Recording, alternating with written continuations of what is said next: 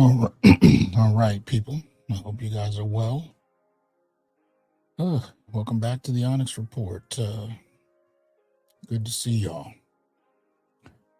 Shout out to M Waffles for coming through early with the 5. I appreciate that. Let me start from the beginning. What's good, AB? We got Almanize in the building. Fellow Hassan, what's going on? Got Nangaboko, what's going on? Let's see. Okay. My mother is walking in to use my wash machine, so I'm just kind of watching her walk up the walkway. She picked the beginning of the show to come through, so anyway. All right, so Master REB, what's going on? We got Tay, Tim, what's happening? Ishmael, Paul, what's going on, Paul? Hope you're well. On the clock, Muwada, what's up, man? Yeah, I'll get to that in a minute. Let's see. One of many, what's up? DJ Universal, what's happening? We got Loki in the building. Ox and Curtains, what's up? The Arena. Man of Letters, Andre, what's happening? Carlos. Shout out to Benedict, 25, appreciate that. Kevin in the building, dropping something in, appreciate that. Arena back in for some more, appreciate you the support. Black Males, what's going on? Kevin. Ghost Illmatic, Toxic Masculinist, what's up? Let's see. Got Horowitz in here. What's happening? No fear. Your brother comes through again. Appreciate that support. Lots of curtains. Michael, what's happening? So, I know it's been a while since I've been up. Some of you who are on my Facebook page or have caught a little bit of my community posts know I've been gone for a while, had a few things happen. It's not been all bad, but it's been a struggle, guys. Some things kind of stacked on each other. Had a surgery not too far back that went pretty well, just to relieve some pain on the hips. So that occurred. My father, a week prior, had a surgery on his spine, and so I had a surgery a week later. We both have been dealing with immobility the last few years, but so about a week, close to a week after my surgery, he passed. He was still in the hospital, actually, but he was doing so well. They even cut his pain meds. They had him disconnected from all the machines, but he was doing well. And when they, how the nurses go in and check your vitals, when they went in to check his vitals, he was gone. So, by the following weekend, he was already having a service. I found out at the absolute last minute that I was not allowed to fly because of what they call deep vein thrombosis, blood clots, basically, from the type of surgery I had. If I'd have gotten on a plane, that might have become a serious issue. So I wasn't able to attend, and that was a whole different level of difficulty. So, it's been a lot. I had a great deal of love and respect for my father. He was a Panther in the 70s. He became a pastor in the 90s, and he had really fathered several generations of men out in Tennessee where he was. Reverend Dr. Calvin Danny Johnson. So I'm still grappling with that. I'm working on it. It's getting a little better every day, but I wasn't sure when I would be kind of fit to come back through. But I had a lot of brothers asking my thoughts on different things, and I didn't want to leave you guys hanging any more than I have been, and I apologize for that. Even before he passed, I've just been kind of, working through some different things, juggling, keeping plates spinning as far as all the stuff going on. So it's been a little crazy, but trying to get it together. And I think what makes this space interesting is it's not just a conversation about losing a family member. Amongst us as men, there is a significance when it comes to fathers and sons. And those of us who've lost either, that's a very unique conversation. I mean, we all go through pain. We all lose people in life. That's just part of life. But for the type of discussions that we've had over the years, the types of things we're interested in, as far as, Black manhood in particular, losing a father or a son is a very particular thing. And how we grapple with that is a big deal. So I appreciate you all for allowing me to come back through and doing so with such open arms. I didn't even put up much of a notice, and I apologize for that. And, I'm looking through the comments, and I appreciate the support. And I got to say, I appreciate the support the last few weeks, man. I've had brothers emailing, DMing, responding to community posts here on YouTube and Twitter and every form, or X or whatever. Y'all have been incredibly supportive. And even if I didn't respond to each of you individually, I want to say to anybody that has sent some love in whatever form, I want to thank you for the support you've extended. You have no idea what even a word does to people when they find themselves in a very dark place sometimes. You may not even think, people ain't going to see this. I'm just going to post a little message, whatever. You'd be surprised. You really be surprised. And I'm not just talking about myself. I'm talking about brothers who, will communicate to me, content creators, about getting messages. And even if they don't respond, you really may be surprised the people who are actually reading the message.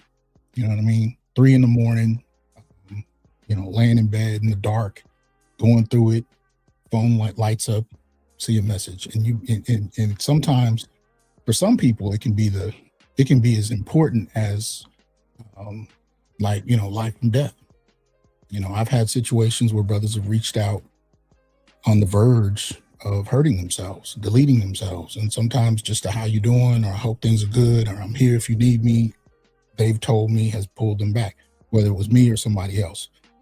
So it's not always who you are. Sometimes it's just that you're willing to extend a word. You know what I mean? So I want to thank you all for the support you've extended, the support you continue to extend. So I'm trying to navigate this. Yeah. And this is just that time, especially when you get in over 45, parents start having health issues, and you find yourself moving from, almost child to parent in a weird kind of way. And it's usually not a smooth transition, or at least it hasn't been for me, because these are people who change your diapers, and then all of a sudden they're having problems, and you're almost kind of annoyed because you don't understand why they're not navigating the way they've always navigated. And over usually a pretty short period of time, you find yourself in a position where you're starting to take care of them. And this is a transition that we all understand logically, but it doesn't prepare you for it and how it happens in your family. And when you have very strong-minded, very intelligent parents, especially, that transition is hard because you're not used to seeing them that way. And you're not used to being needed in a way that's almost parental at times. So it's a strange transition that can take place, and we all kind of go through it. It's just nobody sends you the script when the shit starts happening to you. So it's a very strange transition, and some of you on here have been through this already. Some of you have lost parents. Some of you are taking care of them right now, and you understand that transition is huge. So wanted to extend some thank yous on that. I also want to thank my guest, who's been on my show countless times, and I appreciate him. He's the reason that I'm on YouTube, and he kind of showed me how to navigate it. But I figured it would be good to have some conversation about this video, especially with the good brother. So welcome BGS up in here, if you will. What's good, man? Hey, yo, Doc. What's going on, man? How you doing? Not too much. Everything is everything. Okay, I see you doing. You still doing. Was they kicking but not high? Things, man. I'm like, if I completely stop, at least I got BGS up in here to keep it going. You see my camera and my mic go out, y'all. He might just have to finish the show. Finish the show. I heard you said that Mommy Dearest is is in the house. So Yeah. It's yeah, I one know. of the things. And they never go away. It just always seems to happen, bro. I'll tell you, when you start content creating, that's people start calling, Yeah, knocking on the door. they do knock on the door, knock on the window. Yeah, they do. You ain't heard from them in I don't know how long. As soon as you press play or Mm-hmm. record, and bam. And like little kids when you're on the phone. Okay, they quiet as a church mouse till you get on the phone. Yeah, yeah. But I'm still in this. I'm still in this. Ooh, time passes by weird in this space I'm in, man. Yeah. One minute is 2 a.m, the next minute is 2 p.m, and man, if I blink long enough, it'll be Tuesday and Sunday. And, it's all mushed together, man. I guess it's just the time of the like our Bill said, the quickening, huh? I guess so, man. Just, man, they had robots doing kung fu in China, so it's real. So, and and I stay on YouTube. I mean, I grew up as a TV person, so I still watch movies, but I'm probably on YouTube more than watching movies these days. Yeah. Shout out to Malika. And I see the things that are happening. I don't really always have enough energy to care about some things. You have to pick your lane and stay in it, man. Especially with all the information that's coming out. Yeah. It's kind of hard because some people ask me about certain things that are going on here, and this particular person never heard of it. Don't even know who that person is. Don't even know who they are. But when you're in a space like, and you've been here before. Matter of fact, I've met your father, who's an excellent, cat, good man, real nice to me. We only met for a moment, but you've been here, man. So people tell you this is going on and that's going on, and you turn the news on and you just be like, I really don't give a shit. Such and such is pregnant and such and such bullshit. Like, it's hard for me to care about some of this. Well, the thing is when times like this, with people pass, that your loved ones pass, man, life really gets real. Yeah. And all the little stuff that you used to worry about, it is what it is, Yeah. It makes you, if you get through it, it makes you tougher, is because you worry about less things, because most things that people turn topsy-turvy about and spin on their heads about are not that serious. Yeah. And you kind of have to make yourself care enough to drop a word. But I do that when people I respect ask me to comment on something. And so when brothers reach out, like everybody's been going crazy over this Is God Is movie. Yeah. That's coming out. So they asked me to look at it, and I'll probably do a short pre-recorded on that. I saw it and fell out laughing. I said, damn, they trying again. Trying to reinvent the 80s and early 90s, boy. But brothers were like, you gotta talk about this. I said, all right, man. They gotta throw it back. I just saw somebody talking about, I think it was Shay Sharday talking about The Color Purple, man. It never goes away. So it doesn't. But I'm gonna drop a comment on it. When it comes out, I'll probably look at it more closely. But I will say that I'm trying to be a little more careful about ingesting poison, which I consider it, and that goes for this video today, man. It's an hour and 45 minutes, and I tried to BGS. I tried to watch it. Watch it all the way. It is hard. It is hard, man. Especially with somebody like you that's knowledgeable, because all the buzzwords they try to use, you understand it because you understand the language. Yeah. See, they try to use that therapy speak, that academic feminist speak, and hide the community. They're just going in circles. The thing is, they're using those words act like you're actually saying something they're not, and you pick up on it right away because you're educated. I don't know if it's just me, but you sound like you're going in and out. I can't. Okay. Could be. That's a little better. That's better right there. Okay. Yeah. Well, I would say, we've been doing this a while, and you've been doing this longer than me. Yeah.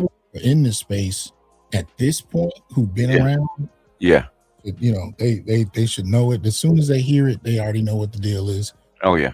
It's manipulative, but it really plays off of a lot of our programming. And so, we've been talking about the nature of that programming for years.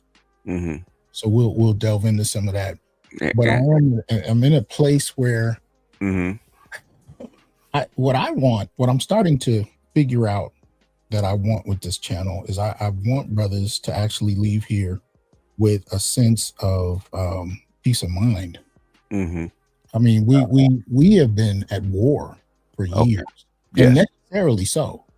Because the things that have been thrown at us have been so intense, and it's been going on for longer than we've been talking about it. So we've had to build the language to respond while we've still been at war. And I'm not saying that that's necessary. And if anything, I'm blown away at how many more brothers are doing it now. Yes. Think about 7 years ago. How many of us were up willing to talk about these things? Right. It was just a handful of us, and now I'm seeing brothers I've never heard of that have 120 subscribers that are speaking up, and I listen to more of them than they know, because I'm just like, I didn't think I would see this in my lifetime. See, this is one of those things BGS was laughing at me about years ago. I didn't think this would happen, where I would see brothers this outspoken on things, not in my lifetime. I really didn't. I really didn't. When I started to see it happening, I remember the first time I saw it was actually, at this point, it might be 2 years ago. It was on Twitter. And, it was another, feminist psychologist who got up there, and she was talking shit about black men. So, I'm getting my thumbs ready. All right, let me respond to her. And before I could finish the message, about 15 brothers had jumped up in there and started giving her the business. But it wasn't just emotional. They weren't custom arguments. Right. Well articulated arguments. And I was like, I actually kind of welled up a little. I was like, it's happening. It is. And it hasn't stopped since, man. I've been seeing brothers outspoken on every platform. And I'm just like, man, that was what I wanted. Yeah. What I got up here for. I wasn't trying to get rich. I wasn't trying to be famous. I just wanted to help develop the vocabulary. Even if I didn't agree where every brother would take their argument, I wanted them to articulate the argument. I grew up in an era where we sat in silence. And an old friend of mine who died a long time ago, he said, it's a tough fight with a short stick, but I got a stick. Hey. So you gave him a stick. Hey. And I've been so proud to see it. Again, sometimes I agreed, sometimes I didn't, but what I never vacillated on was being proud enough to see it happen. Right. What I would like to see happen now, in addition to what's going on, is that brothers actually make it a purposeful thing to find their own peace of mind. Because these people are trying to convince you that in order to be right, to be relevant, to be on the right side of history, you have to kowtow to their values, their arguments. And as I called this video, they want you to fall on your sword. They do. And we've been hearing that rhetoric for decades. Yes. For good men who stand for the community, you have to fall on your sword. Yeah, they did that during the crack era. Okay. All these guys stood up and became stepfathers and stuff like that. They have a family. So that's why this time around I tell brothers, man, you don't owe them nothing. Yeah. You don't owe them nothing. If they fall, they fall. Okay. You don't have to save them this time. Go do you. And a lot of it too, when we go back to this programming, we were constantly taught. I mean, and I can't remember, I saw this on a short, but it articulated exactly what I've been thinking for years. Since the first day as a little boy, somebody grabbed you and told you not to hit a girl back who hit you. And that was at that time where we were the same strength. So she popped in your nose and you start bleeding. You be like, and you start to hit back, and stronger than she is. And especially men too, but women especially would come out of nowhere to grab you as a little boy, even scare you the first time. Don't you put your hands on a girl? Don't you ever touch a girl? From the moment we first got that message to now, what we've been taught is how to treat women, often in a very fantastical way, pedestalizing them. Girls and women, I don't believe, were ever actually taught how to deal with us. No, they weren't. There was nothing they were told to do or not do to respect your masculinity as a boy or a man. So it was always a one-way street on who was supposed to do what for whom. To me, this discussion is a continuation of that same narrative. But what I think we've been creating in spaces like this is an articulation of what men should have gotten decades ago in terms of what it is we're looking for, how we require folks in our spaces to treat us. Those discussions have not really happened historically until now, where Black men are saying, no, we're not going to accept this anymore. We're not going to, this is what we require. And if you can't do it, I will either go elsewhere. Right.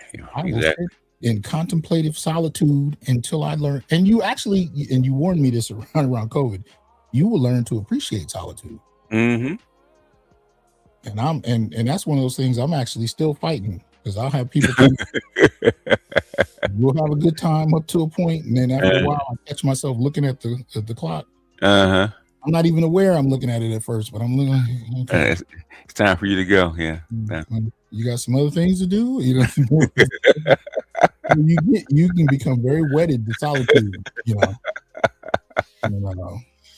And especially when you start dealing with family tragedy and things of that nature, solitude takes on a whole new meaning. But when you're willing to turn to solitude as opposed to all the things we were told, because we were told, that happiness came with getting married, having kids.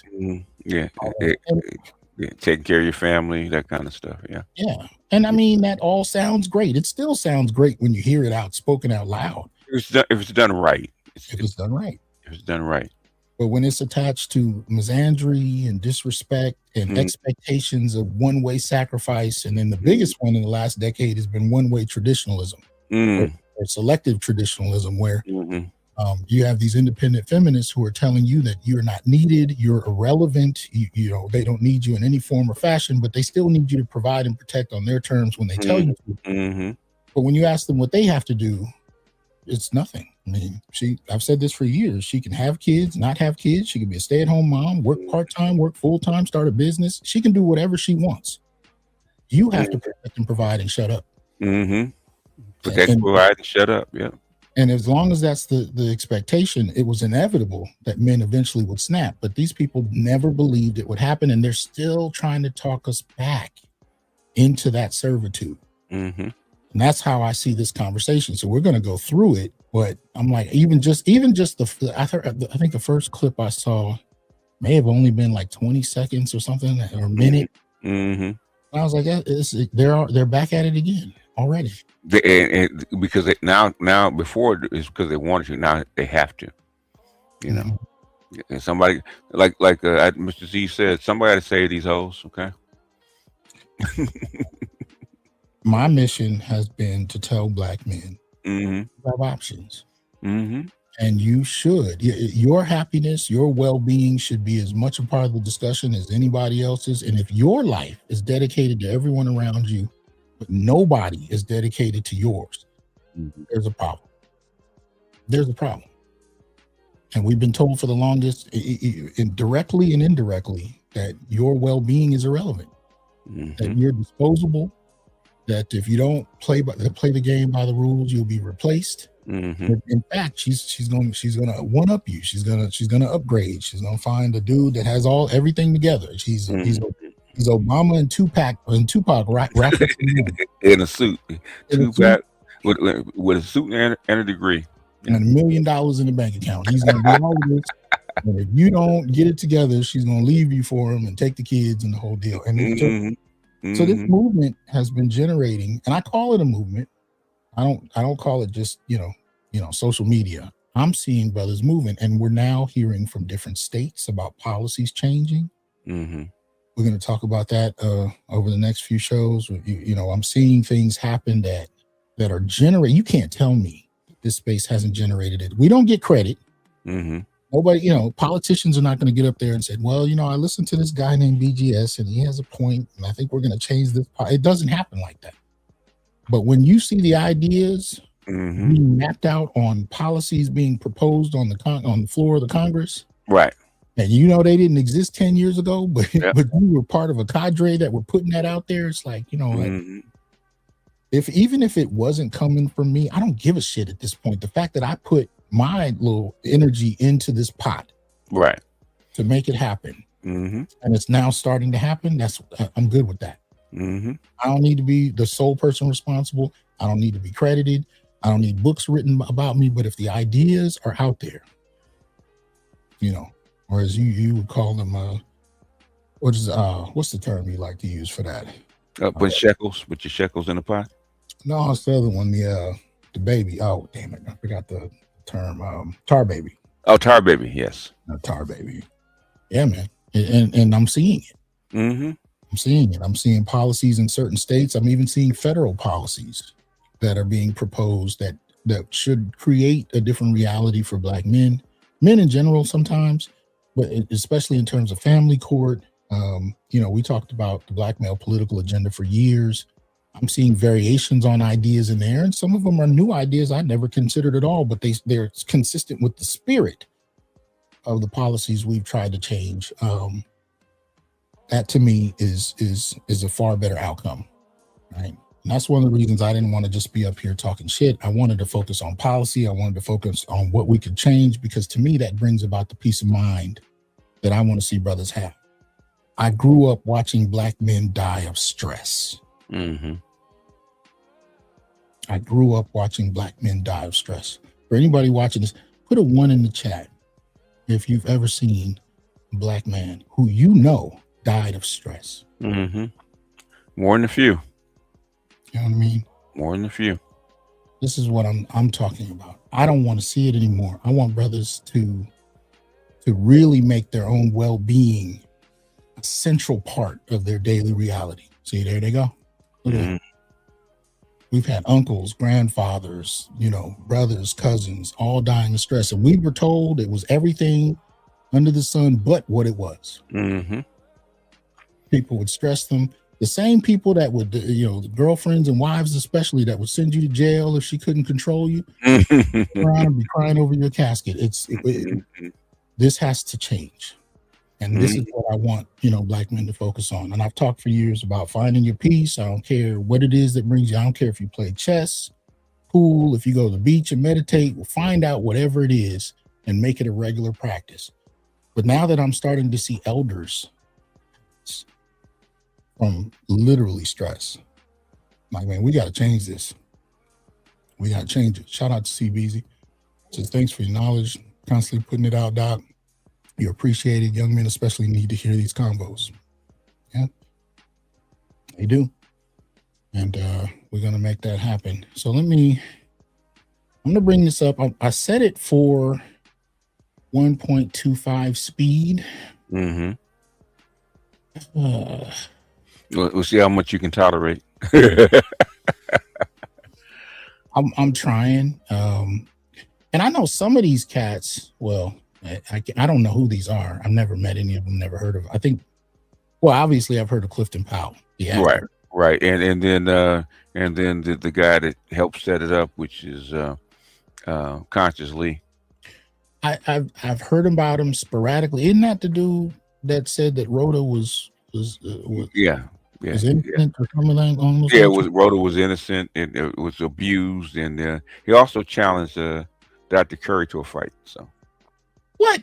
Oh, that's him? That's him. Yeah. Okay. God damn it. That's the guy. Yes. And if I understand it properly, he never came out and acknowledged that he was wrong about Rhoda or apologized to contributing to this negative stereotype about Black men. He just skated on like it didn't happen. Now, is that the case, or did he come out? He came out and doubled down. Oh, he came out and doubled down. Okay. He put sign language on us. Oh. Now, like I said, man, I don't believe in drinking poison, and yet, Mhm. here we are. So, but we got to talk about some of this. Now you've already dealt with this, so I Mhm. doubly apologize to you, man. 'Cause you probably already had to have some It antibiotics and everything after this. it's funny because I know what it is. It's because this is a paid it's a paid for thing. It's not organic. It's paid for. Because I just saw FD Signifier on a live with Bad Faith, and with two white people talking about male loneliness. Oh, so So bad. this Is that a show or what is that? Faith, I Bad forget. Faith? Yeah, Faith, not Faith Evans. I forget her last name, but she was actually Bernie Sanders' press secretary. Oh, Um, okay. and she has a political show. And I said, I popped up. FT Signifier was up there. I said, what's he doing up there? But they were talking about male loneliness with two white people. So so there's a check. There's a check in there somewhere. Yeah. Yeah. Well, I imagine that they'll be pumping this stuff out pretty consistently up through the next election. Yeah, Next and presidential I think election. Clifton Powell. I don't think Clifton Powell is doing this for free. So Well, I don't know if he entirely followed the script, but he always struck me as someone that would go off script though. yeah, Clifton, yeah, he'll go yes, left on you, boy. yeah, he will. Not always for a bad reason. There were some things he said. I was like, okay. I Yeah. think he might have been the only one there that didn't have the script to follow. Uh, I think they gave him the basic format. They fill him in all the details. Yeah, you can't give the barbershop a format. You can give chosen people that, but Clifton strikes me as more like the barbershop. Mm. It might go left. It might go left. It might go left. All right, so let me see if we can get through some of this. Y'all You let got, me know if you can you hear got, it. you got- I think you got another super chat real quick. Oh, hold on. Get back over here. Shout out to Detroit. Salutations from Oregon. XRP, really Detroit? XRP? Come on, man. Let's see. CBZ. I think we got that one. Appreciate that. Yeah. I tried to show them. Shout out to Growth Talk. I see you in there, man. All right. Let me see this. Dead Set in the house. Ain't seen Dead Set in a minute, but then again, I haven't been public in a minute. I've been in the clouds though. Pop my head into a number of shows. Sometimes I'll drop a word. Sometimes I just take notes. Yeah, we starting to call you and Dr. Neil Emeritus. So Yeah, it's life, man. it is life. Yes. And that happens to the brothers in the comments. They'll disappear and then come back, a couple of years, and you be like, "Hey, I ain't seen you in a minute." Mhm. Life gets with us. So let me see. Just let's see. Give me a 2 if you guys can hear this. I'm gonna play a second of it. It's trusting black women, but Okay, definitely want to get past the musics. Yeah, we definitely got to stop and look at that for a second. But let me know if you guys heard that. All right, so we got some 2s in here. All right, so as this says, Black Men Trust Black Women Roundtable, presented by Sister Song and Build Power, I guess that is, BLDPWR. Sister Song, Women of Color, and the Conscious Lee is the channel. Yeah, and that's the organization.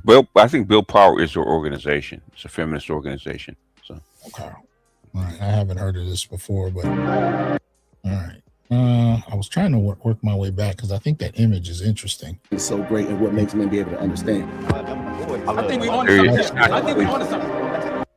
Now that's her. That's her in the middle. That's interesting. Mm-hmm. Interesting. Doesn't she look like the matriarch sitting around her with her CompuServes? She very much does. Very much does. Shout out to Big Discussions, man. I appreciate you. They said you in the Urban Dictionary now, Doc. I'm an urban. What is that? You're in the Urban Dictionary with slang. Oh wow! CompuServe is in the Urban Dictionary. Ooh, okay. You made it. It's better than some other words I've used at different points. I'm glad to hear that. But no, this is a trip, man. Look at this. It's almost, mama done patted a few people on the head. Yeah, it doesn't look like that. I'm just saying. Yeah, this is, and the thing about it is, you wouldn't have this red pill movement if so many brothers haven't been in this position at some point. We were all told that this was the proper way to be a black man. These opinions, these perspectives, especially if you went to college, right? These were the ideas you were supposed to have if you were considered intelligent, if you were considered relevant on the right side of history, all of that. This is how you were supposed to perceive things. You had to defer to black women. You had to defer to feminist arguments. And that in and of itself made you noble, made you progressive, and all of that. So we're seeing it. Let me see here.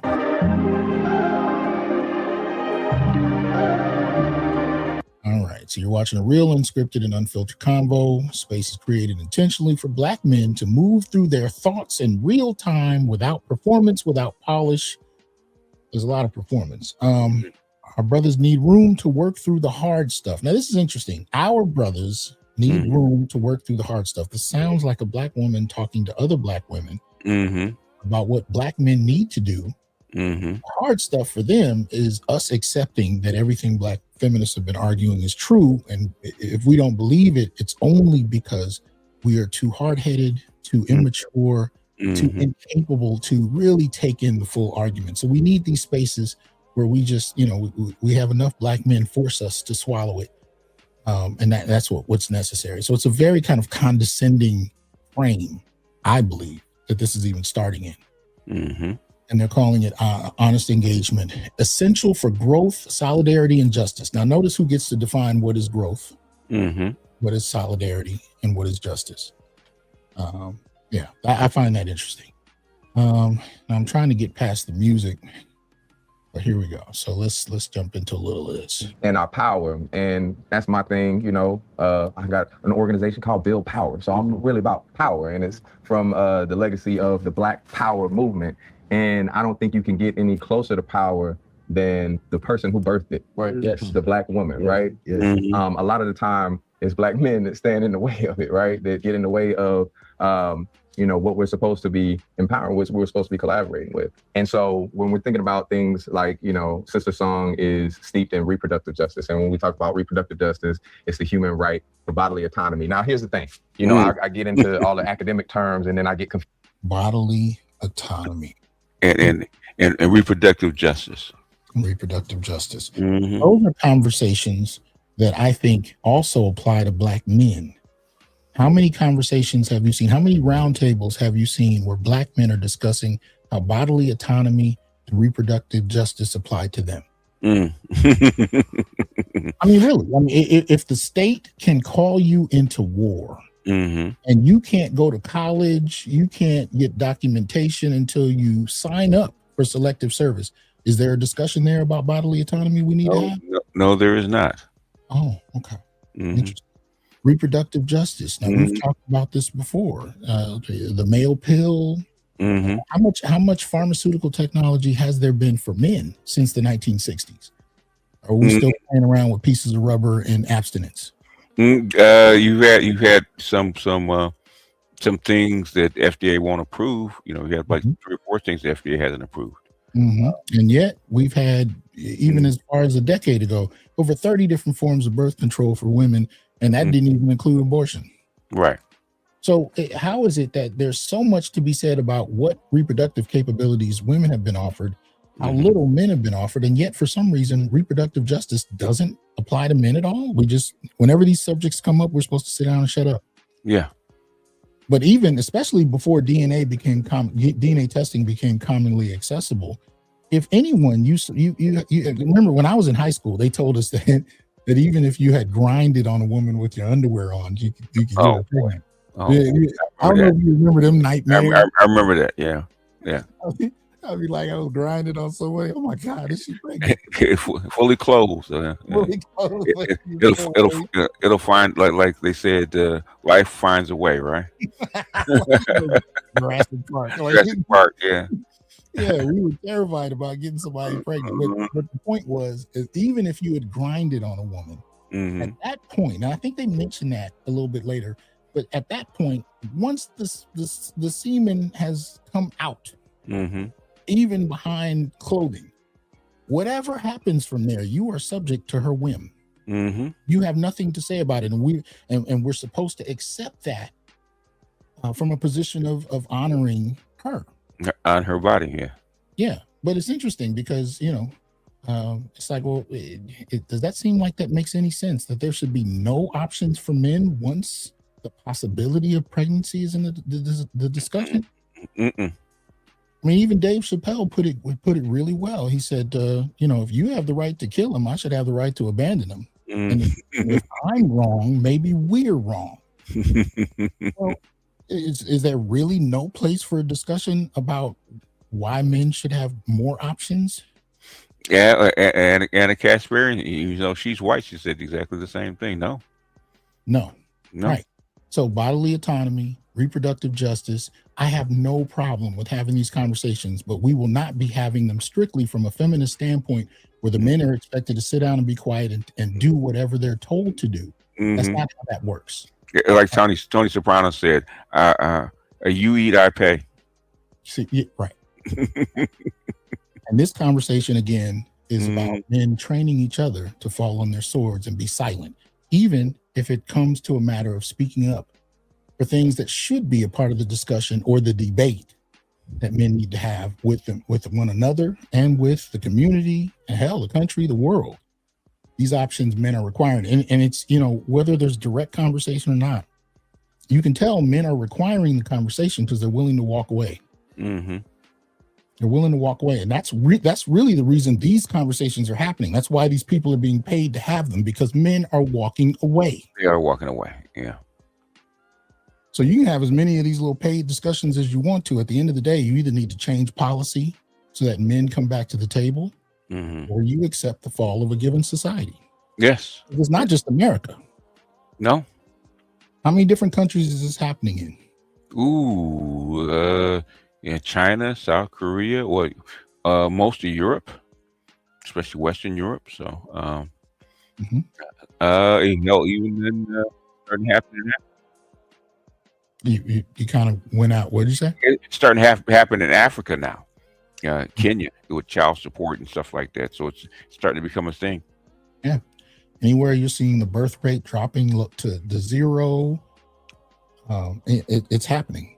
Yeah. So this is really the response to panic, and particularly on the left, as opposed, you think they would have learned something from the last election, as opposed to acknowledging that they've ignored men. Right.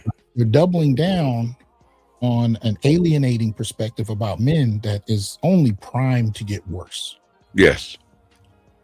And young men in particular are not being drawn in with the fall on your sword argument.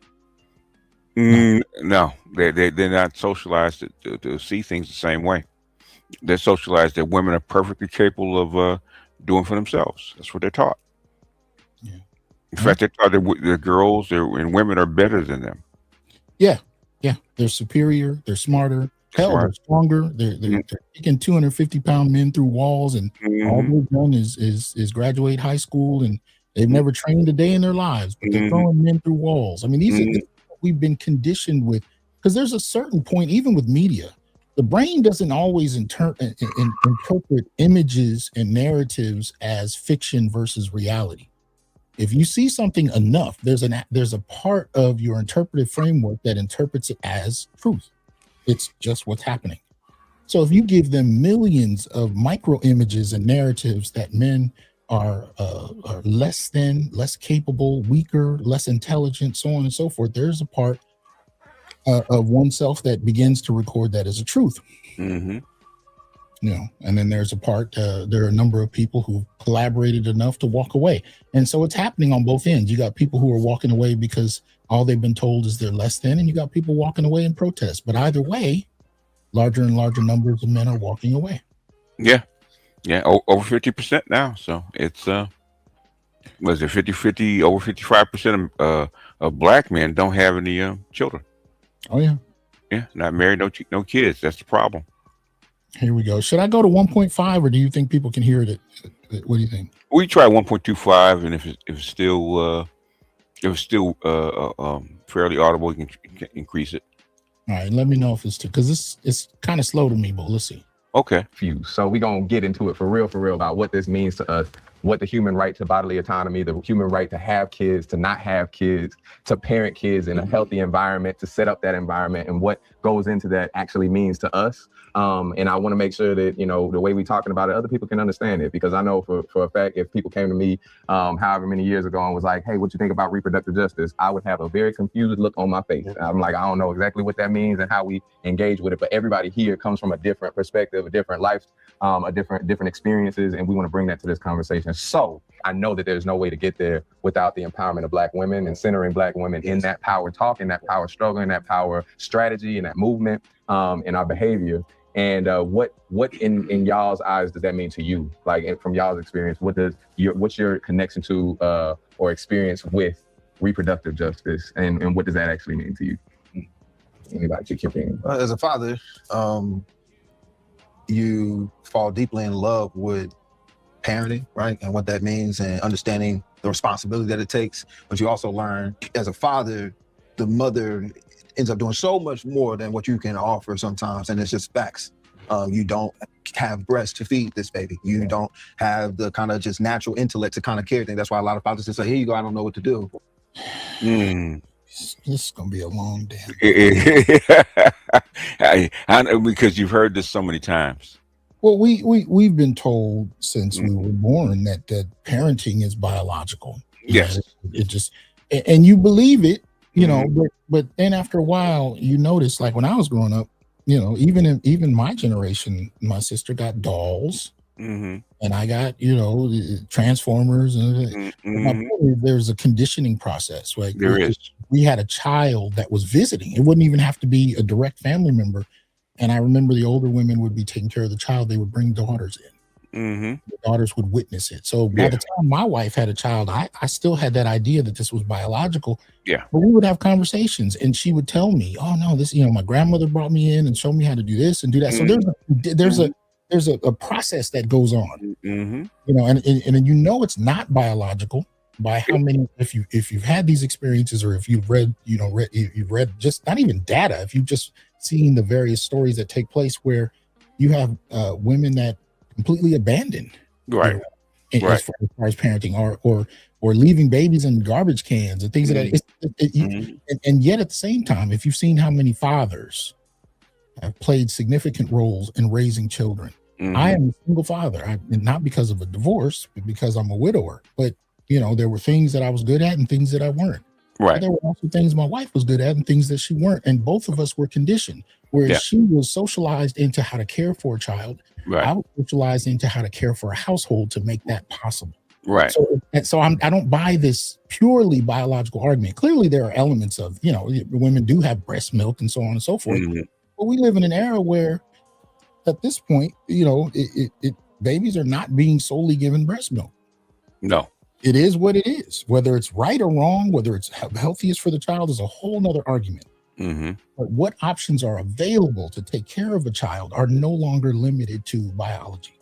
So yes, she has that capacity. But at this point, we have to acknowledge that a lot of this is a product of socialization and these men who, especially if you've been around attentive parental men, fathers who handle business, you'd be surprised what men can learn how to do. They had a class at at the hospital my son was born in that was just for fathers, and it was fathers teaching fathers, about how to hold babies and so on and so forth. But the reality is, it wasn't that women just woke up one day at a year old and knew all of this stuff. No, they did. They were doing this. Yeah, it was just a rite of passage for them, so they had to learn it. Yeah. But they learned it. In many instances, they learned it before we did. But it wasn't just something they just naturally always had. No. I think we need to move away from these arguments because they feed a logic that I think most feminists are comfortable with when it comes to discussions about, who should dictate what takes place in the family. That's a political. I think there's a political purpose behind that. But I think on a realistic level, it has more to do with the kind of training, the social training that people have. Yeah. In fact, feminists say the same thing. Socialization. that men need to learn how to take care of babies. Even they say that. Well, especially when it was comfortable, especially when they were looking to, work. They wanted to work full time. They wanted to compete with men in the workplace. All of those arguments became very strategically useful. Now you're hearing arguments where women are saying, who the hell came up with this women should work idea? We regret it. I don't want to do it. I want to be taken care of. You think I'm joking, or not you, but I'm saying people think I'm joking when I say that. But you'd be surprised how many women are making that argument, especially when the economy gets difficult. Okay, yes. The only difference was we didn't have social media 20 years ago in the same way. Now social media is kind of revealing what the everyday person on the street is saying in a way that 40 years ago we didn't have. So now you have a lot of women that are frustrated at the independent woman idea. And so these arguments that were used to support this, independent woman idea in the 70s and 80s, you got a lot of women that are like, I don't agree with it. I regret it. I don't want to do it. I'm happy to be what do they call a homemaker. If you're willing to brave the world to pay the bills and take care of me, I am happy to be a homemaker. This is what we're hearing now. Oh yeah, yeah, begging for it now. Begging for it. These biological arguments about caretaking, they're taking on a strange little bent. Before they were downplayed and ignored unless they supported the independent woman argument. Now they're being trotted out to question it. It all depends on what women's politics are at a given moment and how feminists in particular frame what it is they want that these men cater to. But here we go. Right.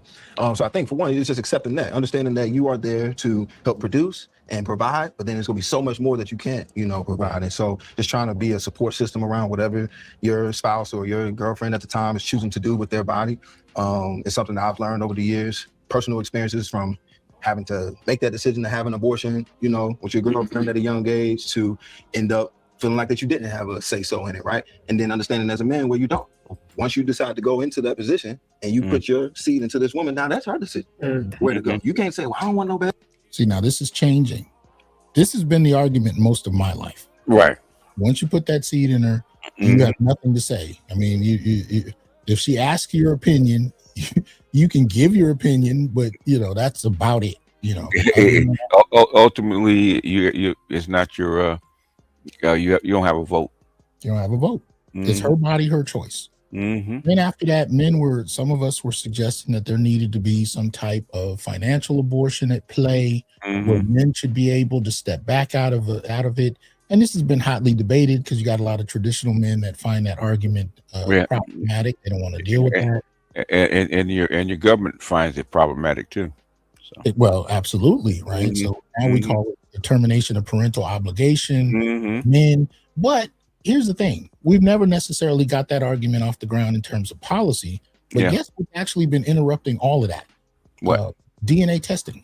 It's serving as a pushback against this argument where she can do whatever she wants, but you are subject to the whims of her decision.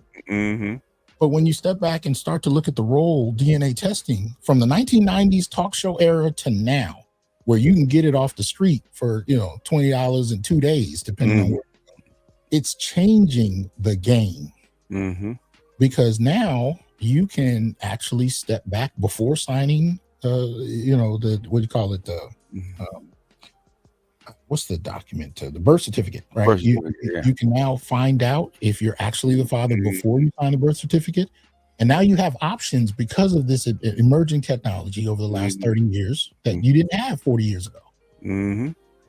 And so it's starting to raise some questions. So now you're not just subject to it, because really what could take place is she could sleep with 3 people. The guy bagging groceries, the high school athlete that looks like he's going to go to the NFL or the NBA, and some dude down the street that had a good game. She can sleep with all 3, get pregnant, and choose the father. Yeah, the father. And you had to just listen to that. See, and that's part of the discussion that's part of what I take issue with these kind of discussions. They have preemptively decided to cater to women in such fashion that we're not honest about how women act on an everyday basis. We're only allowed to talk about women in elevated ways that feminists approve of, but we're not allowed to talk about how women and men act on the ground. Now here, they're happy to talk about how men act on the ground in its negative form. If you only talk about women in an elevated, positive way, and that dichotomy, that doesn't work. That bifurcation doesn't work. We need to be able to talk about men and women on every level.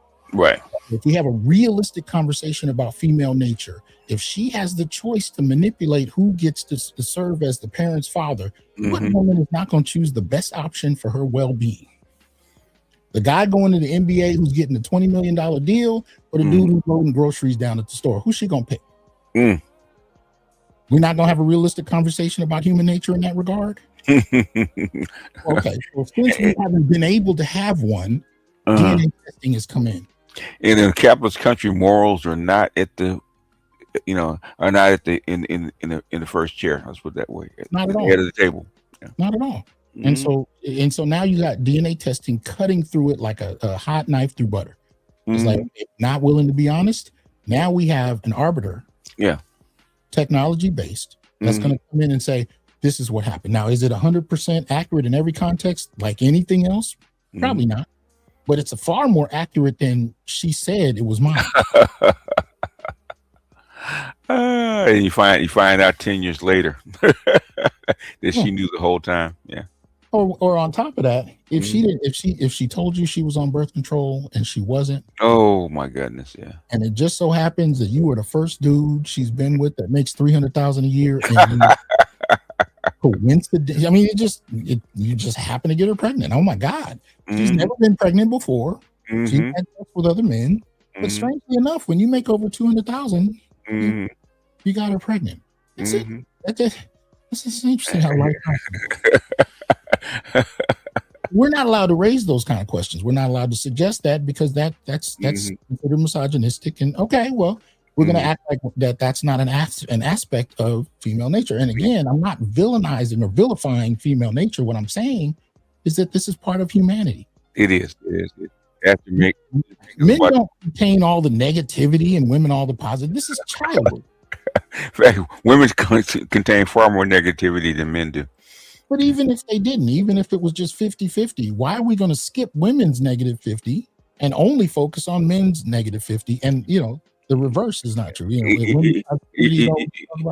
they're going to get to it in this, if we get that far, get to it in this talk about Black women being God. Oh, Jesus. All right. I'm going to go with this. I'm gonna shut up.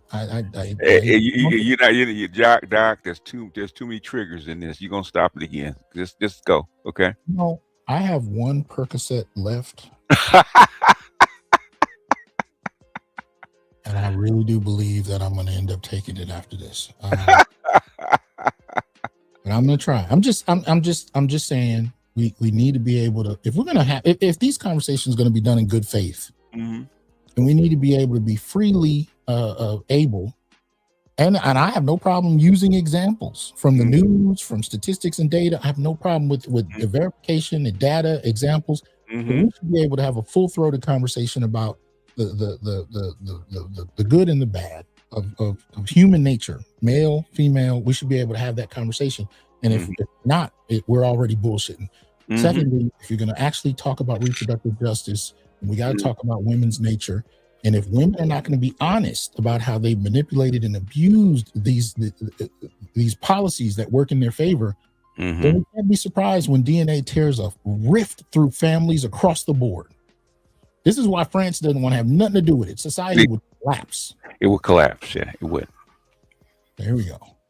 Baby, are you okay, Hannah? No. You should have thought about that before you go. So teaching my son that, right, and understanding that you have a decision very early on in the process, but later on you don't. And if you decide to go through with it, then you need to be ready to support and provide and do the things that you need to do. So that's kind of been my learning curve over the situation. And then just feeling horrible for, as we were talking off camera, about all the women who've lost their lives in this situation and not being able to have the medicine that they need. And not only around, reproduction and having babies, but even down to like fibroids, right? My wife struggles with that, and Black women not having the information that they need to figure out how to get rid of the fibroids and all those type of things. So whatever we can do to just kind of lean in and learn and listen, that's what I've been like. Same thing. If somebody would ask me a couple of years ago, I said, I guess my perspective may have been different, but now we're in a time where you really just want to have a different understanding. I teach my son that, I have no problem if we're going to have these discussions about men and women and relationships. I have no problem with conversations about fibroids and whatnot. But we also want to have a conversation about the drop in men's sperm count in the last century. A conversation about the rise in prostate cancer among men. If we're talking about the reproductive issues relevant to the Black community especially, why do we act like men don't have any? Life-threatening or not, why do we act like men have none? Why is that the standard for what is considered acceptable discourse? Because you're disposable, that's why.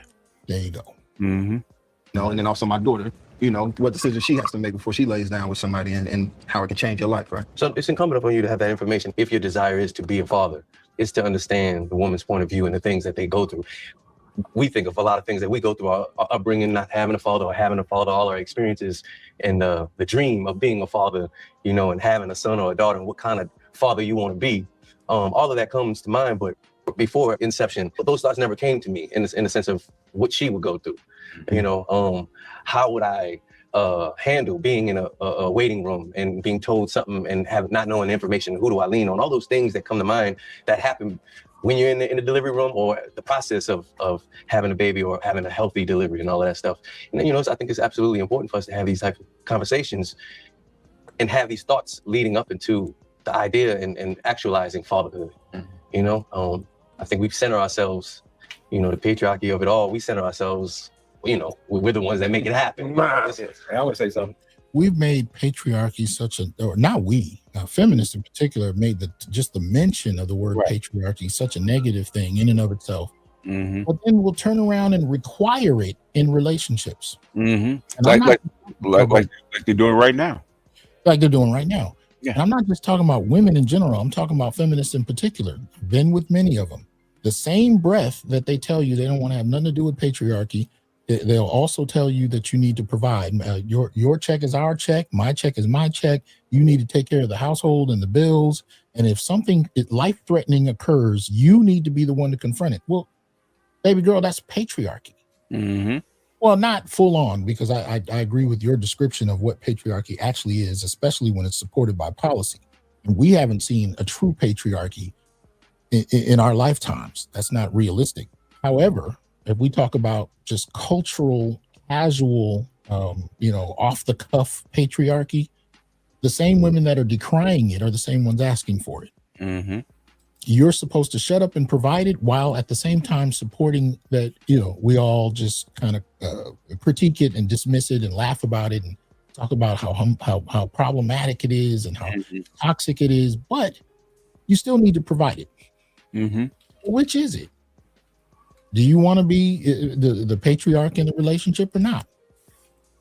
Now, not long ago, women were saying they wanted to be. Until fat meat got greasy. Until fat meat got greasy. Now all of a sudden you're supposed to do it, but we're not going to call it patriarchy when she asks for it. No, we're going to call that being a good man. But yeah, you need to be. You need to. If I hear a noise downstairs in the middle of the night, go handle it. If we're walking around in public and something threatening takes place, whether it's a car out of control or a man that's being out of pocket, you need to be the one to handle that. You got to protect us and the family and the kids and the wife out there. That all falls on your shoulders. But we all hate patriarchy. Okay, well, you're probably confusing generations of young men who've been told that they're nothing but toxic. They're irrelevant. They don't belong. They're not needed.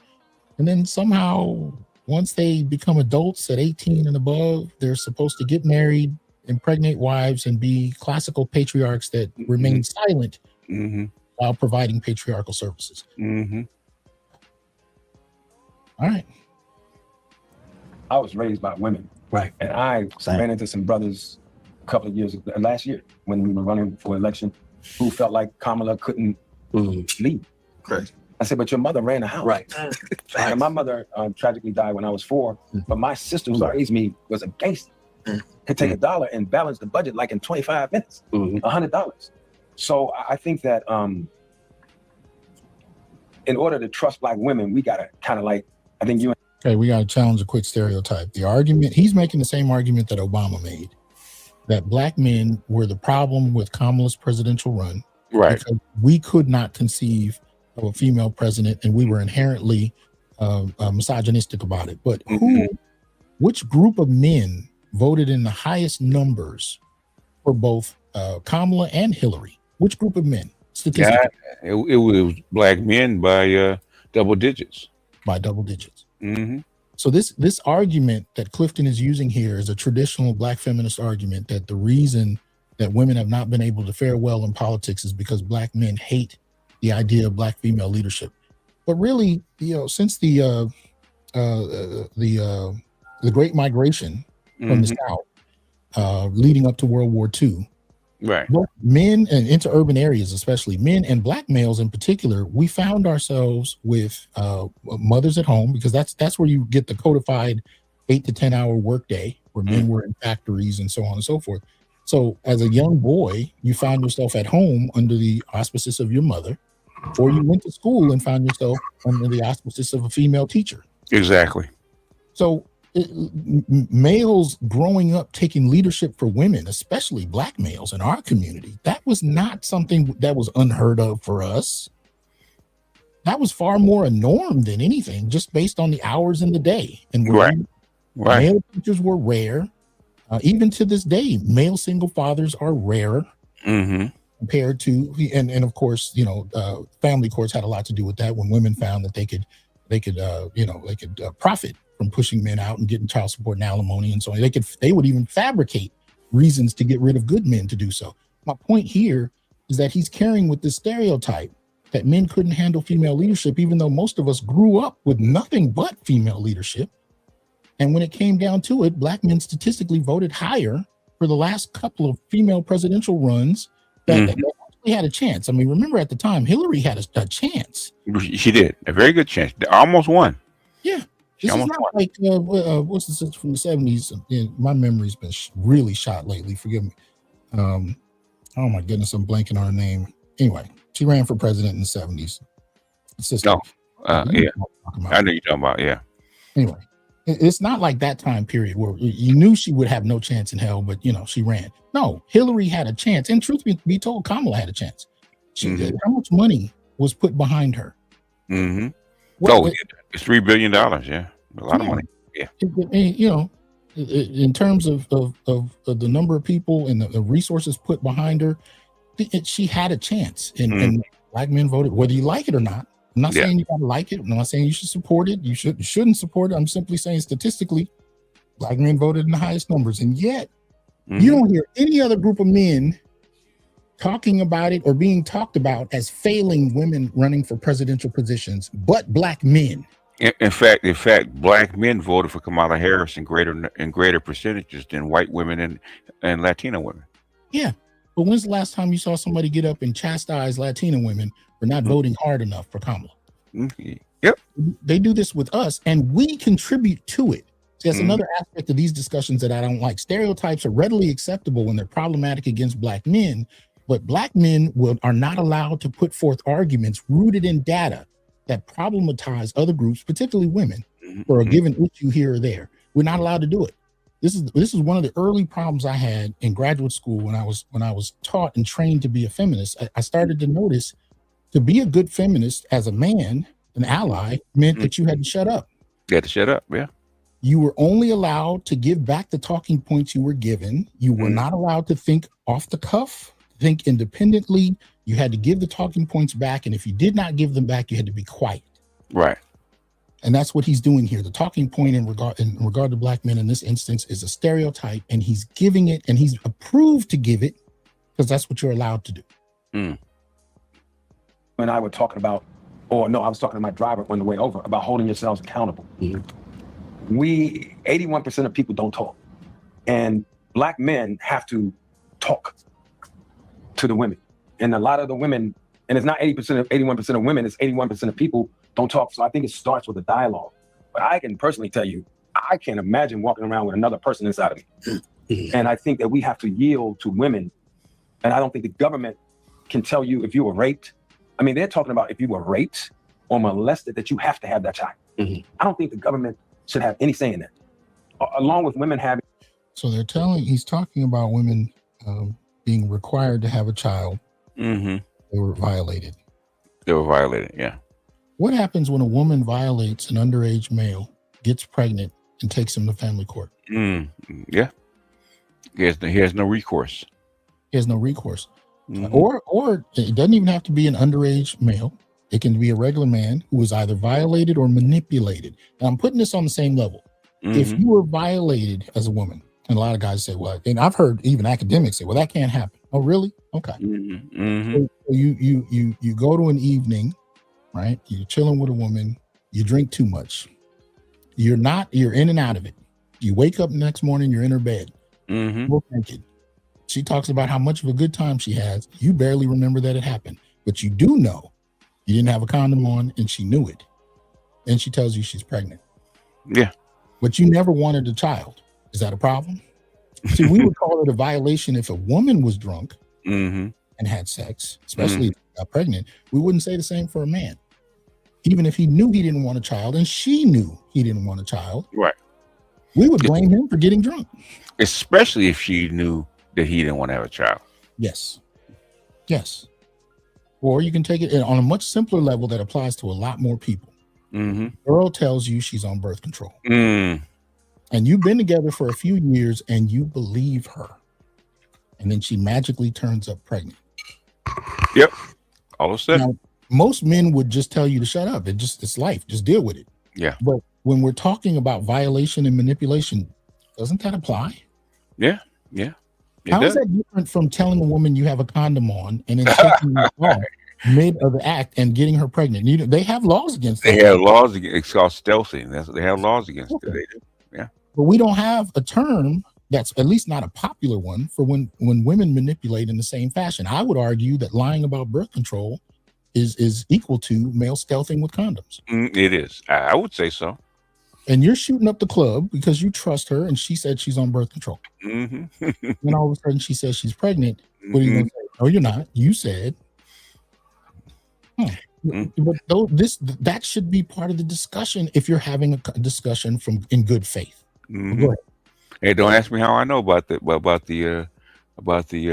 birth control unopened birth control packs in the drawer. Come on. And we're not even talking about, remember when they would do the little needles in the condoms? A lot of people may not remember. Oh, yeah. Put poke holes in the condoms. They poke holes in the condoms, and then they had the diaphragms, and sometimes they poke holes. Man, there was a lot of manipulative tactics, and I'm not fixating on them to say that men don't, do their own. I'm saying that both have done manipulative things, but we're only allowed to talk about one, and policy overly regards only one. Drake almost got sued because he put hot sauce in his own condom. Yeah. And we laugh more at the hot sauce than we do about why he did it. Why he did it, yeah. Yeah, and the reason the reason she dug it out of the trash, she got murdered by it. Yeah. I would have paid money to watch her hop around, but that's a whole nother thing. I would have paid cold hard cash to watch her hop around. I would have paid it, damn it. $99, put it on the internet. I would have paid for it. Pay-per-view, huh? Pay-per-view, goddammit. Sorry, I'm just anyway, here we go. Having a choice of their bodies, we also have to teach our daughters and sons how to be responsible. Yes. Not rely on the plan B, because abortion shouldn't be used just so you can all go out and have a good time. Right. Because we walk away, but women have to deal with the body, the changing your body. It's so much. I tell my girl all the time, I couldn't do it. Just having a menstrual cycle, I would say. I have no problem acknowledging that women have the burden of the pregnancy, the body, the impacts it has on the body. But let's not pretend like they don't also weaponize their bodies in regards to pregnancy. So when we talked about the manipulative tactics a moment ago that women are able to engage in as far as pregnancy, they can use it in a very predatorial fashion to secure resources, or sometimes just because they want to keep that man in their life. That's a reality.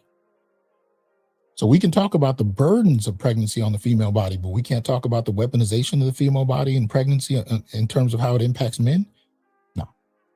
Say, God, can y'all let mine come once a year? I can pay somebody once a year because I watch my girl go through the changes emotionally, and not just physically, but it's a lot of shit women go through. So I think men, honestly, need to sit down, shut the fuck up. Right. It's a lot that we don't see, because if you weren't raised that way, you don't know. It's like you listening to you guys trying to be good husbands.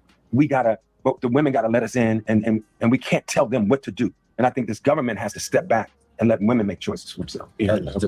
Women are the first wonder of the world, despite what's said. It's the first wonder. Exactly. That's the only thing outside of God that I know that creates. Yes. First and foremost. The issues that we have are that the woman knows before we know whether or not life should be brought into earth, brought here, or if it should be aborted. Now we're speaking in myth. He's speaking in myth. Also, what he say? The woman is the closest thing to God on earth, right?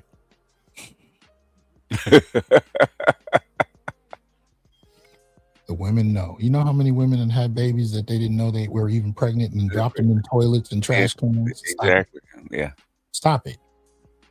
And as far as the whole question of the woman is God, we've been convinced with this feminist argument that we are almost accidentally involved in the entire process. Like almost, if they could make the argument that they didn't need male sperm, that we weren't involved, they would make it. They would. If they could make the argument, they would. And we are almost convinced we have nothing to do with this process at all. It's interesting to me how this happens. You don't get pregnant without me. This is a process. And in that process, while your body undergoes those changes, I'm here to protect you in the most vulnerable state you're in your life. I was just watching the Spider-Verse movie last night where Issa Rae plays a pregnant Spider-Woman on a motorcycle. I remember that on the motorcycle, yeah. Going around beating people up. And I know in real life, man, if that was I would have been like many other men. If you don't sit your ass down, you ain't doing it. Sit down. You're not threatening our child's life to prove some damn point. Stop it. You know, but the reality is that's the most vulnerable position you're going to be in. And if we are together, especially if you're my wife, my body doesn't go through those kind of changes because I'm here to protect you. This is the process that was designed, if we can use that term, for us to deal with together in some fashion. But now men have been erased from the dynamic. But you tell me, how do you see this? It's hilarious, man. That feminism crept in and basically they made women so autonomous in their mind. Almost like men. I'm sorry, you're going in and out. What'd you say? I said it's strange that feminism has made these women so autonomous. They're almost like men. Yeah. Okay. And so they almost become like what, you know, what's the equivalent of a female John Henry? I can John Henry my way through life. Okay, have kids, not have kids, because now the Chinese women are saying I don't want kids. I want to live life alone and with my cats and dog. Well, guess what? You are welcome to do so. And the reality is that whole independence movement is now grappling with the outcome of decades of it. And what are we seeing? I'm seeing more women over 50 coming forward in regret than I've ever seen in my lifetime. Yeah. Feeling like they were lied to, they were manipulated, right? Yeah. They made it look good, you know, in movies, on film, and in TV shows. Okay, that strong and independent woman was good, and everybody wants to be the Golden Girls, right? Yep. Until you have to be the Golden Girls, until you're sitting there realizing you never had kids. Some people are cool with that. You know, not everybody wants kids, but more often than not, women, especially that didn't have kids because they wanted to be independent, I'm hearing more and more from them that they regret it. It was, but only black men. You know, white men don't do this. Even white feminists, male feminists don't do this. They don't make the woman a divine creature like we do. No. Jane Henry. It's funny. Man, this is all right. Here we go. They deserve to have that right for the simple fact of America does not allow us to run a system the way we should as a family. Men don't understand. You may be the leader, but you might not be the provider. Do you know how to lead if you are not the provider? In the midst of trying to figure it out, we coming from a whole bunch of systematic. It's been constructed for us to be the way that we are, to think that we are. That's not how it was And programmed. then talk about that program I mentioned where they took they paid to take black fathers out of the house. And then from there, me and Cliff was talking. I don't think he was supposed to say that. No, he wasn't supposed to say that. Yeah. He broke from the script. That's when they knew this might be a problem. We got to watch. He's not fine. He's all over the place. We got to watch him. I think they probably looked at each other like, all right, y'all, we got to do this together. You letting that red pill slip in. Okay. Yeah. You letting that red pill slip in. Talking about that. When it started with the Section 8, women were able to take care of the kids without the man being in the house, which gave her the mindset that I can be the leader because I have to be the provider. And then after that, it was the crack epidemic, which you guys started using when they was going to prison. Regardless, we stayed out of the house. Now it's social media. And the thing is, we were always here to protect the black women. And if you ever seen the movie Sparta, men were actually the leaders, but the leader knew how to lead because he still. Now notice that gymnastics. He went from family court and the pushing. Welfare. Welfare, yeah. And the pushing out of men from the household. And the crack era where they were imprisoning men and hyper incarceration to Sparta. And then he went to Sparta to somehow make an argument about men not being present. How did he twist it at the end? Anyway, I'm just saying the gymnastics there I find real interesting. So 2 out of 3 of the things he mentioned were systemic things that took place that black men had really relatively little control of. Even when you talk about the crack era, you're talking about an era where jobs were vanished. I mean, we're talking about post deindustrialization. There were no jobs. Right. You know, it's a sociological reality that if there are no jobs, the rate of illegal behavior increases. This is not because people are more inherently criminalistic. This is survival. So you go from no jobs to suddenly being able to see your neighbor with $150,000 car. Right. And there's a social expectation that you protect and provide, and that you have to attract women by having resources that are commonly not available to the everyday person. Right. So you go from welfare, pushing men out of the household, to the crack era, and somehow black men still become responsible for not being present. That's the kind of mental gymnastics that we're seeing take place, and this happens all around the country, in black communities especially, because we're not talking about the use of data. People are not bringing in historical narratives with any kind of documentation. It's just, this is what happened because this is the stereotype and this is what I've heard. And we were all raised by women. So we all heard the same things, right? Yeah. Interesting. Trusted the woman with the gift that God gave her, which was intuition and discernment. And if you knew how to treat your woman and she knew how to love and that stress was off her, it allowed y'all to operate as a family unit, to be able to trust her so she can be able to trust you. Once you realize how powerful that woman is, a lot of us run around, and even for myself, I struggle with being monogamous because I didn't understand the value of the woman. But once you put a woman next to God, would you play with God the same way? And if you knew what you possessed as powerful, I don't think that we would run around with a promiscuous mindset of thinking. You know, I will say real quick about his point about monogamy, right? How he struggles with it.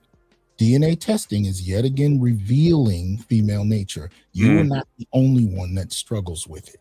And the T-app. And the T-app.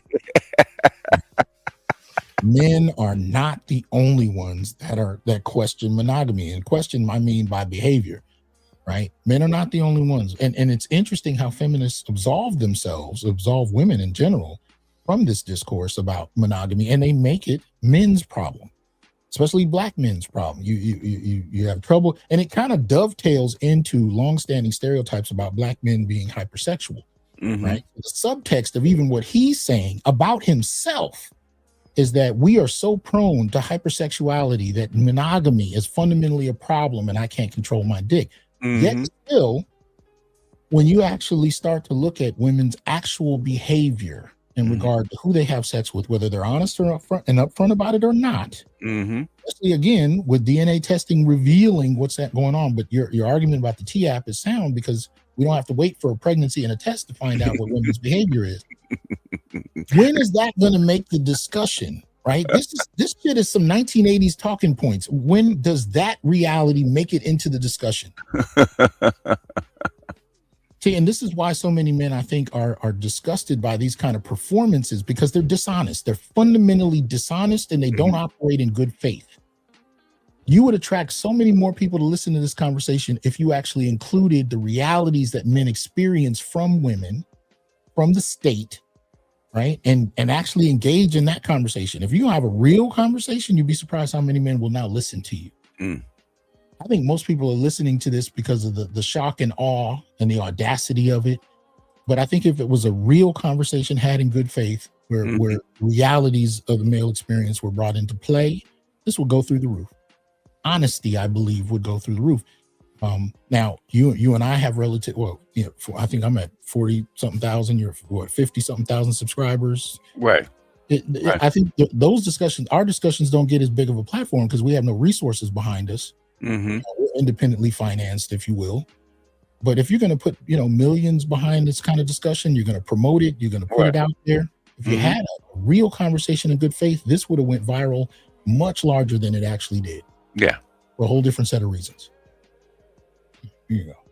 I think it's okay because we want to look at women the way that we are downplaying the thing of how they are. So I'm going to real quick though. I think that there's something that's really dope that you started with is around women being first close to God, right? Like, that's a fact. And talking about creation, you know, talking about creating, talking about, because I do think people talk about the human race all the time, and it started with blah, blah, blah, blah. It started in Africa, you know, started in Africa with a black woman, right? And so I do think the closest you could get to power, the closest you could get to life creating circumstances, and is with the black woman. I wonder, yes. But also just want to ground us in, you know. BGS, what's happening with black women's birth rates right now? Yeah, they're actually black women actually the lowest birth rates in the United States, which is I think 1.39, which is historical. They're actually below white women. So you have black men statistically having far fewer children than their female counterparts. You have an encroaching culture in the last decade of young men withdrawing from dating and mating or going elsewhere to do so. And then you have extremely low birth rates. And I think the feminist argument is they're low because women have decided they don't want babies anymore. But okay, that's I would fine. make the argument that the other things I mentioned are weighing in on this far more than feminists want to give it credit for. I agree. It doesn't serve their political interest to acknowledge that young men even are participating in withdrawing the kind of things that women have been able to take advantage of in the past. Men are withdrawing. Young men who don't even know, who've never had any of these conversations are still withdrawing. Yeah, they're bowing out. But we're only going to talk about the power she has. See, if you're a spiritualist and you argue that, you know, women have power, I don't have a problem with that. But if you're dealing with spirituality from an honest place, then don't have power in the dynamic as well. That's interesting. On an esoteric level, if you're going to talk about, you know, the connection between the human and the divine, there's no one group that has a connection and the other doesn't.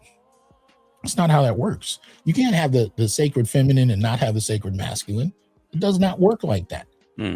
This bifurcated discussion of women being gods, and I guess we're soldier ants, we're concuserves, we're provide sperm and die for them when they call it them to die. We are concuserves. That's what they still see us that way. We're disposable. There is no balance in that discussion, and it will not work. No.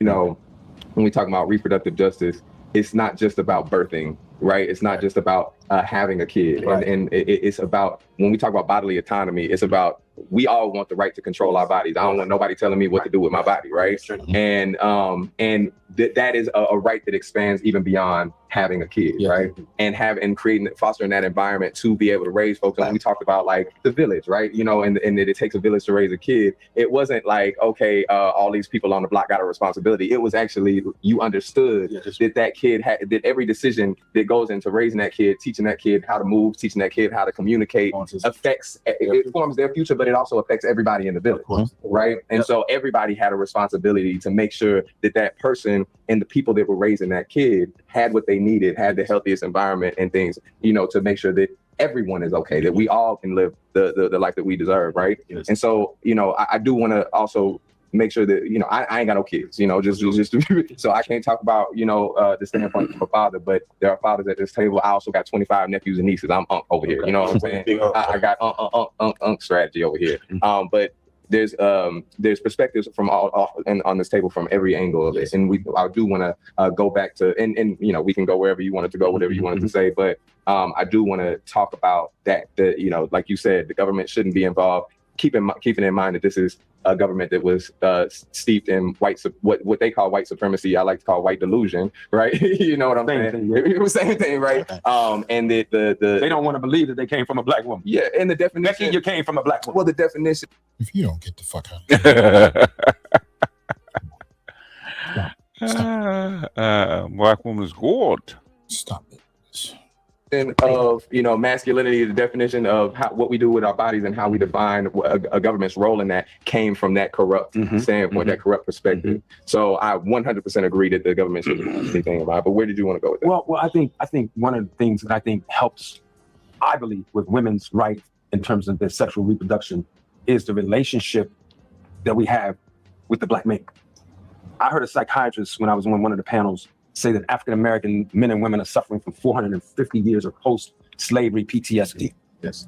So one of the things that I love about this thing right here is that the next one I want to see is black men and black women sitting down together and talking about how do we learn to exist in peace.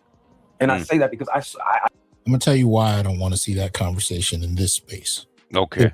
If men can't be honest with each other, right, about the realities of what goes on in the black community, I don't give a damn about the next conversation.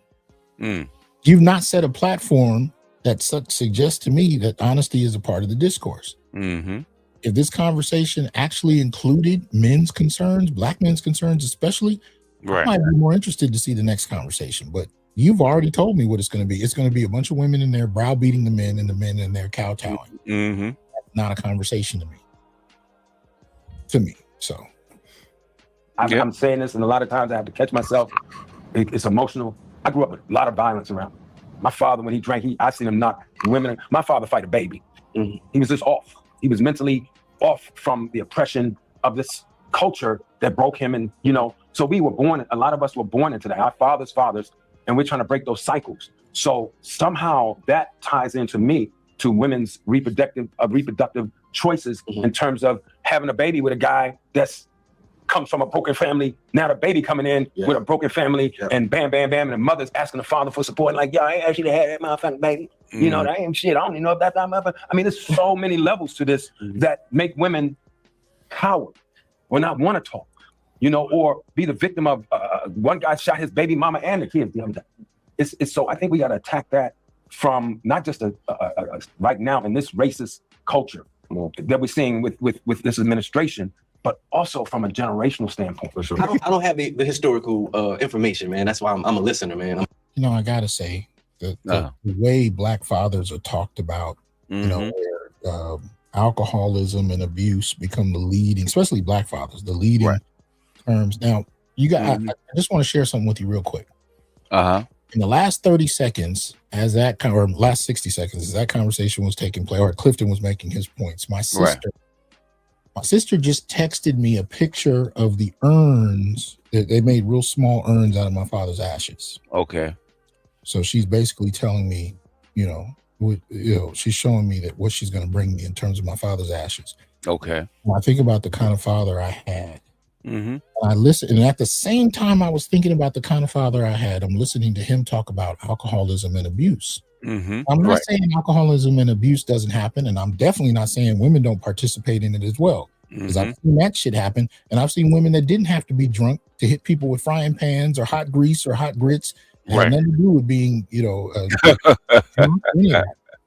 But in the midst of him defining that as a central Black experience with fathers, I think about how many fathers, and the men at the table are supposed to be representative of this, who have been good fathers who have not been acknowledged. If anything, good fathers are treated as if they are an anomaly. Right. And good Black fathers are treated as if they barely exist. They're unicorns. Like they're unicorns.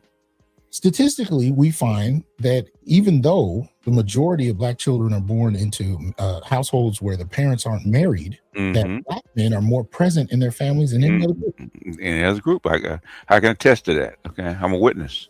Yeah, but we also grew up in a dynamic where you had community fathers, and I don't mean some dude that got everybody pregnant. I'm talking about the coaches. I'm talking about the teachers. I'm talking about the men who, even when they didn't have kids of their own, and I'm not even talking about the men who got with women and became stepfathers. I'm talking about everyday brothers that played a role in their community as social fathers to kids that weren't even theirs. There's no acknowledgement of that. Now, there's a lot more to this segment to go, so maybe they acknowledge it later, but I'm saying, I'm really not talking about them as much as I'm talking about the leading conversation about Black fathers in the Black community. So much of it leads with stereotype and dismissal. And yet I can say I grew up seeing men that, served as father figures to me and didn't have to, wasn't asked to, barely were paid for, if at all. And they stepped up and did it and continue to do it. I got boys that are still coaching and don't have any kids on the team. So I'm like, that's also part of fathering. Why does the fucking discussion always start with the stereotypical negativity and ignore how many men sacrifice on a daily basis to provide and be there for children? The color purple still lives, does it not? It does. It does. So my statement to them is, how dare you limit that conversation about Black fatherhood or lead it off with such stereotypes? And at the same time, I'm thinking about the kind of father I had, and you're going to tell me that he basically, didn't exist? Yeah. He didn't serve the feminist narrative? You know how many Black women we shocked when she pulled up that Black women used to kill more Black men in marriage than the other way around? You going in and out. What'd you say? I said, you know how shocked Black women actually were when we actually pulled up the stats, with Dr. Curry about how Black women actually killed in marriage as compared to Black women. It wasn't even close. Yeah. In fact, white men were shocked how many Black men were killed in marriage. This is ridiculous. This might as well have been held in 1985. Although I would say the only difference is you might actually have a few more men who would contribute something that's not on script, because Black feminism wasn't quite as well ensconced in social media and mainstream analysis. It was growing. Yeah. But you might have some more men in 1985 that may have contributed a few things off the cuff that don't fit the feminist narrative. Here, I think we're reduced to Clifton and maybe a partial statement here and there, like the brother who was talking about welfare and crack era, but he flipped right back into men not being present because of Sparta. Anyway, here we go. I'm a great listener. But when I hear, from your generation, your perspective, and your perspective, and everybody's perspective in a sense, as we get into it, I feel like we let women down in that regard. We didn't stand on business. And what you mean by that? I just feel like we let depression wear us down. Fathers let depression wear them down and beat them down, take them out of the house, and they forced them out of the house. Forced them. He wasn't supposed to say that. Look at. Was that Lee? Look at his face. Yeah, he doesn't like it. But the thing is, but the brother raised in a household where mother did force his father out of the house. Yes. So that's why he keeps saying it. He lived it. But you can talk about alcoholism and you can talk about abuse. Yeah. You can't talk about what she did to push him out of the house. Yeah, what she did to push him out of the house. Yeah. For 30 pieces of silver. You can't talk about that. 30 pieces of silver. That's why I put it up there. 30 pieces of silver to sell out her man. No, they had a program. They forced them. They didn't leave the house. I feel. You see how they're cutting him off? Yeah. I understand that. I can't, but ain't nobody gonna make me leave my woman. See, here we go. That. I get it, but ain't nobody gonna make me leave my family. I get what I understand that. I could never fathom what went on back then. I think never. you might be alluding to weak ass men allowing things that might be coming up. Like, you know, like, oh, this seems. So we go from I can never leave my family, which is a subtle statement that previous generation of men were pussies because they led to weak ass men. And guess what that brother is? That brother is LGBTQ. Yeah, I know. I saw the clip with him in it later, but to be honest, it took about 10 words. But I'm simply saying it's interesting the gymnastics that we saw take place within. Right. You went from John Henry and if black, when they say the same thing, if black man was stronger, okay, and more manly and more patriarchal, right? They could not have forced him out of the home. That's what he's saying. Hindsight is 20/20. Mm-hmm. When you're going through it, just like right now, there are things that we are as a society are going through that we're not going to even partially understand for another 50 years on a large scale. What took place in the 70s and 80s, and I talked to, and shit, you're one of those generations. I talked to my father, I talked to a number, I can't tell you how many black men over the last 20 years. At that time, you could not see the large picture. All you knew was your wife, if she was working class or below, could get resources that you couldn't get. Exactly. She could sometimes find employment or get degrees you couldn't get. But the point was she had access to something that you didn't have access to. And then on top of that, took you to court and sometimes used that court to push you out. This is not a chest thumping, you can't push me out of my children's, like, if you don't get the fuck out of here. It wasn't an individual decision. You were systemically barred from participating and often threatened with imprisonment if you weren't able to provide what the court said you were supposed to, or if she fabricated a charge against you. This idea that men just woke up one day and decided their kids didn't matter, that's a popular feminist trope. That is not a trope rooted in reality as far as what black men experience. And for you to be that young and inexperienced to talk shit about whole generations of men, to me, the ignorance is profound. That's not how that works. And then to jump in with bitch ass men, are you serious? You know how many men died of just anyway? I'm sorry. Died paying child support. How many men went to court and spent tons of money trying to fight for their kids? The majority of men that fell behind in child support were effectively impoverished. They were, especially if you're talking about the crack era, where education in urban environments was extremely limited, employment was extremely limited, the options were extremely limited. You know, it's not. Sometimes we individualize the shit. Well, I make good money, so everybody should have been able to make good money. That's not how that works. On a societal level, if you're doing well, great. I'm happy for you. Not how that functions on a mass level. Because you slipped through the fence does not mean that is somehow the norm that everybody should live by. Because trust me when I tell you, and I said this to Ronald, I said it to TG, we slipped through the fence as far as the academy was concerned. Right. But that's not the case for most. That's why black male PhDs are a very extremely low percentage of the academy in and of itself. But I can't start making statements about what black men as a whole should be doing because I got a PhD. That's stupid. It doesn't work that way. It does not work that way. You got to look at how the stats frame the average everyday man and what options and what available resources that he's dealing with. That's how you have that discussion. You don't talk about that from, I'm just going to thump my chest and say, I would never let this happen. You know how many fathers were forced to walk away? Were put out by that woman. Yes. This is not a chest thumping issue. As much as we want to make one because it feels good. They blame it on the government, but no, that woman put that man out. There you go. Shout out to Ronald. See you out there, man. If you want to come up, man, just let us know. Let me know, man. Yeah, you definitely need to be a part of this shit. It's like, I don't know exactly the historical presence of it either, but you know how you say like, oh, like, you know, you stripping us from the house.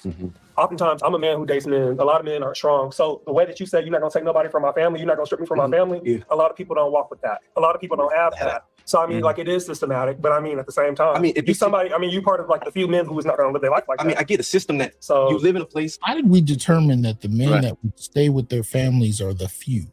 Mm-hmm. When the stats show us that the majority of Black children have men in there who may not be married Yeah. to mothers, but are in the household, and Black fathers are the most participatory. How did we get to they are the few? You see Mm-hmm. how the mental gymnastics keep taking place? Right. yeah, That is just geared to tell you you ain't shit, you ain't shit, you ain't shit, And it beats you down. you ain't shit, you ain't shit, yeah. and it beats your other counterpart down. So y'all come home to Man, beatness. Yeah. Nobody want to heal anybody, right? It's a lot that goes into it. Yeah. I think it's a lot. You're contributing to the you ain't shit. Yeah. A lot of different influences that happen, whether it's drugs, right? We know that our community struggled with that for a long time. but let's talk about them. Give it Let's to us, go though. back. Give it to us. But no. Let's go back and talk about the CIA No, putting but- drugs in. Oh, that's what I'm gonna say. He Yeah, was yeah. not supposed to. You out of pocket. Yeah, he's out of pocket. Negro, didn't you get the script in the mail? Did you? He didn't memorize the script. Somebody kicked his chair though. Yeah, and they're going like, we paid you, man. You supposed to. You're an actor, man. Where's the script? That's why you're looking at him funny. Wait a minute, man. Yeah. You out of pocket. He, you know what? In many respects, he represents the average brother Mhm. who has not necessarily been indoctrinated into these narratives. He's Mhm. just participating in a conversation. I don't think Clifton knows, to what extent this scripted conversation has been funded to operate politically in a very particular way. I think he got up there and he was going to be sincere. He was going to participate in good faith. I mean, he apologized and he paid a certain amount of deference to women. I think he did that. But Mhm. I don't think he has been trained No. in the kind of framework that they're operating in. And so I think part of his frustration later is that he thinks that they just disagree. But I think it's bigger than that. He's not participating in what this actually is. This is a propaganda. Yeah, it is a propaganda piece. Yeah, it's a propaganda piece. I think he's taking it as a genuine conversation, not as a propaganda piece. I think that's why he keeps straying from the script, because he's not operating as much by one. He knows to be deferential to women, but that's as far as he's kind of framed it for himself. So he's trying to have a conversation. It's not happening that way. We're in a country where drugs is probably the most highest profit of things that you want, right? But just speaking on fatherhood and being in the house and not being in the household, I think there's a lot of pressures coming from each side, right? Yeah. I've looked at fathers who weren't in the household and had conversations with them and say, man, you've been on drugs since you was 12 years old, brother. Your brain doesn't have the capability of thinking correctly, right? You are afraid that you can't provide for your family, so you would rather leave, right? Not knowing that you have a woman who's willing to stay down with you and hold you down no matter what, right? I'm sorry, is that the narrative?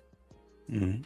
So the narrative is we're talking about men who've been on drugs since they were 12, whose brains can't function well. The crack babies. Okay. They're crack babies. In other words, there's a small amount of men that were on drugs that got cracked out. But the thing is, they never came back to the family. Okay. But notice he didn't say there was a small amount. No. He presented this as a key narrative.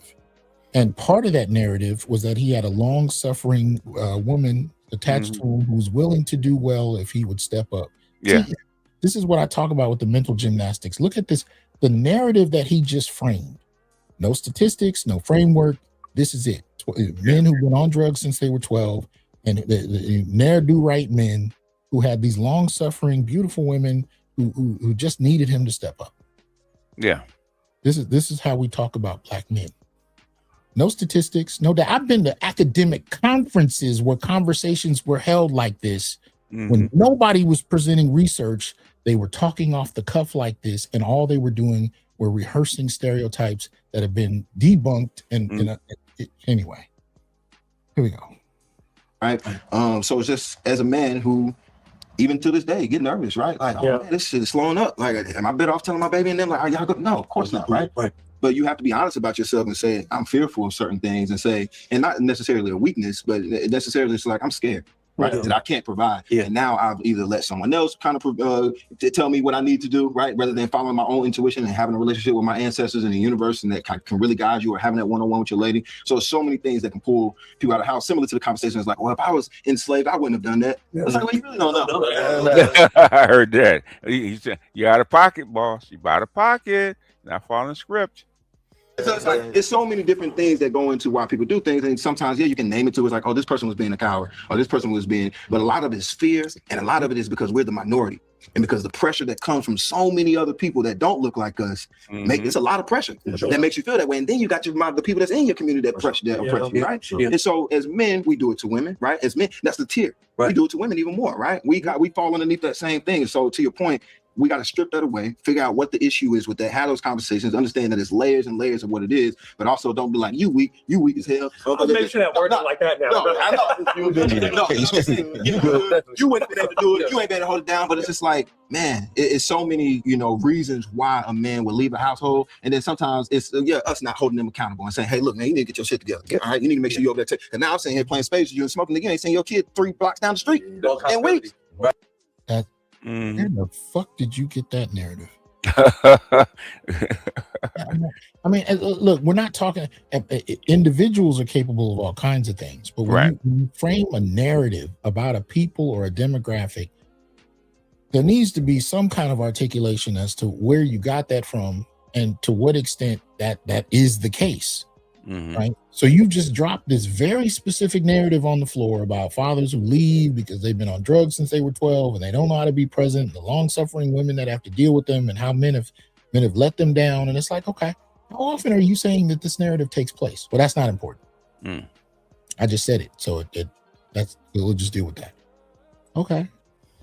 These are the kind of things that produced the Black manosphere. These discourses here. And you and I talked about this a little while ago, and we've been talking about it for a couple of years. They think the manosphere causes men to withdraw or upset the apple cart, if you will, about these discussions. It's the opposite. The manosphere is trying to explain why men are doing what they're doing. Men started withdrawing before the manosphere was large enough to explain it to any significant population as far as the mainstream was concerned. The Black manosphere didn't create this the men's withdrawal. No, it didn't. Hell, if anything, sometimes it explained to the men who were withdrawing why they were withdrawing. And sometimes they didn't even notice when men were withdrawing until we actually explained it, pointed it out. Yeah.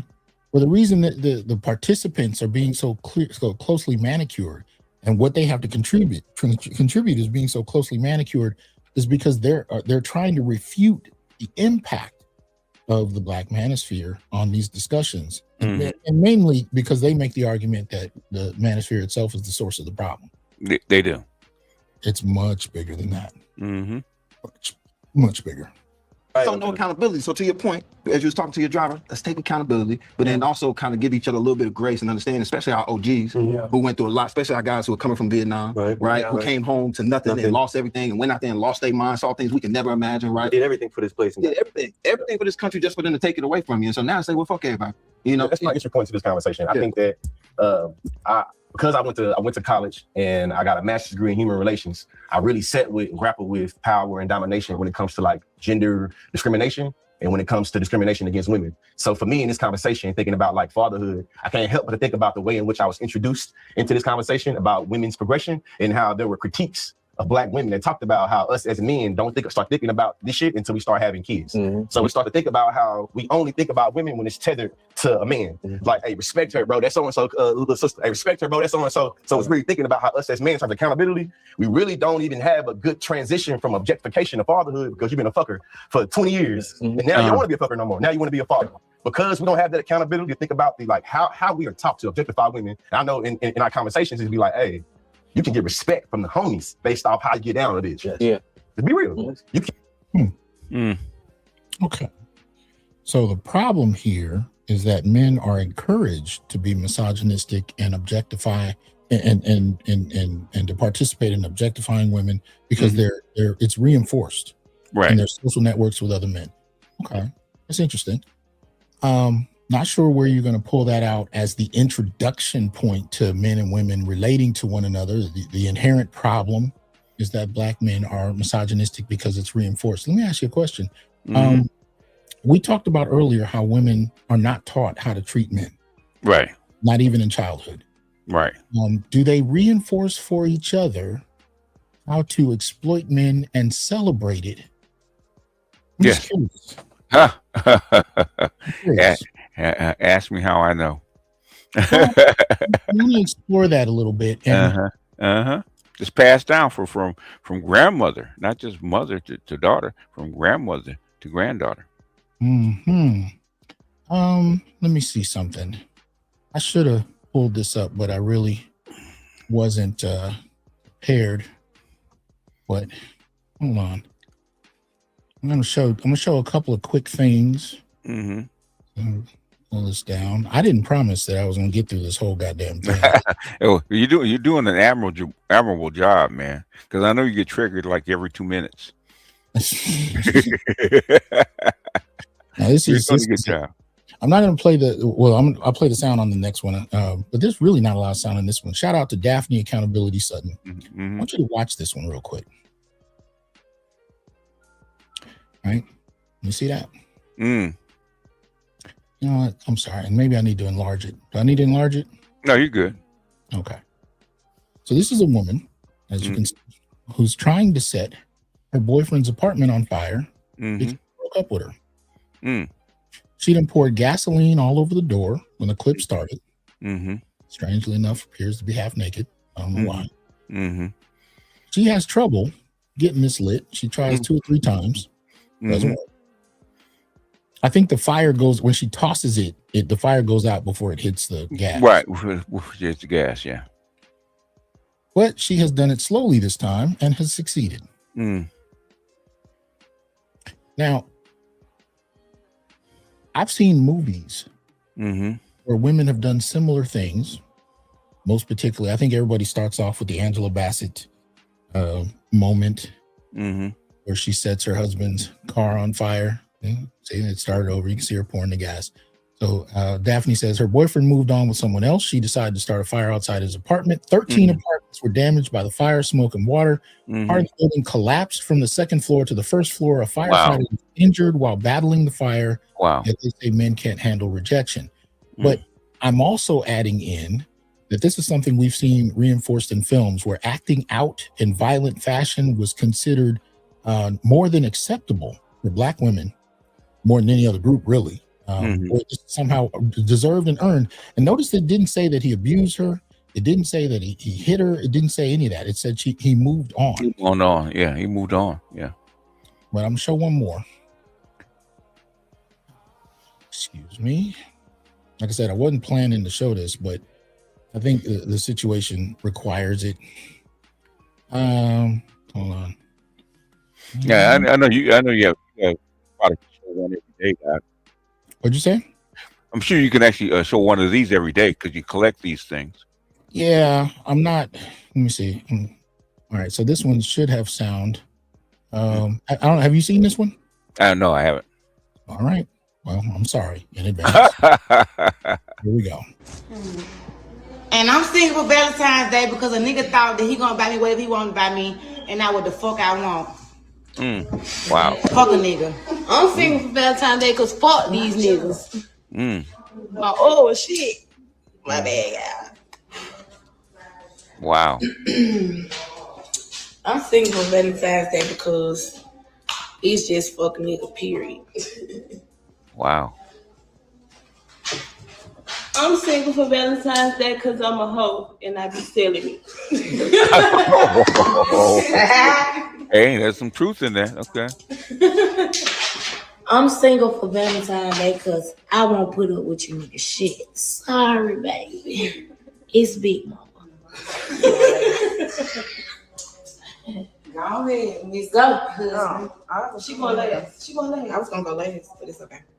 I'm not single. I'm married. I love my husband. I love you, babe. Nado.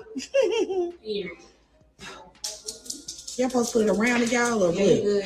Oh, shit. I'm not single, but it's still fucking nigga. Period. Well, Blow that nigga count out. Fuck. Kept my count blowing. Gosh, and we single because we all really some hoes and we don't give a fuck about it. Fucking nigga! Boy. Now, Go ahead. Lee just said that men behave the way they do, especially in their misogyny, because they're socially reinforced by other men. Mm-hmm. Okay. What did we just see?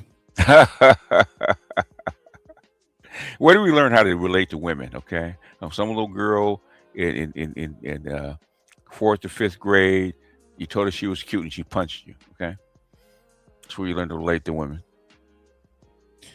But see now what they've done with these discussions is they would say what I'm doing is whataboutism, right? This is how they learn to deflect. So you don't actually have to hear men's counter arguments or men's attempts to question why there's a one-way dynamic to the discussion where we're only allowed to criticize men.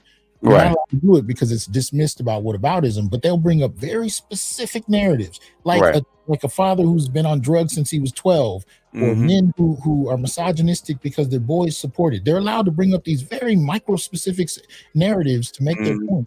But when you counter it with, this is not something that is done in a vacuum. Yeah. Women have been doing this for the longest. I grew up in the era of niggas ain't shit. Yeah. I've seen it, especially when you had families that were supported by the state to operate without him being present. It no longer took the presentation of just something that occurs in occasional conversation. It took the position for a child of being this must be how life should be lived. If the women in my family are doing this and they run the family. If you want, go read the book, The Eyes of Watching God. You want to go far? Niggas ain't shit goes back a long way. But I'm saying back a long way. But remember, they had to resurrect her career after her death. So that same generation of women that reintroduced Their Eyes Are Watching God are the same generation of women that kicked off the Niggas Ain't Shit movement. The same generation of women that kicked off the 6 foot, tall, 6-figure income.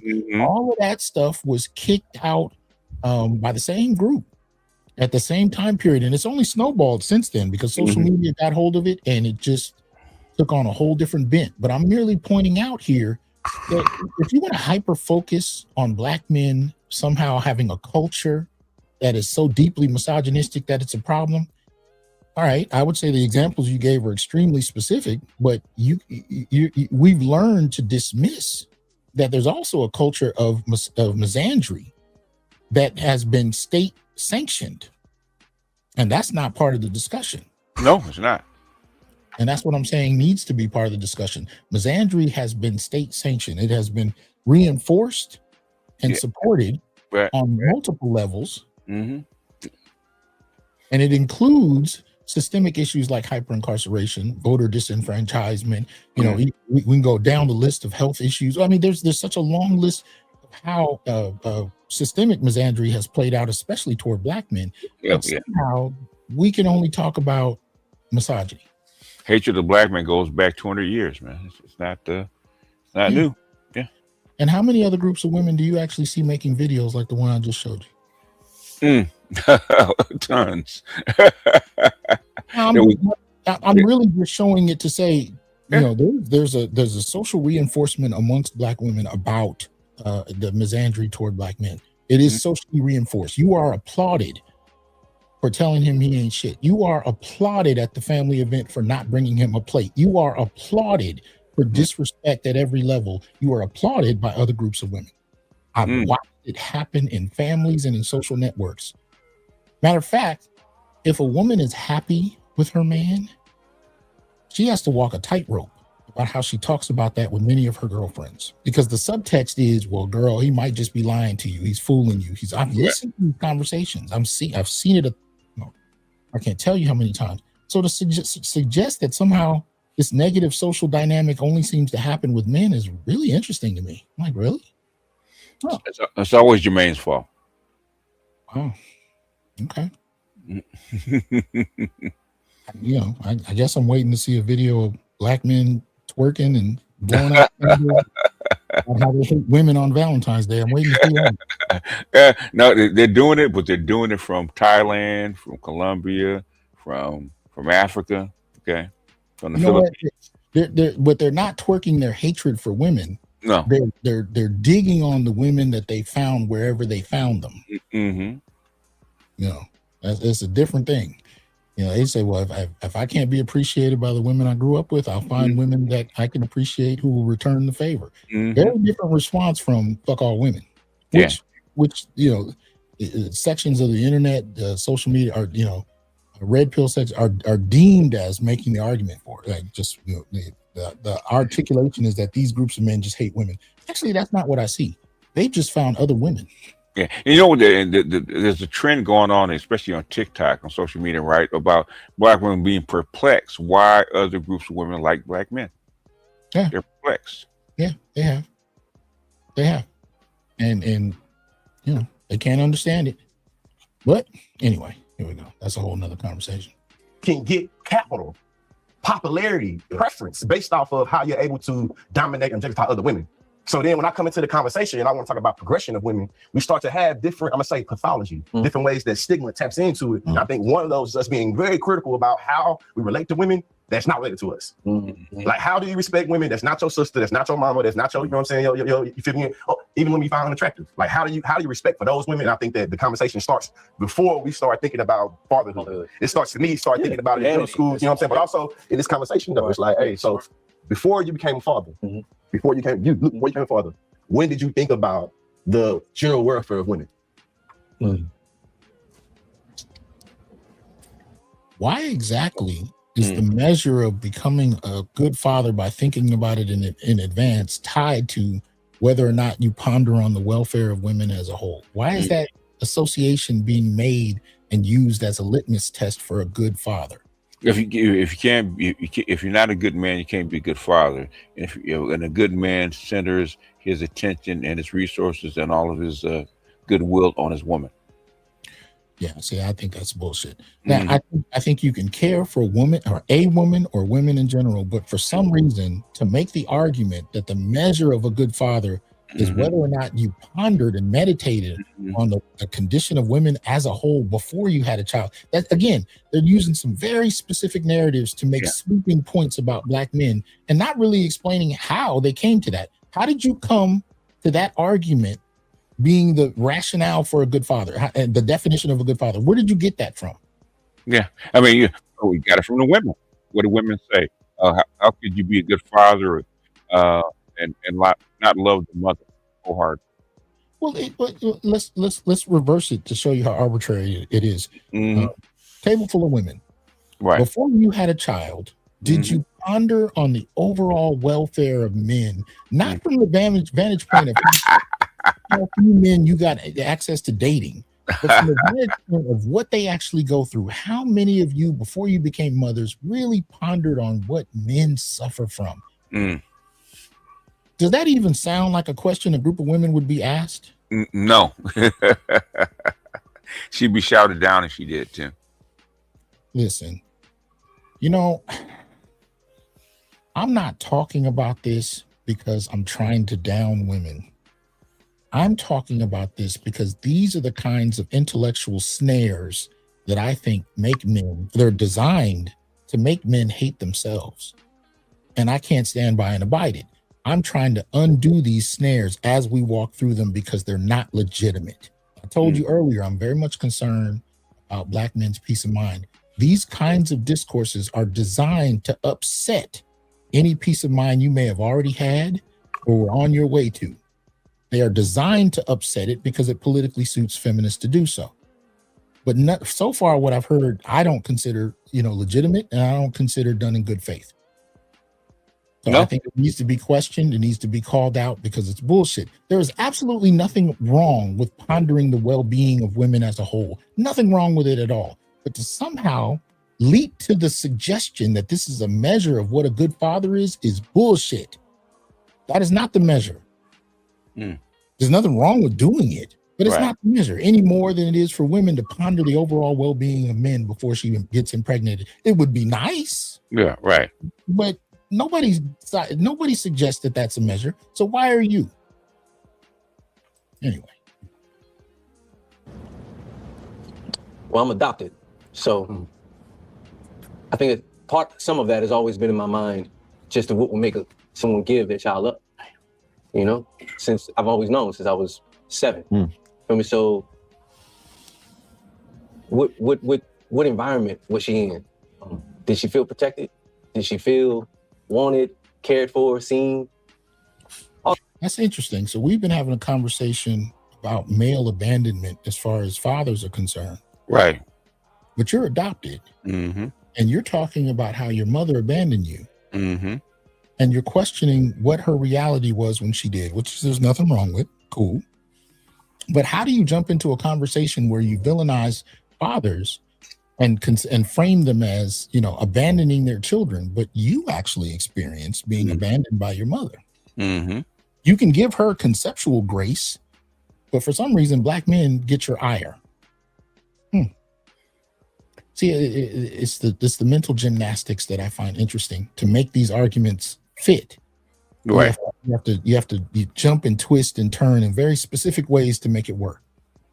If you can be as critical about the women that abandoned their children as you are about the men, now you have my attention.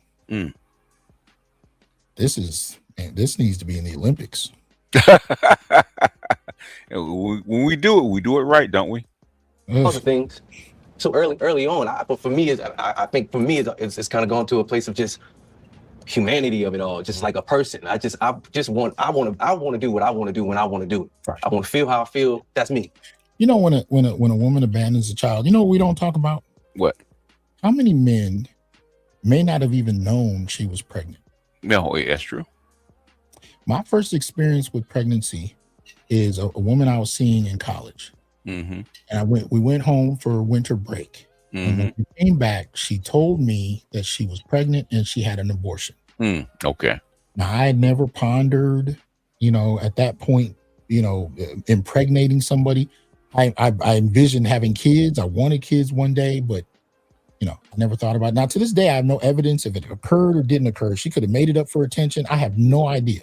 I didn't think she did, but she could have. But she told me she aborted my child. Now, the thing about that got me is I always wanted a child. Okay. I didn't even know it happened. And I'm not saying I wanted one with her. I was taken aback by the fact that all of this occurred and I didn't know. Right. But to take it further, if she decided to have the child, never tell me she was even pregnant, give it up for adoption, or abandon it in a trash can, how many fathers never even knew that a woman was pregnant? Yeah. He's telling this story about his mother abandoning him and him being adopted. Has he pondered whether or not his father even knew he existed? Yeah. You could walk by your father on a street in broad daylight and not know it. Very much possibly because nobody even told him. Yeah. So it's interesting to me how we have no empathy in these situations for how many men are not even made aware that this is happening. He may not have even had a chance to come in and fix this. He may not know you exist to this day. Yeah. And I've never heard in a public discussion any empathy for the men that did not know. Ignorance to the baby is no excuse. Okay. Wow. Doesn't matter whether you or not. Should have known. You're supposed to know. You're supposed to know. And if you didn't fix it and rescue the child, I guess you're Jermaine. I want the same for everybody. Yes. I want you to live your life. I don't want nobody to take their life. But for the most part, if it makes you happy, go do your thing. That's me. Right. That's who I am. I understand that a lot of people are not like that. A lot of people also don't have my experience that has probably made me this way. For sure. My upbringing, you dig? Single parent household, only my mama. Watching my mama deal with men. A safety engineer at NASA, you know, surrounded by white men, telling her she don't know what she's doing. And she telling them, you got to put the gloves on. You know what I mean? It's no, that's interesting. Single, adopted and still had a single mother. That's an interesting twist. But what I also find interesting about that is she described her experience with men. And something I learned as a young man, probably around college age, you and Patrice O'Neal used to talk about this all the time. You think you understand. until you hear from the women you've dealt with the things that your mother has said about your father. Mm-hmm. And then you go, holy shit. Like, and it's not, and of course the assumption is whatever was said is true. I'm arguing the opposite. It's not. And that's the point that slaps you in the face. If you have a frustrated ex who's calling you everything under the sun, right, and you know she's out of pocket, you know she's turned this situation into something it wasn't because she's mad at you. Mm-hmm. She's saying the same things you grew up hearing about your father. Mm-hmm. Yeah. And you go, oh, yeah. Well, that's when you realize it's okay. It's not to say right off that, you know, it's true or it isn't true, but it gives you serious pause. Like, whoa, wait a minute. And then the other thing you realize is when you start living a little bit, it doesn't matter if she works for NASA or if she's a CEO or a six-figure. None of that matters.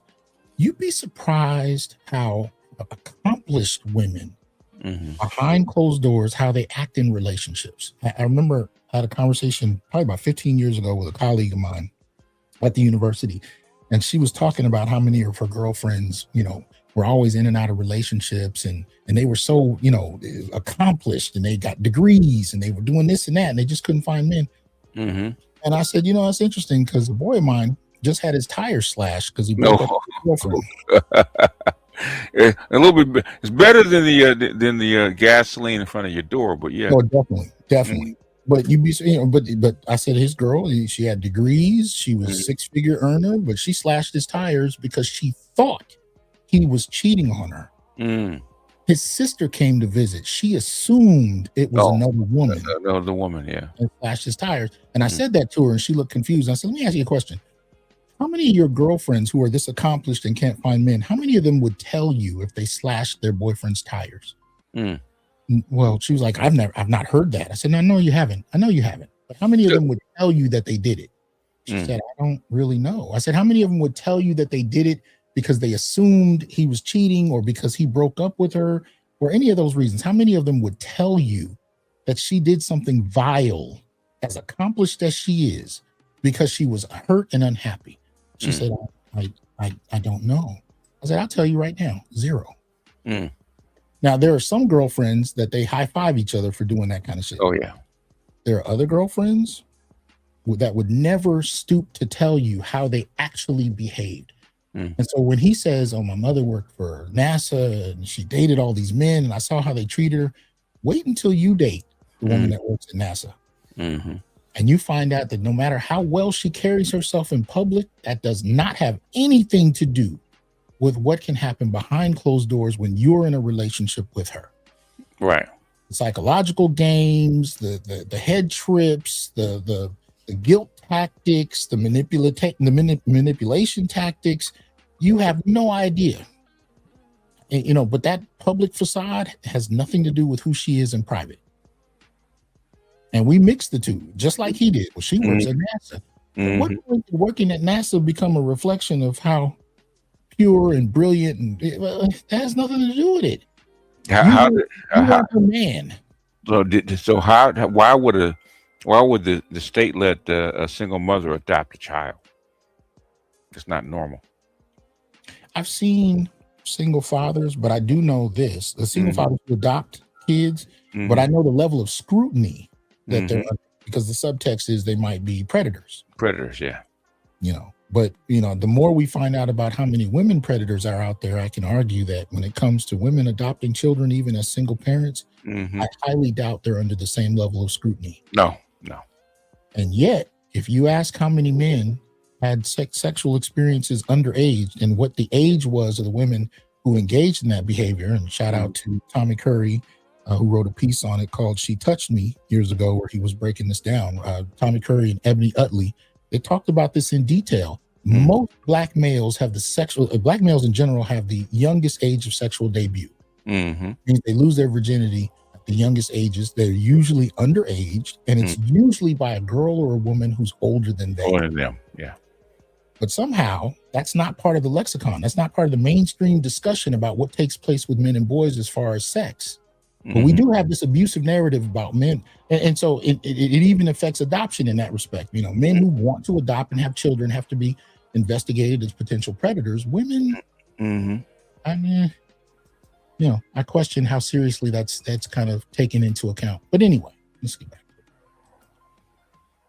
It's my perspective is from that's my earliest. I want to because how in this moment, because we have, when we're talking about the government, we have abortion bans, Georgia, my home state, Texas, that's leading to women dying, babies dying, people being less safe. And here we have folks, we've been hearing about folks being hung, lynched. We've been hearing about so many things this year that scare me as to how I got a big ass family, how all them people are going to survive this time. And I'm thinking about, and I'm not thinking. BGS. Yes, sir. Quick question.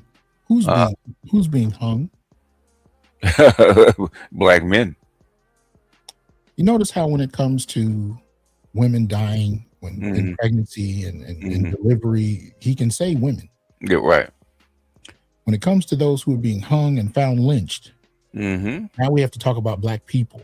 We have to talk about the Black community. This is what I call flat blackness in my book. Right? We have these discussions about we can be very specific about issues that women experience on gender terms, but when it comes to men, we have to generalize for the whole community. Yeah. Because when you say Black people are lynched, that gets the attention. That's powerful. When you say Black men are lynched, that attributes all of that threat to just Black men, and we got to spread it around so the whole community can kind of use that politically. And this is something we saw with BLM, but we don't want to actually say it's Black men. We can't. You actually can't say that, especially if you're in a classroom. You will be attacked for saying Black men. But any issue pertinent to women, you can describe solely in terms of her gendered experience. That dynamic is I think the root of part of why we interpret these things the way we've learned to. You're not allowed to even think about what things are gender specific in regard to men and boys. Yeah, it's never mama's fault. No.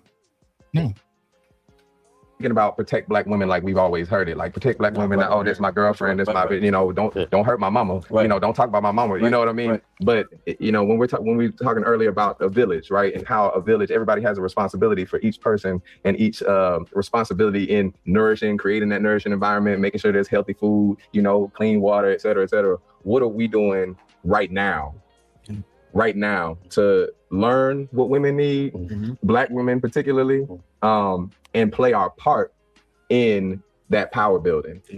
I have a question for you guys. All right. Gotta do this. Gotta do this. This will only take a second. Would you mind taking a look at that, sir? Oh wow. Okay. Yeah, that happens all the time. Second autopsy reveals Trey Reed was murdered despite false reports of suicide. Trey Reed had blunt force trauma to the back of his head. Nationally renowned civil rights and personal injury attorney Ben Crump announced that the Colin Kaepernick Know Your Rights Camp Autopsy Initiative covered the cost of a second independent autopsy for DeMar Travion Trey Reed. Trey's family raised serious concerns after receiving conflicting accounts and incomplete information about the circumstances of his death. This is a continuing story. No official results from the second autopsy have been released. Now, question: can you talk about saving Black men? He just as easily could have said that after he mentioned lynchings, right? Yeah, he could have said it. But Black men are disposable. They take credit for it, but the thing is, but the thing is, that's what it's supposed to do. Just like when, like most of your dealers that sold drugs and crack recruited by the female, their mothers, their aunties, and their girlfriends. See, the first movie I actually saw where grown women who were participating in the drug trade was the one that came out a couple years ago on the life of Bobby Brown. Okay. And they were showing his mother, which I found interesting because she was, kind of telling her sons what to do. Yeah. Which was reminiscent to me of Richard Pryor's grandmother, who had the whorehouse. The whorehouse, yes. Brothel, yeah. And all her sons, Richard Pryor's father being one of them, were pimps. But she was the madam. Mm-hmm. and she ran it, and she raised them in it and told them what to do. We don't know how to have conversations about women's participation in what we would call evil or negativity. We don't know how to do it. So the conversation about Richard Pryor's family, when it comes to the violence and the threat of it all, we talk about the men as pimps. Yeah. Just like in Luke Cage, man. If you look, behind the whole criminal enterprise was a female, was a matriarch.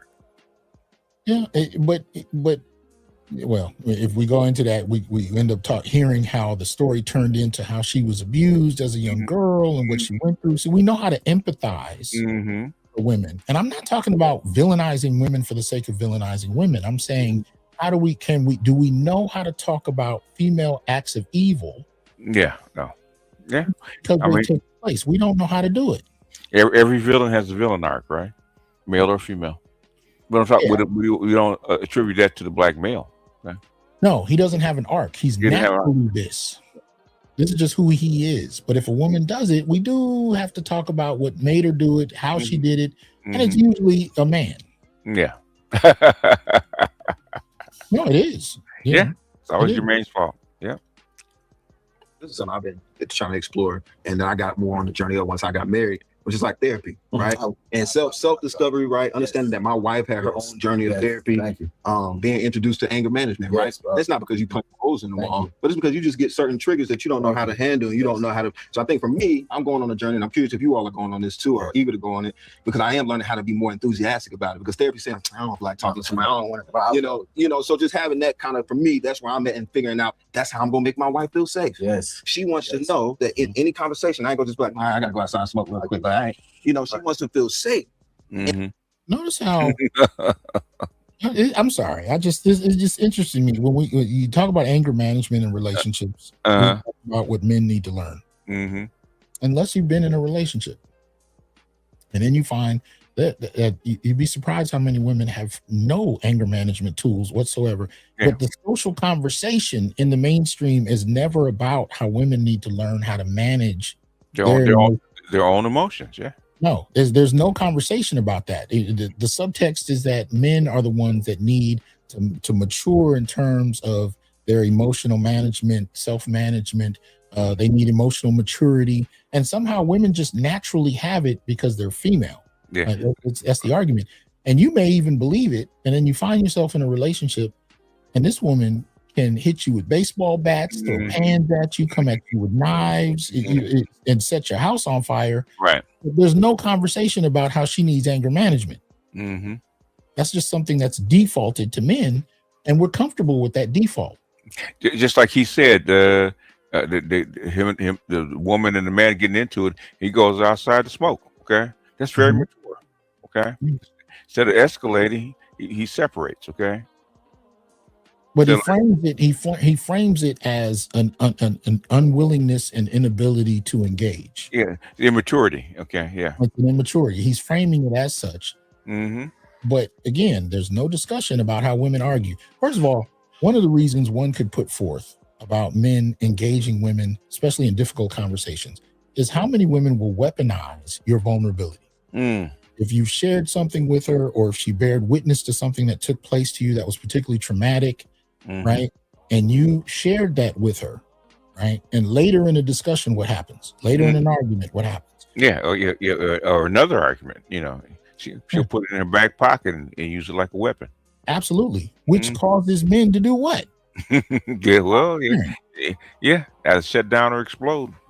Yeah, well, exactly, shut down or explode. But one of the things you definitely will do is stop sharing, which then is turned around and framed as emotional immaturity and an inability to articulate your feeling. No, it's a self-preservation method that's tied around having had your own vulnerability weaponized against you.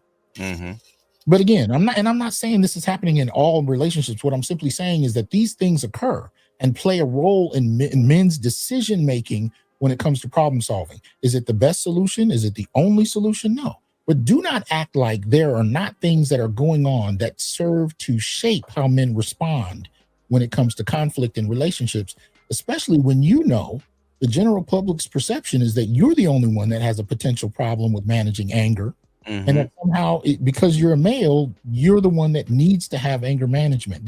Now, I'm not saying he said that, but that is I think the general discourse, the kind of general assumption about what goes on in relationships. But you remember the thing with Sha'Carri Richardson beating on her man, right? Her boyfriend in an airport, okay?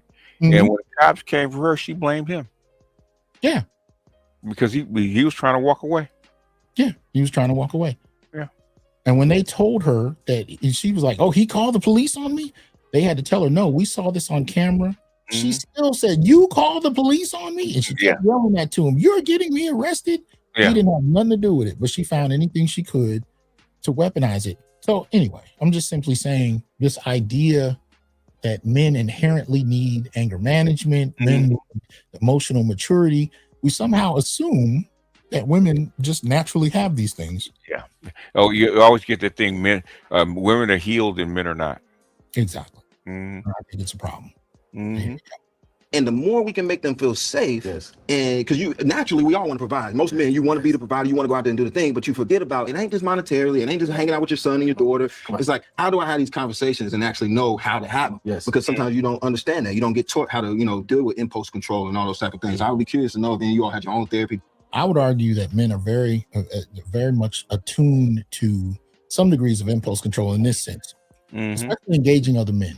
You understand very early on, by elementary school, that there are repercussions for how you deal with people, especially other men. What Kevin used to call it, the low-level threat of violence between men. Threat of violence between men, yeah. Don't tell me men have no understanding of impulse control, because you learn in the 3rd grade, if I act out a certain way, I might get hands thrown. You learn this very early on with men, especially with boys, with other males. There are consequences for your behavior. And then too, like I said earlier, if you hit a girl, even if she hits you first, there are consequences to you. So I would argue that men are introduced to impulse control very early on. Now, girls among each other, violence is not generally the first, kind of step. They do a lot of reputational violence with one another. Yeah. So impulse control doesn't have the same repercussions when it comes to girls in that regard. And if they hit boys, adults don't jump out the woodwork to stop that from happening. I would argue that the girls don't get the same kind of impulse control narratives, because the assumption is that whatever they've done is okay. Tangible. Boys, on the other hand, we get talked to, we get pressured, we get kicked out of school, put in detention. Boys get a lot of repercussion for whatever their behavior is. So I think that would be an interesting thing to include in the discussion and to chew on. Is it just that men have no impulse control, or have we actually been introduced to it from a young age, and girls don't get that same kind of training? They don't get the same kind of training because women are always forgiven for, like you said, when the little girl hits you, okay, it's fine. But when you try to hit back, that's when the crowd rushes in. You can't hit a girl. Problem. Yeah. And that continues into adulthood when you have conversations about abuse. If she hits you, even with items, with weapons, things she's used against you, as far as the public is concerned, the abuse has not started yet. The argument has not started yet. When you choose to respond poorly by putting your hands on her, that's when the line of abuse starts. Right. That's when the problem starts. Everything before that is irrelevant. And as far as the mainstream public's perception of abuse is between men and women, whatever happens, even if she has abused him, is not relevant until he responds in kind. Yeah. And sometimes, even if he walks away, he's still the one that ends up in cuffs. I've seen cops show up to houses where he's got a black eye and bruises and cuts. She has nothing on her, but she says he abused me, and he gets arrested. You're going to tell me that men are not introduced to impulse control? Oh yeah. Oh, we deal with white people all the time. You have to have impulse control. We've always had to have it. With your black, with your female teachers, you have to have impulse control. I mean, you're talking about the 20s, particularly in the South, where looking at a white person in the eye could get you lynched. You mean to tell me you don't learn impulse control? Okay.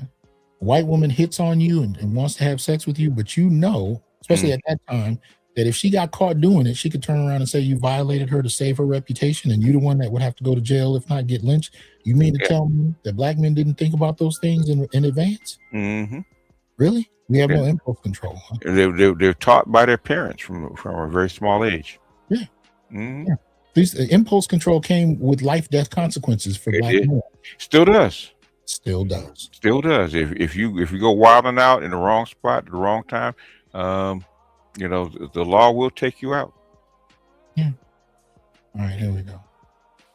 Journey and trying to figure out how to, you know, obviously keep your spouse safe or anybody in your life to safe. I know it's particularly talking about the women in our lives. So. He literally said just what I was about to talk.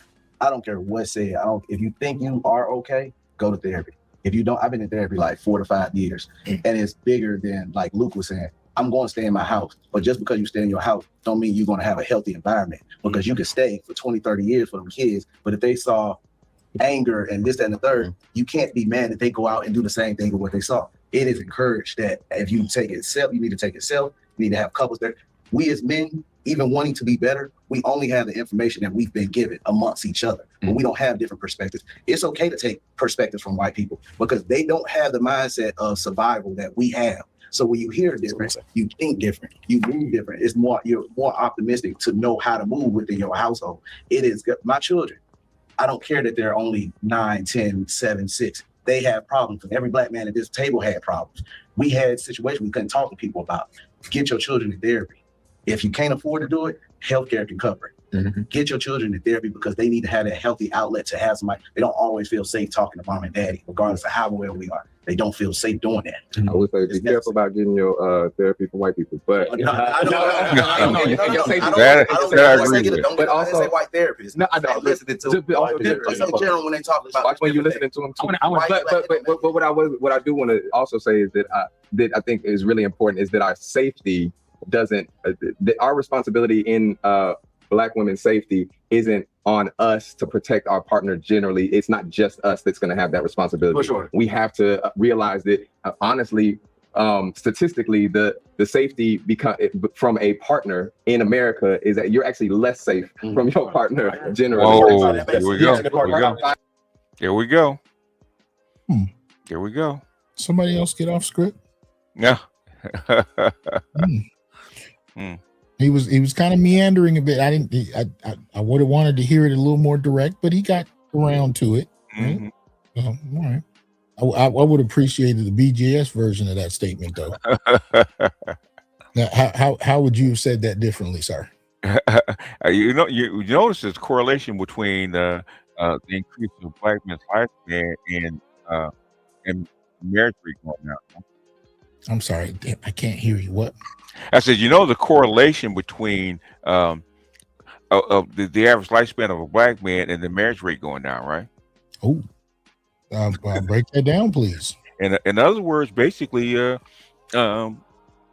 average lifespan of a Black man increased about 5-6 years, man, is over the last starting in the 1980s. As the marriage rate went down, okay, Black men's lifespan started going up. But wait a minute, weren't we told that marriage increases the life expectancy of men? Except for who? Wow. Yeah. Wow. Except for they did a study. They did 2 studies on that. Okay. It benefits everybody else except for Black men. Interesting. Interesting. Yeah. Wow.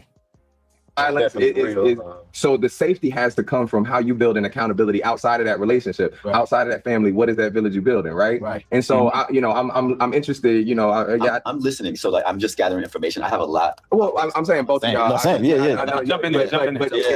How are y'all thinking beyond I'm gonna protect my partner? Because I think that there's a value in that. I think there's a value in I'm gonna protect my partner. Ain't nothing gonna happen to my partner. At the end of the day, though, when you have such big systems that are targeting you and doing their best to pull y'all apart, doing their best to divide y'all and pit y'all against each other, you can't depend on. And that's something that we're taught. Masculinity is how powerful we can be and how we can protect what we own and what we, you know what I'm saying? That is not what protection is. That's not what safety is. So I'm thinking about, outside of that, how do y'all think about safety outside of just I'm the protector? You know what I'm saying? How do we build that? the thing that pops into my head right now as we're having this conversation is this, like, the system is capitalism, and what that looks like is we're talking about therapy, which I think is very important, but we don't think about the colonial aspect of therapy, which I mentioned in our conversation earlier, and how capitalism and this individualistic view of our responsibility as well is tied to breaking up of our communities. You talk about village. So when we're thinking about our families, like you as a father, I'm not a dad, I don't have any children, I don't plan on it. I hope not. When people think, okay, I have a family and I'm raising my children, it's like mom, dad, kids, and we forget like that is a lot of pressure, and it's not supposed to be that way. Right. I think it's supposed to be a community of people that are helping each other, and we have not created that community. It's just like, I'm over here with my family here, I'm over there with my family there, and there's no communication. And I think that's ultimately something that's really important, is us being able to come together and create from there, create the community where everyone has a responsibility to them. You know, I'm curious. I have an idea about this, but I'd love to hear your opinion on this. The death of the extended family in the Black community. Right. There's a discussion I don't hear enough of. When in your assessment, when do you think that started? Oh, it basically started it began with the Great Migration. Okay, when Blacks moved from the urban communities from the rural communities to the urban communities. That's when it started to break up.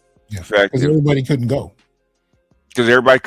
And then urban communities are not conducive to an extended family. Okay, whereas rural are, because it's very hard to live in the same place in a big city. Yeah. So particularly if you talking about projects, but well, projects, apartments, houses. Okay, it's very hard to have an extended family when you have to move and live 5-10 miles away instead of in the same neighborhood as an extended family. Yeah. And that, in fact, that's what they said as far as the extended family extended family in the Kerner Commission. That's what they talked about. That's what caused the not only break up of the extended family, but also the family itself, is because what kept the nuclear family in the Black community strong is the extended family. And once that started breaking up, that pattern broke up, and then so did the nuclear family. I think to me, I saw it reach a crescendo with the death of Big Mama. Okay. Now, we're speaking in narratives, right? Big Papa then already died. 10, if not 20 years before Big Mama, and she had Big Mama's house. But what I noticed is when Big Mama died, the kids fought over the property. I saw the disillusion of a lot of extended families at that point. Right. One sibling stealing from the others, getting in terms of the Big Mama stuff, all that kind of. But at the fall or the end of that dynamic, that's when I saw a diffusing of Black families. And I wish I could say I only saw it here or there, but I can't. When you hear about the death of boomers, the last ones who were able to buy a house big enough for a family. And then people fought over, because remember when my grandmother and grandfather bought their house, it was probably worth, I don't know, $15,000. Right. At the end of it, I think it was over $600. Yeah. All right. Fought over the sale. They fought over the jewelry, and they fought over everything. And then after which there was so much bad blood, it was a separation. I saw it in my wife's family, saw it in mine, saw it in a number of more. It's similar dynamic that plays out each time. But that's just me. I'm just curious to know if that's something you've seen. Oh, it's basically you can actually see it from one generation to the next. Like my grandmother had 9 kids, my mother had 5. I unfortunately had 3. My sisters had none. And then now, except for my son, my son's got 2, and basically my daughters have 1 each. It's grade over time. Well, here we go. And they're all isolated. Go ahead. And what? And they're all isolated. Even though we have a broad extended family, they're isolated. They're isolated. Yeah. When's the last time you guys had a family reunion the way you used to? Ooh, the last time I had a family, it's been a lot. God, it's got to be the extended family. it's been, you know, the family here in Los Angeles, it's been like maybe a year or two, but the thing is, the broader family has been 15 years, I think, the last time. I'm talking about the ones where 300, 400 people may show up. Oh yeah, that's been about 15 years, 15, 20 years. Because a lot of the older folks, like the silent generation, are, I think my mother's the last of her, one of the last of her siblings. So most of those people, the silent generation, are gone. Right. You know, all we have left is boomers, and some of the boomers are gone. So yeah, some of the boomers are gone. Gen X is moving into elder status. Yes. But I'm, you know, when it comes to those kind of markers of extended family reunions, you know, family properties, all those kind of things. Yeah. A severe drop in that. One comes down to people fighting over inheritance, really. It does. I've seen that. I always said, blood is thicker than water, but it's not thicker than money. Yeah. But and I'm not saying those are the only factors, but I'm just saying I'm observing how often this is happening and to what extent. Right. And it seems to be pretty widespread. I mean, you know, when I was a kid, family reunions were common. You could even go to your friend's family reunion and it would be bustling with people. But yeah, I don't hear about that much. But anyway, here we go. Each other. Our natural ways have been dismantled. Real quick, do you have examples of what that looks like in your life? Give me a more specific question. Sorry. If it's not, you think about it, but just like what that protection, what that looks like. You talked about colonial effect on therapy. Yeah. Now I know that, to me, I'm like, hell yeah, talk about the colonial therapy. Like, but I also don't. I know that a lot of people don't know what the hell that means, right? I'm saying, like, when you think about therapy and when you're going, and I'm not asking you necessarily about that. I'm asking you generally what that protection and that outside help and such looks like in your life. Like growing up, I'll use my life as an example. Obviously, I grew up with both my parents, my mom and my dad. From the outside, it would look very traditional, but my mom was the one that was really holding everything down. My dad was very supportive with me when it came to providing monetarily. He also was the one that had a more formal education, so he was able to help me when I needed help with schoolwork. But when it came to my care, it was my mom that was there. And then I noticed the way that he behaved, or like his behavior around women, and how he was with my mom, how he was with his sisters and his mother, and how he was with me. So I'm, as a trans person, and as being his daughter and his little girl at the time. Wow. He treated me with such care, and it was the complete antithesis in the way that he treated my mother and the way that he treated his sister. So it was interesting to see him treat my mom like shit. And then be like, no, but my sister's like, I'll kill somebody if someone mess with my sister. I'll kill somebody if someone mess with my mother. I'm like, why don't you bring that same energy to my mother? Okay. I've been telling people for the last decade now, I can't always tell anymore. When it comes to trans, when I was a kid, you could, when I was younger. Yeah, you could tell. Yeah. You could tell. I had no idea. Yeah. I had no idea. But that aside, what I find interesting is we're talking about the contempt that he's seen a certain generation of men pay to the women, his father in regard to his mother. Okay. All right. In other words, that's the epitome of a matriarchy, right? You care more for your mother and your sister than you do for your wife. Yes. Yes. When is the contempt for the father or the brother checked in the Black community? Is it? No. And we see again. I don't have a problem if you want to have a discussion about the contempt men have for. Well, I will say this: the only problem I have is since the 1980s, I've heard these kind of discussions happening rampantly. I mean, I've heard it in college, hell, even high school. We used to constantly have these discussions about how men treat women. I don't think I've ever once seen a conversation that was held about how women treat men, especially in regard to abuse, especially in regard to mistreatment. You know, growing up in a contemptuous environment where the women had contempt for the men, I don't think I've ever seen that conversation happen in the ways that men were expected to have them. Right? These kind of roundtables were pretty common from the 1980s forward. Right. Men, it was regular practice for men. Really, they're almost humiliation rituals, they're intellectual humiliation rituals. Because you had to get up and basically almost kind of outprove or outdo the man next to you about how much deference you can pay to women. But there was never a moment where we actually talked about how the women's contempt for men in the family played out. Right? That part of the discussion didn't happen. I remember this gentleman that passed on. He was a faculty member at Fresno State. And I remember I said something online about that.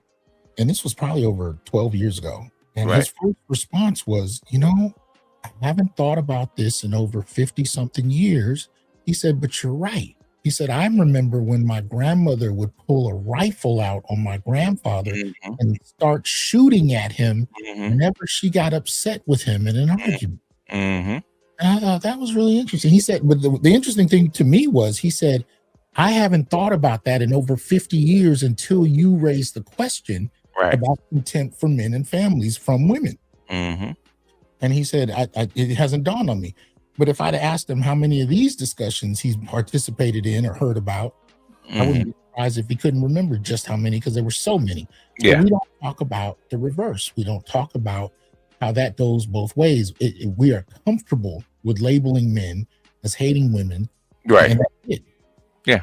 He talked to my mother like she wasn't shit. It's like, okay. Mhm. I'm not doubting that may have happened. You know how many of us in the Black community saw our mothers talk about our fathers like they weren't shit?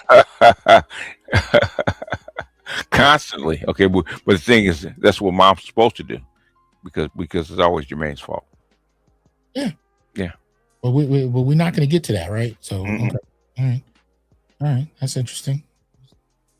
Yeah. So, Branch off of that? Oh, wait. I mean, and so when in my process, like in my Shit, his beard is better than mine. Anyway, beard is clean, boy. I had no idea, boy. Better drugs. Better drugs, for real. I transition, and when I started thinking about how I wanted to show up as a man in this world, it was like I wanted to borrow that softness that he embodied when he was interacting with other women in his family, but not the way that he treated my mother, and what that partner violence looked like, and why. So I started to question what was his view of my mother, because clearly he didn't see her as family. How come Not you really. there? He saw her as an incubator that gave birth to his child that he now loves and cares for. And then he has his sisters and his mother that he also cares for and wants to protect. But You know how many men are seen as nothing but sperm donors and ATM machines? Mhm. What we used to call it, unpaid bodyguards, unpaid workmen, where the expectation is you're going to come in, take out trash, change light bulbs, fix broken items, and these are all assumptions that are tied to manhood that go along with it. And if taken too far, which I think happens quite a bit, they can become objectifying, where you become a living symbol of a sperm donor or of an ATM machine, of a laborer, of a bodyguard. This kind of dehumanization that this person is talking about, it happens to men. And I would have no problem with a discussion like this if there were enough discussions about the opposite, but there aren't. I grew up seeing these as the default, and then we saw them on talk shows. In the 1980s and 90s, these discussions became normalized in the talk show culture. We rarely saw a discussion, and it was mainly because they were catering to women. You know, starting in the 1970s, the women doubled the workforce. By the time you get to the 80s and 90s, people are capitalizing off of a new demographic that has resources, has dollars, and women respond to media more so than men. So it's not an accident that those talk shows and all that culture fixated on abusive men, because that brought women in higher numbers. But we confuse that with men are monsters, and women would never do these kinds of things. It was interesting. This person is talking about capitalism because that's precisely what shaped a lot of this focus on Jermaine. On Jermaine, yeah. It's cost effective. all the women that he would be engaged sexually with were just that. There were things that I would get pleasure, and it can make me a meal, and that was that. Personally, I grew up with all women. Like, single parent home, had no grandparents except my grandmother, no grandfather. Both had passed away before I was born. Father wasn't around. And didn't I just talk about Big Papa? Yep. Didn't I just say Big Papa died 10, 20 years before Big? Tell me I'm fantasizing about this shit. No, most people don't even know their grandfather's first name. Lucky if his picture's still in the house. And anyway, here we go. Taking care of everybody. So I've always conceded power to women. That's been my nature. I've been my nature and my nurture is because that's what you were taught. That's why you're sitting on this panel. You are not a good man until you had learned effectively to give your power to any woman, really. that's all that was there. So for my journey, I was in autobiographies trying to figure out where's a man and who can teach me how to do it. What does it look like? I'm looking to Sam Davis Jr. and Sidney Poitier and anybody's got autobiography about whatever, Bill Cosby, only to get that dream shattered. You know what I mean? And I think a lot of men who've grown up in those environments are trying to figure out how to hold themselves accountable while also holding themselves hostage, right? I was trying to take up for my father not being there. I was trying to take up for my grandfather's not being there, overcompensating, and not. You learn to apologize to the women for the men they were frustrated at. Wow. Okay. While those women tried to make you into the men they wished that they had, right? They tried to turn you into the guy they believed men should be, which usually didn't exist. But you just got a lot of pressure to apologize as a child for what you were told took place with those men. One of the things I can definitely say about us growing up with women, we were told how the men frustrated them. We were told about the abuse. We were told about drugs. We were told about a lot of things. It's not until you go sit down with that man as a grown man yourself where you start to really find out what you weren't told. So when you're raised like this and you're told to apologize for the behavior of the men that these women are frustrated about, you're not told their contribution to that failed relationship. You're not given that side of the dynamic. And we're taught to ignore it as if it doesn't exist. But when you sit down with that man and find out, often you walk away learning something you weren't told. Mm-hmm. Yep. And to be told, if you were in the same situation or something similar, you would find that no matter how well you navigated it, the story she gets to tell the kids when you're not there will paint you in the same light as your fathers and grandfathers. Exactly. Yep. Necessarily knowing exactly what my place and my position was. So I think a lot of, I can't speak for everybody, but I think a lot of Black men just don't know when they say be a man, what does that mean? Yeah. And not even what does that mean? That doesn't mean the same thing for this woman. That doesn't mean the same thing for this woman. That's true. So I think a lot of it is both. That's true. It's double dutching. It's like, how do I give myself enough grace while also pushing myself and challenging myself to learn and listen and hear? And like I said, like even there's not a single same perspective. It's all different. It's all different. We're all figuring it out. I think that's just, like I say, it's like how much grace can we give ourselves? How can we hold ourselves accountable without the guilt and the shame kicking in? Because once guilt and shame will do a whole lot. Guilt and shame will freeze you up. Guilt and shame will keep you from actually sitting in a space that actually is safe. You don't know that it's safe because you're so used to putting on. It's just, I think it's having space to even do this. I agree with elements of his question. I actually like a portion of it. Can you give yourself grace? I have no problem with that question. I'm glad he said it, because that's one of the things that I want Black men listening to this channel to be able to do.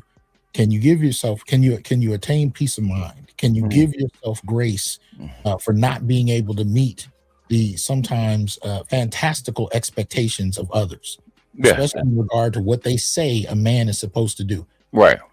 Can you give yourself grace? I think that was an excellent question. Now, what he's attaching to it, I still don't know yet. But at least that question unto itself, I'm all for. Yeah. I don't want men to leave my channel just, walking away pissed at women. I really don't, because there's a point where that becomes acidic in yourself. Because the more you learn about what the fuck was done to you, you're gonna get pissed off. I want brothers to get past the red pill rage of it. I want you to be able to, and this is something you used to talk about a lot. And probably still do, but just understanding female nature. That's and being understanding and sometimes even indifferent to it. And so you're not quite as frustrated at its presentation. Yeah. But at the same time, I want Black men in particular to be able to give themselves grace and have peace of mind, knowing that you don't have to be what these people tell you you're supposed to be because it serves their financial ends or whatever other ends they have. You don't have to do any of that performative shit. You get to be who you choose to be. And if the environment is so sickening in terms of what it is you're looking for, you have every right to either withdraw from it, go elsewhere to find what you want. You have the right to do so. And this is not what we were taught growing up. No. That's what these men are grappling with. We were taught to serve her. And I'm saying, you know what? You have every right to make your own choice. And if it brings you peace of mind, goddamn it, do it. That's what I want. I want, that's one of the things that I've tried to unknowingly, address in some of my programming. I don't want men to stay in a position of frustration. I want you to get female nature. I want you to be able to become indifferent to its manipulative tactics when they present themselves. And I want you to walk away with peace of mind. Yeah. I really do. More than anything else, I do. My mission early on for the first number of years was to create a vocabulary on this channel for men to articulate themselves. Right. I think, and I've been telling you for the last few years, I haven't figured out what mission I wanted to take on now, but I think I've figured it out. I want my channel to be a space where brothers can find the means to develop peace of mind and give themselves grace for how we've been manipulated and exploited and taken advantage of. I want us to find that. For whatever reason, I don't know why black men don't think they have a right to be happy. Yes. Because we were never taught that was a priority. Yeah. We were taught that her happiness was the priority. It was priority, yes. When's the last time your family member sat you down and told you what your rights were in a relationship as a young man? No, I'm serious. I'm asking the fellas in the chat. When did you get sat down as a youth where you were told that this is what you were supposed to get out of a relationship? This is what she was supposed to do for you in a relationship. They tell you children first, that woman second, and you last. That's what you're taught. And you last didn't even come with anything clarifying. Like, what exactly do you get? Yeah, whatever's left, if anything. And I think many men to this day have trouble articulating what it is they actually need. Because we were never taught we were supposed to have needs, or that we could have them, or what they should be. Yeah. Women black women getting upset over coffee dates for the first date. Yes. Like, I don't know you. Man, I'm seeing women who are upset if he's not helping to pay her rent within 2 weeks of meeting her. Yes. Those are the social expectations of the day. They want white privileges before you even marry. Yes. But when you ask what I get out of this, you get me. Doc, I know you like me. I can't tell you how many times I've heard that. Yeah. And so I want brothers to know you have every right to find your happiness, your contentment, and BGS talks about those two things as two separate things. So, look for his shows where he breaks that down. But my point is, you have every right to pursue that and make it a priority. We're just not told that that's what we have the right to do. Here we go. Let's see. Yeah. This is village. Yeah, and accountability, like you said, giving yourself that grace, and then understanding when it's like, all right, tighten up. All right, it's sometimes, and then educating yourself. A lot of us, we don't remember to read, right? Y'all remember them posters that they used to say read, and you got your celebrity on there, and you don't even see them posters no more, right? You don't even see things to really push each other, right? So the more we can kind of educate ourselves, and like you said, to your point, to the village, right? Understanding that it's there, it's obtainable, right? I just shot a movie in Nickerson Gardens, and I'm like, yo, all these kids in the project still got villages that we are taking away. You try to get away from it's tough times in the black neighborhood. It's like, man, these kids still out here playing. They still out here having a good time, right? And understanding like why or what that is for certain communities and why it's necessary for them. They don't got nobody else. So they got to send their kids outside to say, hey, can you watch my kid today for a second? I got to go to work, whatever. So sometimes you get above yourself and think, I don't need nobody. I done made enough money. I can pay for this nanny over here. Rather than being like, oh, no, Luke, you want your kid to come hang out with my kid today? And then we go do this. All right, cool. We hang out. Remembering that it's all there and it's obtainable, but sometimes we push it away ourselves too, Something that I really do think about when we think about power, right? Because I think we misunderstand power. We've been taught all types of false definitions and notions of power. And a lot of the time, the way that we understand power is really abuse, right? It's like we bully each other. We abuse our power over each other and say things that we're not supposed to. We bully or abuse our power over women. We abuse our power over kids. You know what I'm saying?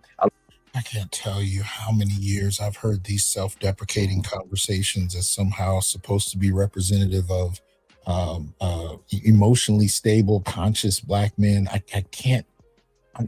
This at least I've seen this since high school. I mean, this kind of self-deprecating shit is so consistently the same, and yet I've rarely seen women urge to have roundtable discussions where they hold themselves accountable for their treatment of men and boys. I've rarely seen it, man. And it's interesting to me that I'm not saying they're reinventing this for 2026, but it does seem like they've kind of pulled it out of the bin and dusted it off, and they're trying to reintroduce it. It's interesting. I'm like, man, this was the narrative I grew up with. Fall on your sword for her. Yeah. Still saying it. Yeah. Still saying it. That's what they're doing right now. Falling your sword. Falling on their swords, and they're wondering why young men are not being drawn to this. How many young men are in here under 20 years old watching? I mean, in this discussion at the round table, for that matter. You got any teenagers in there? It's not happening, man. These young men are not following the script, not to the same degree. It's not happening like that.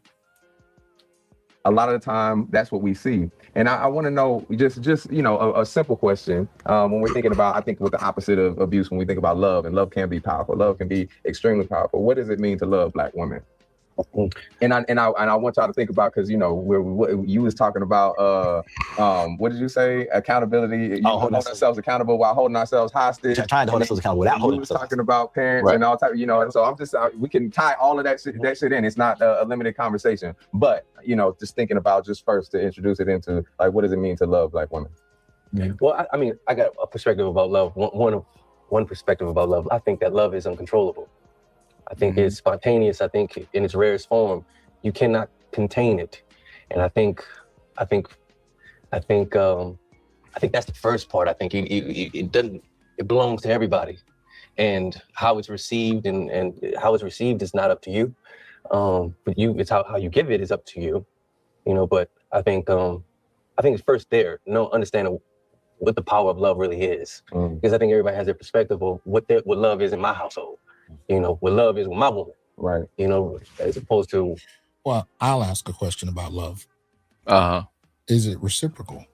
Okay. I'm just curious.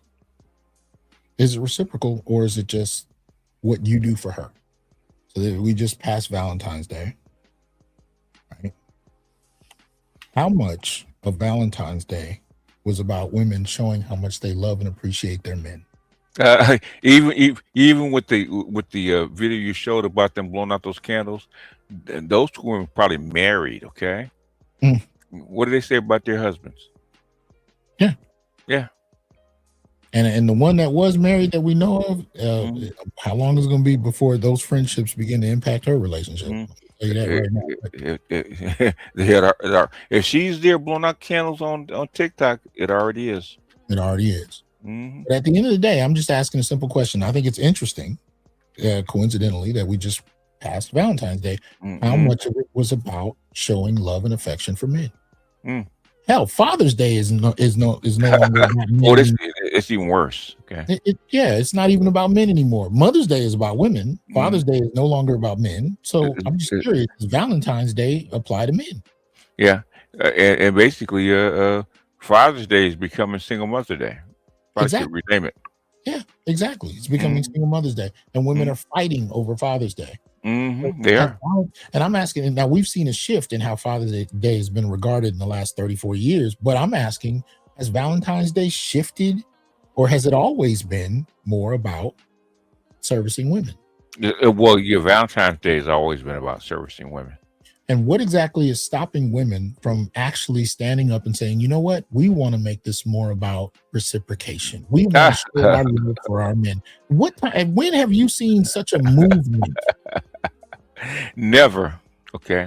Now, before I hear from women that say, oh, there's not enough men, we don't like the one. No, I'm talking about people in relationships who are happy to be in relationships, who are happily married. When do you even hear about those relationships honoring and loving on their men? It's not real. Even the industries around it are all tied to pleasing women. Yeah, well, this I don't know what it is. This last Valentine's Day had so many women on social media talk about they wanted to kill themselves because they didn't have a Valentine. They didn't, because they didn't have a Valentine's, right? Because they didn't have a Valentine. Yeah. So it's a problem for women who aren't in relationships, but even the ones that are in relationships.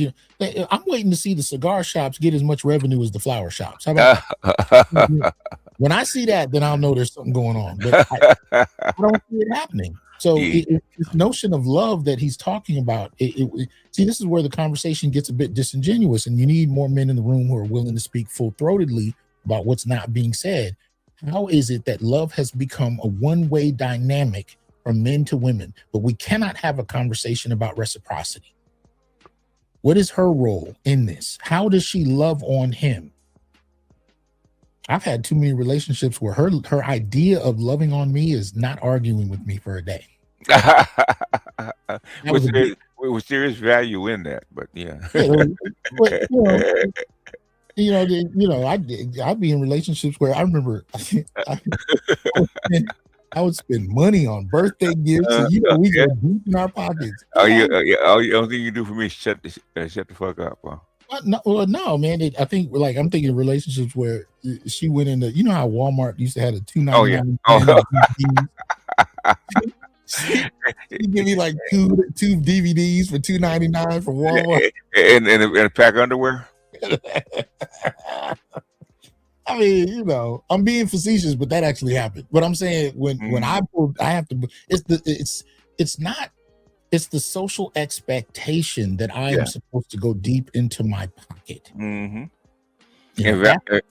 And validate her. But there's no reciprocity in that regard. No. Don't come home to a 90-inch television that she paid for because she just wants to show me she loves it.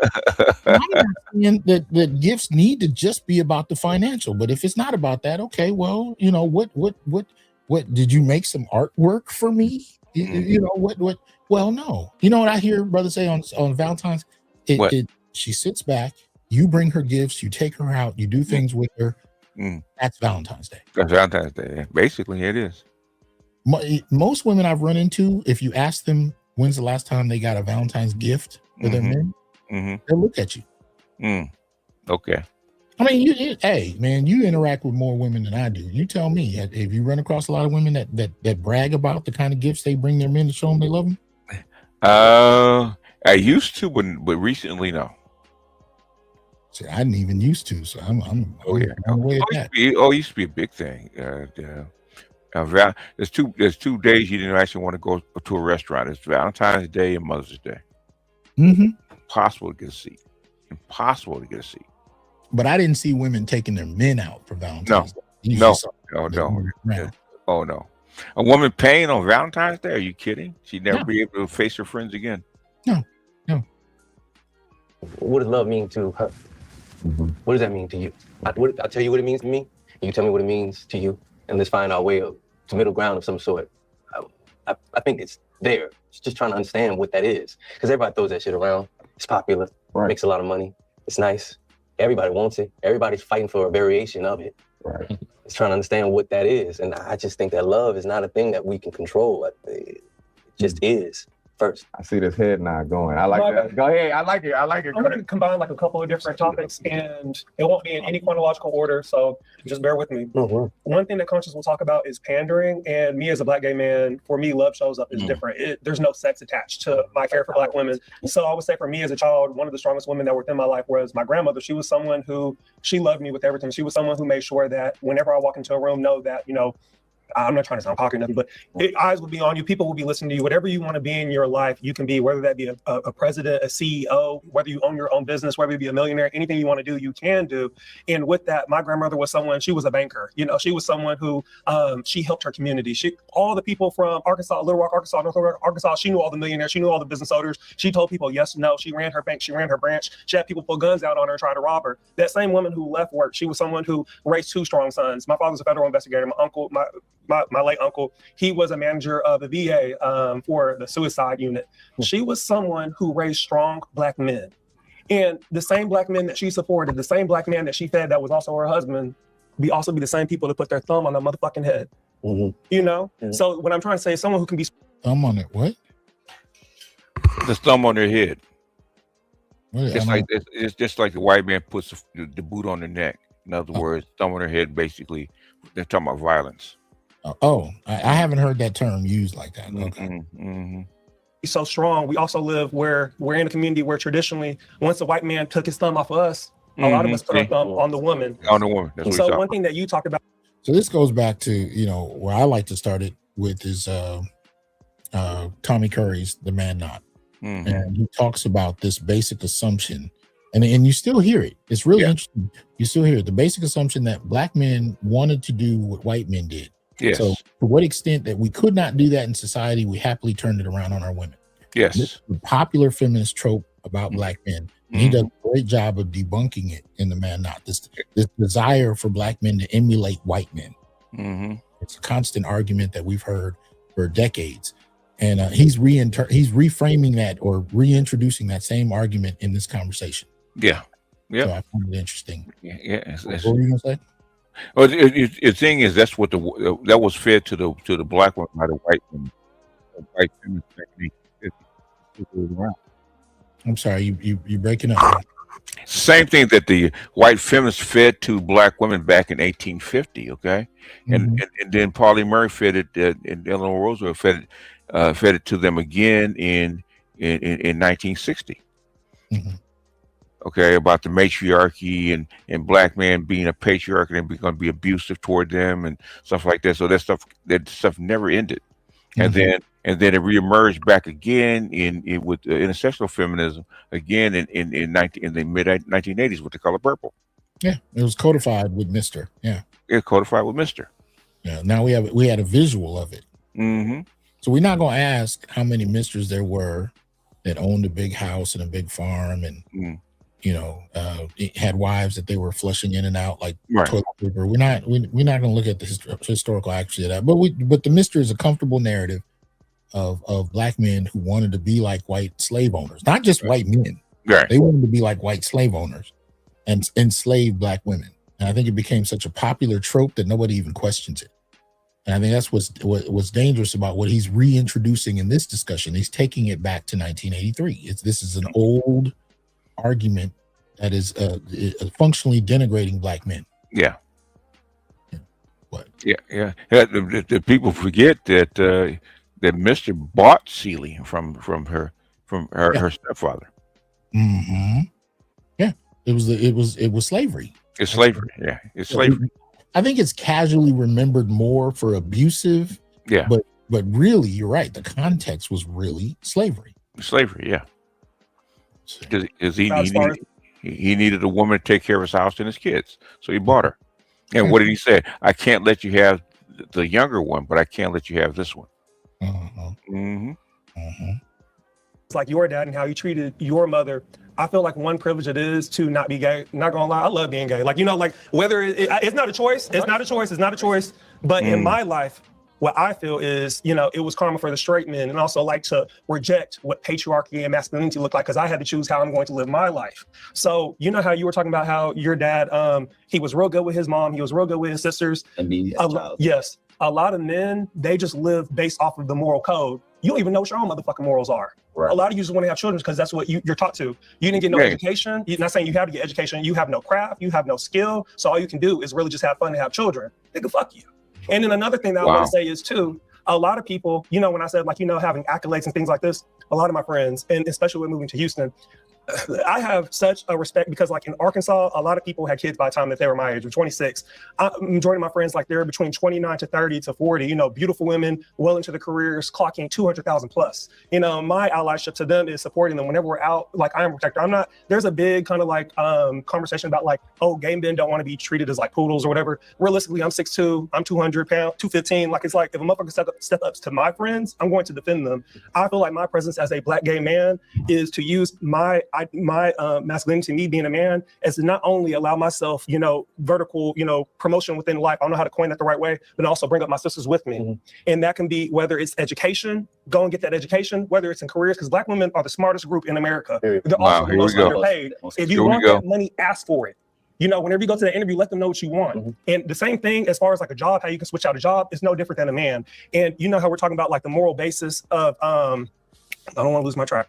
The moral basis of people not knowing themselves and having babies, a lot of men don't got shit to contribute. If you can't even commit marriage to a motherfucking woman, what makes you think that she wants to commit to having a baby? That 9 to 10 months, that can fuck up that whole baby's life. So why does she have a baby? What is he talking about? He's babbling. Okay. The thing is, he's talking about he doesn't do the traditional black masculinity, but everything you just said was traditional black masculinity. Yeah. Protecting, helping her. Yeah. Rise up in the company. I'm like, what? Yeah. You're denouncing it and performing it at the same time. Yeah. But I think the subtext is that black gay men are better men for black women than straight black men. This is what I think he's trying to go to with this, is that black straight men do not have the proper kind of love and support. They don't provide it. They don't provide the same kind of protection and support that black gay men do. Right. And because the love is sexless in terms of the actual act of sex, it's somehow more pure. Right? There's all these little digs. And he came with his little tirade of them, so they're all kind of connected and they're kind of micro digs. So I'm just listening to them, like, okay, So you trying to prove that you can outdo straight men in terms of appreciating and worshiping black women, while not holding those women accountable. And, like if the guy don't have money, don't have a job, and can't support a child, why is that woman having a child for that man? But see, we're not allowed to talk about her role in that decision making. It's only about his role in it. And now in the kind of context we're in, post 1970s, as far as birth control is concerned, right? Who has greater control over one's reproductive capabilities, men or women?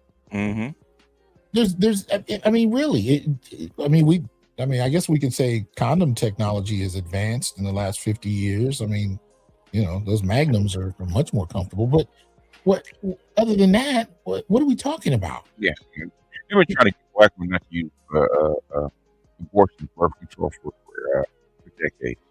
Your mic is doing something weird. I was saying they've been trying to get black women not to use birth control, abortion as birth control for decades. Okay, instead of taking your birth control, taking your pill, whatever method you want to do, they're going raw and actually using abortion as birth control.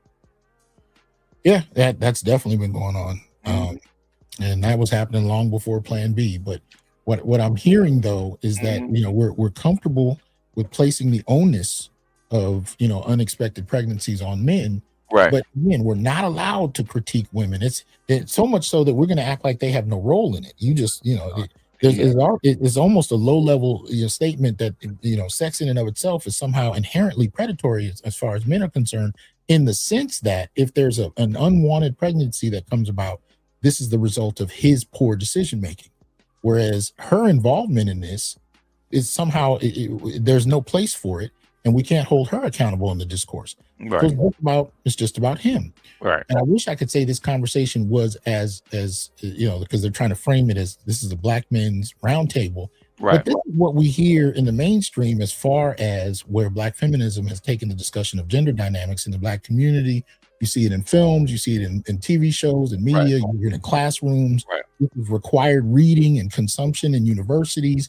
I bet you this roundtable has become required material in a classroom somewhere in America, particularly in a Black studies or Black feminist studies framework. Oh, it has. It has.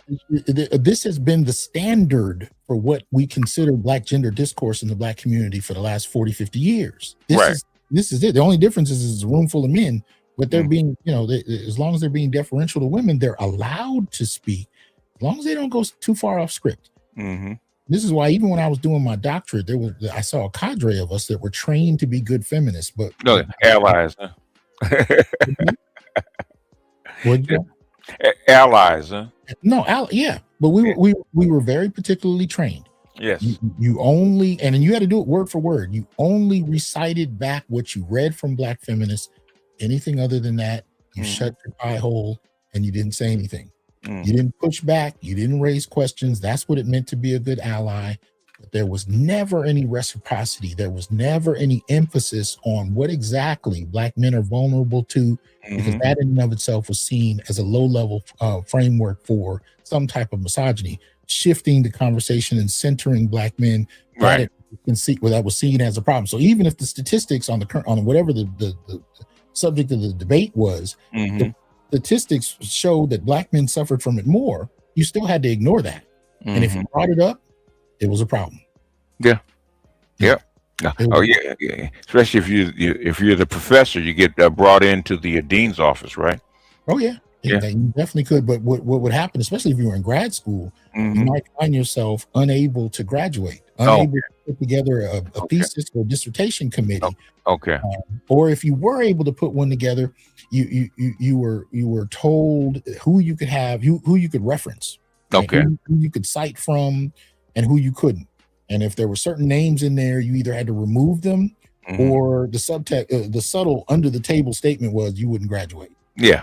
And I can't tell you how many young men have reached out to me in the last decade because they couldn't graduate because their dissertation committee member, who was usually a feminist, wouldn't approve of who they wanted to cite. So the process of it's one of the reasons why there's so many academics that think along these lines. It's because the ones who didn't were washed out. They were weeded out. Yeah. Yeah, they were weeded out. There was that mechanism was extremely potent and powerful and consistent. Right. Yeah. Not only did you have more black, I think it was over 20,000 more black women at the faculty level than black men. Yeah. But feminism, white and black, has pretty much gone unchecked. I mean, it's almost like a religion. There's really not a lot of pushback to the point where most women's studies departments are primarily feminist in their orientation, whereas in any field of study, you would have a variety of conflicting ideas that would go back and forth, not just amongst feminists, but there would be a variation of others and so on. A lot of it is kind of just sandwiched and collapsed onto itself to where it's almost a one-dimensional conversation. So that being said, when you're a man who starts to question these gender dynamics, you are washed out quickly if you can't get on board and play your role. Feminism is the new church for black women. Sometimes you black men. Yeah. Absolutely. And for black men trying to advance, you had to be able to show that you could dance, that you could play your role. And this is one of the issues that's been taking place, that they pushed out so many black men. But in the last year, right, we've started to see a pushback against this. We've started to see a silencing, of course, of a sort for a certain type of feminist discourse in the academy. A lot of this, I think, had to do with the conservative pushback against DEI and so on and so forth. There's a kind of silencing that's been taking place. And so we're just kind of watching to see where this goes and how it impacts us. But I think the resources that have, subsidized a lot of this have been cut. Yeah, the rules have changed. So yeah. Shout out to MS Delta. Appreciate that. Generous contribution. Thank you. Hope you're well. That's our spook that sits by the door. What's that? That's our spook that sits by the door. Oh, okay. Yeah. In Washington, D.C. There we go. There you go. Not being supported. Yeah, you can't. In the same way that she was talking about, asking for that promotion and things like that, because that also, when we're when we're seen as having some more control or power over in a work environment, people aren't going to abuse us as much. People aren't going to, supposedly, right? Where are we advocating? You know what I'm saying? In the same way of like not being prepared for fatherhood, where are we advocating for those black women in the job, in the workplace, and making sure that they are seen in the way that they should be and empowered in the way that they should, in the same way that in fatherhood and outside of fatherhood, when you know that your homie is going to have is thinking about having kids, when you know that your brother or whoever is thinking about having kids, how are you empowering the mother who could be the mother, and how are you holding your brother or your homie accountable, and what does that even mean? The same conversation I can say, like, hey, you need to ask for it 150, 200, 175, be the same conversation, like, like, what's he doing? Right. And it's like, it might be a conversation. I think also with certain conversations, it doesn't matter if you're gay, straight, or whatever, you're still a man. Whenever a woman wants to open up and talk to you about certain things, that's when you want to talk about it. Like, you can't be overbearing, because with patriarchy, with masculinity, it's kind of like you trying to talk about something you want to talk about and shouldn't even want to talk about that. That's you exerting your masculinity over somebody. So, like, whenever my friends. Wow. I know you're getting a headache, Doc. I know you're getting a headache. Shit. Continuing. So, if you want to talk about what you want to talk about, good Lord. All right. Holding the men accountable and empowering the women. Which translates to be deferential at every turn and fall on your sword. If she wants to be the subject, then you had to avoid your attempt at invoking patriarchy and let her change the subject. But you want to add in when it's necessary, your job is to question how he's behaving. Okay.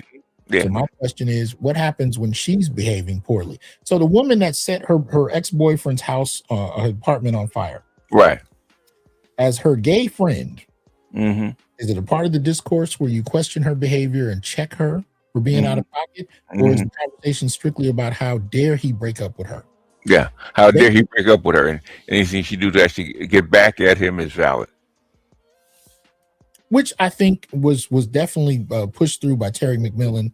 Oh yeah. Those films, like, because she did the one with Angela Bassett setting her husband's car on fire. Yeah. It popularized the idea that there was no going too far, that as long as a woman's feelings were hurt, she was justified to do whatever she wanted. It popularized that narrative. And from there, I think, people began to look at women committing acts of violence as, again, what's the first thing you hear when you see a news report on a black woman, especially committing an act of violence against her man? What did he do? What did he do? What did he do? Yeah. I wonder what he did. He probably did this. He probably did that. And it's like, well, okay, so you found out that what he did was break up with her. Right, right. Well, he was probably cruel and abusive. Okay, but you don't know that. What you do know is that he broke up with her. At what point does he deserve to die? Right. Let's not get it twisted. You set somebody's house on fire. Yeah. Trying to, it's not like spray painting somebody's car, which is bad enough. But when you set their house on fire, you're trying to kill them. She set a whole apartment building on fire to get to him. You see that? Yeah. Not a house, a whole apartment building with other people there. Yeah. Yes.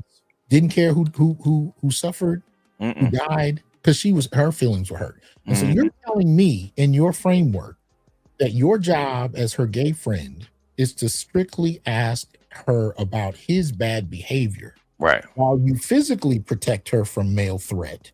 You help her advance her career, and you defer to whatever she wants to talk about, so you're not invoking patriarchy. Right. Okay. And go ahead.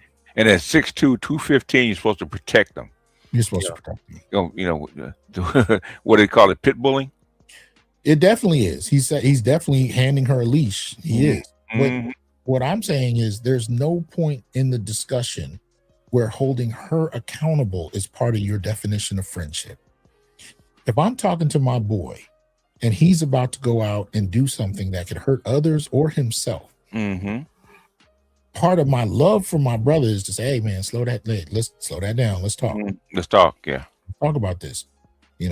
I had a boy in college who was upset because he was being hyper ticketed on campus. Oh, and okay. He came by my dorm and he said, fuck this. I'm pissed. I'm going down there. And he was like, without all the expletives, he was going to go attack one of the cops. Wow. So I had to jump in the car, drive down to campus, and literally catch him before he attacked the cop. Wow. Okay. And I didn't do it because I was particularly, concerned about the cop's life. I was concerned about his future. Yeah. That's my boy. Protection and even checking one another is part of the love you extend for your brothers, for your friends. That's part of the dynamic. What he set up in his definition of allyship and friendship, which I think he kind of tied together, is that, I can't check her because that's patriarchy. She does what she wants. I support her. I step in to ask her how poorly her man is acting. Yes. I support her career advancement. I protect her physically, and that's my job. And I shut up before I invoke too much patriarchy. Everybody, just like mama, everybody wants to know how her man is acting. He's got to be put in check. He's got to be put in check. Talk about their dating. Majority of my friends are introverts. They're real kind of like to themselves. They don't like to talk about their business. When they do open up, that's when I ask, like, hey, you have X, Y, and Z. Is he providing you what you need? Or is he just a placeholder until that right man comes? So sometimes it will be different. It just depends. Because you got to be the person to say it. Yeah, I would say too. You got to go ahead. No, I want to see what you're going to say. No, go ahead. And placeholder might not be the right thing. It might not be the right thing to say, but. I was just talking about, I'm 70 years old. So I come from a whole nother era than any of you Negroes is talking about. And what I've learned, and I'm not saying I'm right. I think everybody is right. because there's so many levels to this. But most of this was laid on our parents. Yeah. My father was born in 1915 and his parents were slaves. Well, his grandparents were slaves. So what I've learned is it's not your mother's fault. It's not your father's fault. It's not your fault.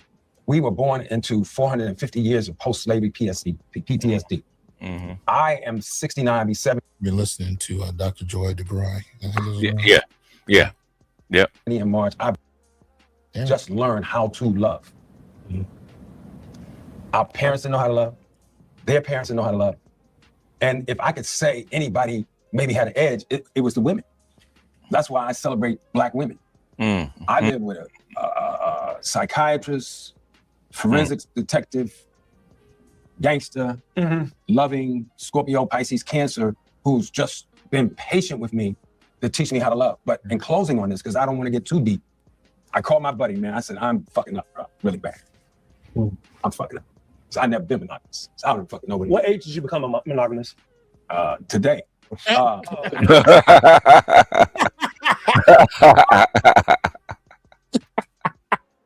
I wasn't ready for that. I was gonna say a couple years of like today. He said today.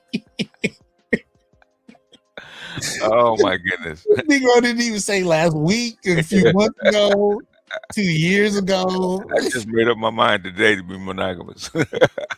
You don't even know it yet. I made that decision here at the table. Oh boy. Oh my goodness, that's classic. That is classic. Unfiltered. No, but let me just say what it is. And we don't talk about this. We don't talk about dopamine being in a pleasant center of the brain like we talked about oxytocin is the hormone. It's called the cuddle hormone. So a lot of times we're just talking in generalities. And that's why I think what you said about counseling, because a counselor is going to get inside of this from a real, not even white people perspective, just from a scientific perspective, unless science is not wrong and the brain is not made with it. So when I hurt my girl, which I've done over and over, and I commend her for even being with me, and I said it in my podcast, and I'm gonna say this and stop. I called one of my partners who was brilliant. He said, when you hurt somebody, where you leave them is where they stay. So I think our parents, our grandparents, our uncles, the people that raised us, those men who treated the women outside the house nice, but then put the thumb on the grandmama and put the thumb on the girlfriend or whoever. They are all, it all comes from out of all of that. And I think that's what makes me excited that we're going to bring the women and the uncles and we need to bring them all in here. But go ahead. The one thing that I just want to talk about in Luke, make sure I say that name right, pop this part out. Okay. What Luke brought up was like accountability. Like, yes, we can talk about, what our families did to us, all this, all that, but eventually, and I know white people try and say this and I really don't like that, but eventually comes a point where you have to decide, how do I want to live my life? I haven't talked to my daddy in 6 years. I don't give a fuck about what my family has gone through. I know where I will go. So it's like, you can only say that for so long. Black women are tired and, kind of like putting onto them like, hey, like, you didn't do this entirely, because everybody in here, several people have talked about like, going to counseling. Have that upon yourself. Stop waiting for a woman to tell you what you need to do. Take that upon yourself. Let me address that real quickly. For me, I didn't know fucking how to Can I say one more thing? No, I have to say this, because another thing that happens is too, you live your life for so long, and I'm not meaning no disrespect by this. All right, just say it, bro. But when you hit your 60s and your 70s, I want to be right. Okay, but I want to live my life right. I want someone to take care of me and protect me, and that's what a lot of women have issues with. I'm living it right the fuck now. As I said, I said 60s and 70s. Let me say this. Don't overtalk me. I'm gonna fucking overtalk you because you're talking out. But you're not gonna disrespect me. You don't know what the fuck you're talking about. I am. I do. You don't know what the fuck you talking about. Oh, I do. I do know it, nigga. I do. Notice how mama came in the room. Now, I just want to point something out in terms of the physical dynamic of the situation. Who is she pointing to? Who's she raising her hand to? She's raising her hand to him. Now, you can go either way with this one, right? Yeah. Well, she's trying to calm her ally down and telling him to back off. Well, but again, who is she? Just in terms of her gesture. Yeah. Who's she fixating on? Right? Yeah. This is the dynamic that I think Black straight men have been talking about for the longest, but we can't say publicly. Right. The relationship between straight Black women and gay men. And I've always argued that it's tied to an adoration of the feminine. Yeah, it is. Gay men are not, characteristically defined as those who have differentiated themselves from femininity. They're closely aligned to it in a very particular way. And in many ways, over the years, have almost kind of worshiped the very idea of the Black feminine. So that tie between them, to me, I've always seen as somewhat kind of vain in a particular way. But that's the linkage between the two that I've always seen. And so they're joined in their disdain for straight Black men. I think on a generational level, for the younger brother, the younger gay cat, I think I think Clifton represents the very men in his family he just got through saying he didn't give a fuck about. Yeah, he did. Generationally and in terms of sexuality, Clifton is a reflection of his fathers and uncles who he just bragged about distancing himself from. So am I surprised that those two go at it out of all of the people sitting at that table? Because in other words, he's protecting who he feels is his, just like his grandmother and his mother. Yeah. And he's defined the enemy as the same people that his grandmother has defined. You know what I'm saying? It's an interesting connection. And her way of coming in to tamp this down is to go at Clifton. But let me see the rest of it. I'm good. You don't know what the fuck it is.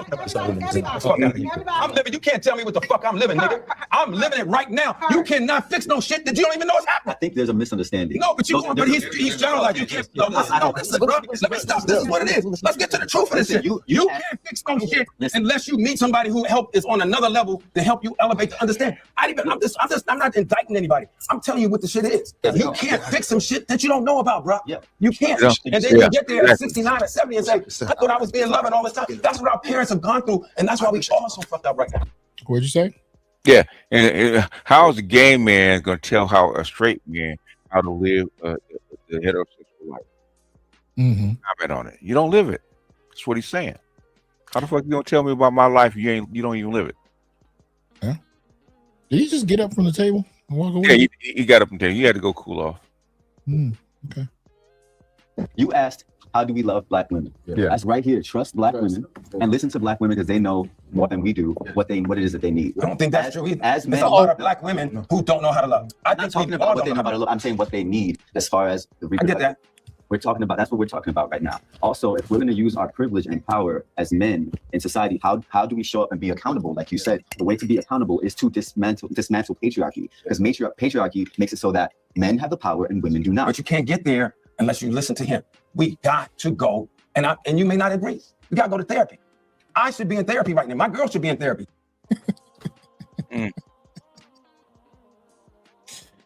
All right. There's a lot there. Yeah. But at least he's being true to himself. That's one thing at least he's doing. Yeah. And I credit him. He's not. See, I think a lot of the younger guys were taught and trained on the script. A couple of them have veered from it here and there. Clifton the most, because he's not trained in that. He's trying to be deferential, because he's been taught that this is what it means to be a good man. But he's not. He doesn't have the same script, and he doesn't have down to the same degree. So he's willing to entertain conversations that they're not. But when Homeboy said, women are not being loved properly, we got to listen to them so they can tell us how to love. He said, I don't think a lot of women. They don't know how to be loved. No, they don't. I thought that was an interesting statement. Yeah. But I think he took it in a different direction than we would. To him, it was just, they've been mistreated. They need to be loved. I don't think they know how. We need counseling so we can love them better. Cool. That's your perspective. Go with that. What I'm saying is, all right, if you want to have a conversation about them not being knowing how to be loved, I think about it more from the vantage point of how men experience what women tell us to do to love them properly. What do women say they want us to do, and what happens when you do all of those things? That's one of the questions I want to ask. What do men have to say about how we're taught by women in terms of what it is we're supposed to do as men? And I have something. I got something. I have to email it to myself to open it up. Okay. But I find this interesting because this is a question I think men have been asking for a very long time. And we don't always know how exactly to address it, because again, what men experience is considered uncouth to talk about in mixed company. We're supposed to the things that we experience, we need to shut up about, and especially if it's uncomfortable for women. Right. Let me see. All right, so let me just pull this down for a quick second. I'm especially curious to hear your response to this. All right, let's see what these brothers have to say about it. Don't look for a good dude. Women don't look for that man that works and, wants to treat them right. If you want to lose a woman, treat her good. Have a job. Take care of her. Tell her you love her. Tell her you respect her. Tell her I want to be with you. Tell her I want a family with you. Tell her you the only one I want, and you'll lose that motherfucker quick. I'm trying to tell you, if you want to lose her, listen, you can cheat on her, she'll stay with you. Beat her, she'll stay with you. You can lie, all that toxic shit. They love that motherfucker. But if you lose her, just be loyal to her. Yeah. They do. Show her some respect. Just say, look, I miss you. I want to marry you. I want to take care of you. That motherfucker will run for the hills. I don't want no good man, because you sing to her. Sing to her, she still don't want you. They're not taught and raised for someone to treat them right and to take care of them. They're not used to that shit. If ain't that motherfucker mentally abusing them, verbally abusing them, or physically abusing them, they don't want it. So if you want to lose your woman, just treat her good. Okay, now that's true. There's a lot of truth to that. I mean, I wanted to hear BGS's take on that. There's a lot of truth to that. Yeah, most of our women are toxic. They do toxic. If you don't start the drama, they're going to start the drama. Your mic is messing with you. I was going to say, if you don't start the drama, they'll start the drama. They're steeped and trained and they'll love toxicity, right? Look at the shows they watch, the movies they watch, stuff that they watch, right? All toxic.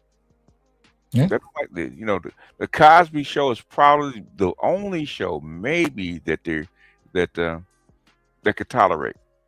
Was fairly calm, and even then, Clara was a little much. She's a lot. Yeah.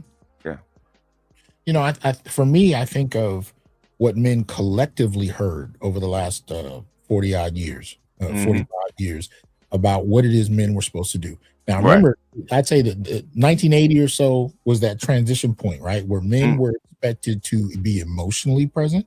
They were expected to do more than provide. They were supposed to love on. They were supposed to be sensitive. They were supposed to cry. They were supposed to be vulnerable. Yeah, that's the therapist speak, right? But the thing is, what women want is excitement.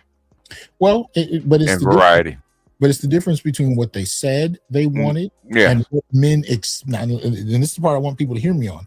What they said they wanted versus what men experienced about their response to getting what they asked for. What they asked for, yeah. Now, those two men are laughing, one of them is laughing and joking. The other one, I think, was perfectly serious, and I'm not saying what he's saying applies to everything, but I am saying he represents what men experienced. And this is partially what produced the generation of men that are involved in this conversation. It's we're not responding. You see, feminists would say, oh, they just don't respect men. They hate women. I mean, excuse me, they don't respect women. They hate women. No, you got men who are responding to how women did not appreciate when men did what they asked for. You said you wanted sensitive men who brought you flowers, who paid your rent, who paid your bills, who took you on trips. We can go down the list. And yet those men report being treated the worst. And often found themselves left for men that didn't do any of that. Any of it. Yeah, because they didn't give that woman what she wanted. They gave her what she said she wanted, but not what she wanted. And so we're not talking about her behavior. And this conversation to me is setting back the discussion because it's telling us something we would have heard in 1985. Just serve her. Well, we heard that. That's why I find this conversation a bit disingenuous, because you're not following through on where the conversation is today. This is 1985 speak, serve her. Well, we did that. Many did that, and they found it didn't work, right? You had a generation of men that also heard that if you make six figures and you take care of her, you'll be treated with respect. Brothers who started making six figures found out that nothing changed. And And y'all know I told you my conversation with Judge Joe Brown a couple years ago. All He's right. the first one that told me. I told him it doesn't change at 6 figures. He said, son, it don't change at 8 figures. 8 figures. No, it does not. It don't change. Ask Barack Obama. You see, so the conversation where it should be is, all right, if you want to have a discussion about how black men love black women, where in the discussion do we talk about women's responses to being loved the way they asked for? When do we have a conversation about her behavior and not just the things she said that you want us to perform in this discussion and tap dance around? Right. No, we need to talk about what they actually did to men that did what they asked. Yeah, for you to understand why men are frustrated and withdrawing, and why you got young men that don't even want to start the dating game. Right. You have to have truthful discussions about what men actually experienced from women, and that's what I'm calling disingenuous about this conversation. Clifton is the first. He's more likely to bring that up, but he would be shouted down because it's not consistent with the messaging of the show. Right. But this is what would be what would constitute a real genuine conversation. Right. So you have no problem talking about how men show up and what mistakes they make. Okay. But men are not in these relationships by themselves. What he said about his fathers and men fuck black men, right? What is that? Yeah. I mean, you took her out for Valentine's. You took her to an expensive steak restaurant. You got her the $200 rose set. You did this. You did that. And she slept with your best friend. Where's that conversation? Men report experiencing these things, but where is the conversation that goes along with those experiences? So your focus is just on what I do for her. Okay, cool. But now explain her behavior. She left me for a dude that is what do we call it? A hobosexual? Homosexual. I always, if you want to pull this up, I always play this one. You can post it. You gonna post it? It's in the tray. Oh, I didn't even see it. My bad. Here we go. Be crazy if you want, but I am a recovering thug addict, okay? And it is very hard to stop doing something cold turkey that you've become addicted to, right? So I no longer date thugs. I'm dating squares now. So when you're talking to me, do me a favor and put a little bass in your voice. Like, be mean. Not mean for real, but mean just to please me in the moment. You get what I'm saying? Like, I need you to sound really assertive, like you mean it. Like role play a little bit. Now, don't go upside my head, but say things like, let's say you tell me to do something and I don't do it as fast. Be like, what I say? Tell me to shut the up. Tell me to go sit down somewhere. Like, when you say something to me, pretend like, you feel me? Because I be having withdrawals and I be like, he's too nice. And another thing, like, I know that you like to dress nice and wear these dry fit shirts. Can you put on a black hoodie? Can you sag your pants a little bit? I know you like to smell good, but can you spray the smell of a black and mild every now and then? I just need a whiff. At least put on some gray sweats and a white tee. Some Air Maxes. Tell me you gotta bust a few moves or make a few plays. Something. These are just things that I need as a recovering thug addict. And if that is just way too much to ask, I may ask you for a hall pass to go hit a few corners with my homie. Because that is the only way I'm going to scratch that itch. Let me just call one of my homies and take a ride with him, hit a few corners, make a few plays, and then I'll be back and I'm all yours. No? And one last thing, can you turn your music up when you play it? Turn it up, turn the bass up. If not, we're going to get at least 412s, okay? Because I can't do these stock speakers anymore. I know some Migos who got a shop. I can call them up. They'll hook you up with 412s, 215s, whatever you want. Another subwoofer, a new amp, something. But the stock speakers, we got to get those out of there. We got to get them out. So I say all that to say, as a recovering thug addict, if I ask you to do any of the things that you have heard in this video, please do it, brother. Please help me. Help me scratch this itch. Going cold turkey when you have been addicted to anything can be very hard. So please cut me a break. Stop enunciating all your words so perfectly. Just need you to look a little rough, a little rugged, like you've been trapping all day or something, like you've been busting a few moves. Go to the bank, pull out a wad, When you come home, throw that wad on the dresser, along with a lighter and possibly some other things that a thug would have in his pocket. You're gonna have to get your acting skills on. Put some basil in a baggie. I beg of thee. Tie that thing up. Throw it on the dresser. Let me see it, please. Thank you.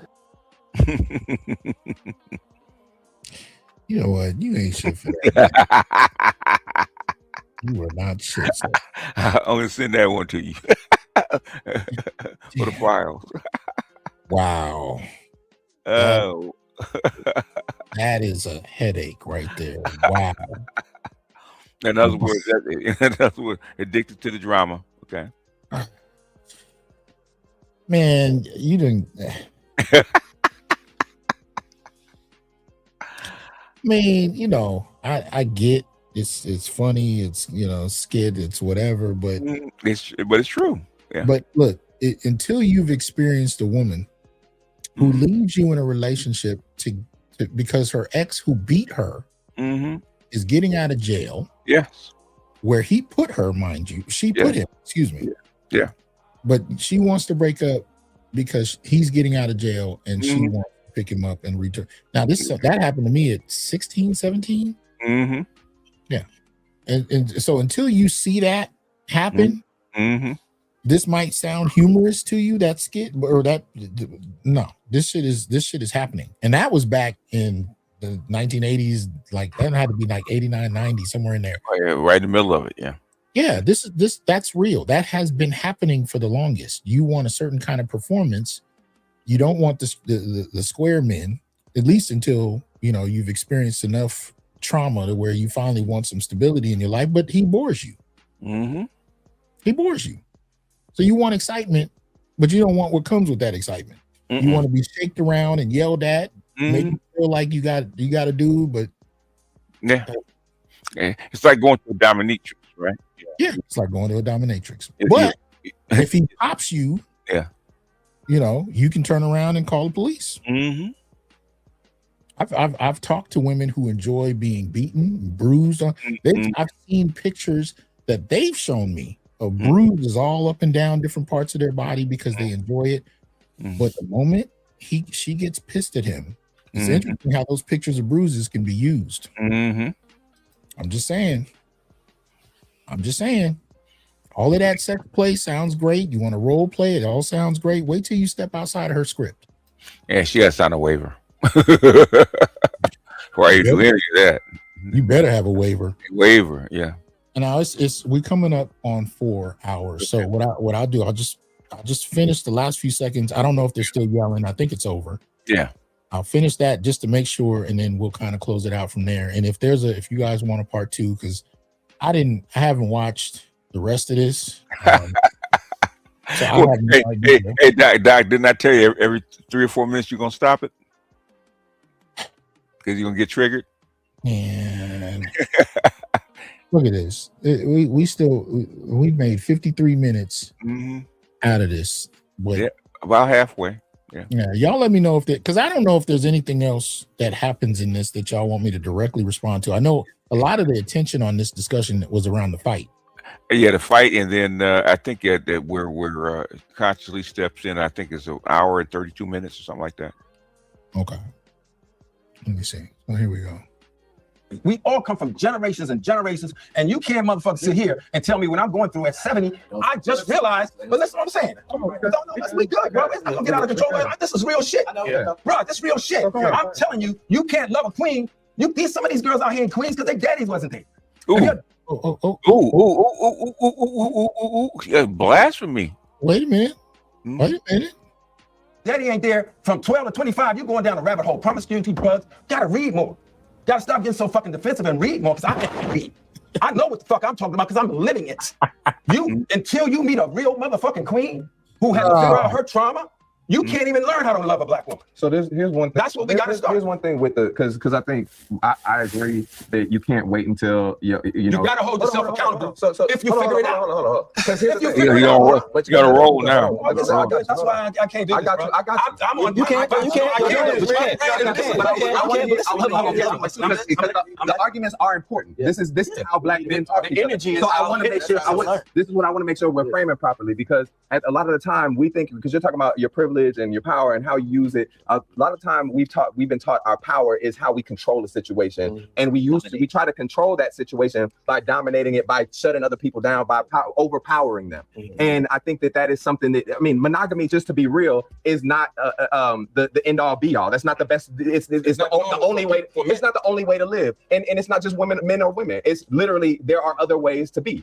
And so some people value monogamy more. That doesn't mean that you have sin and you dead and you evil if you haven't been. But the problem is, most of the time, the way that we're living is by telling somebody that we are monogamous when we're not. Hold on. That's lying. Hold on. So that's dishonest. We can't talk about monogamy. No, we got to talk about you. I'm not arguing with you. I'm agreeing with you. Hold on. Men are not. First of all, this is not our culture. And Africa is polygamy.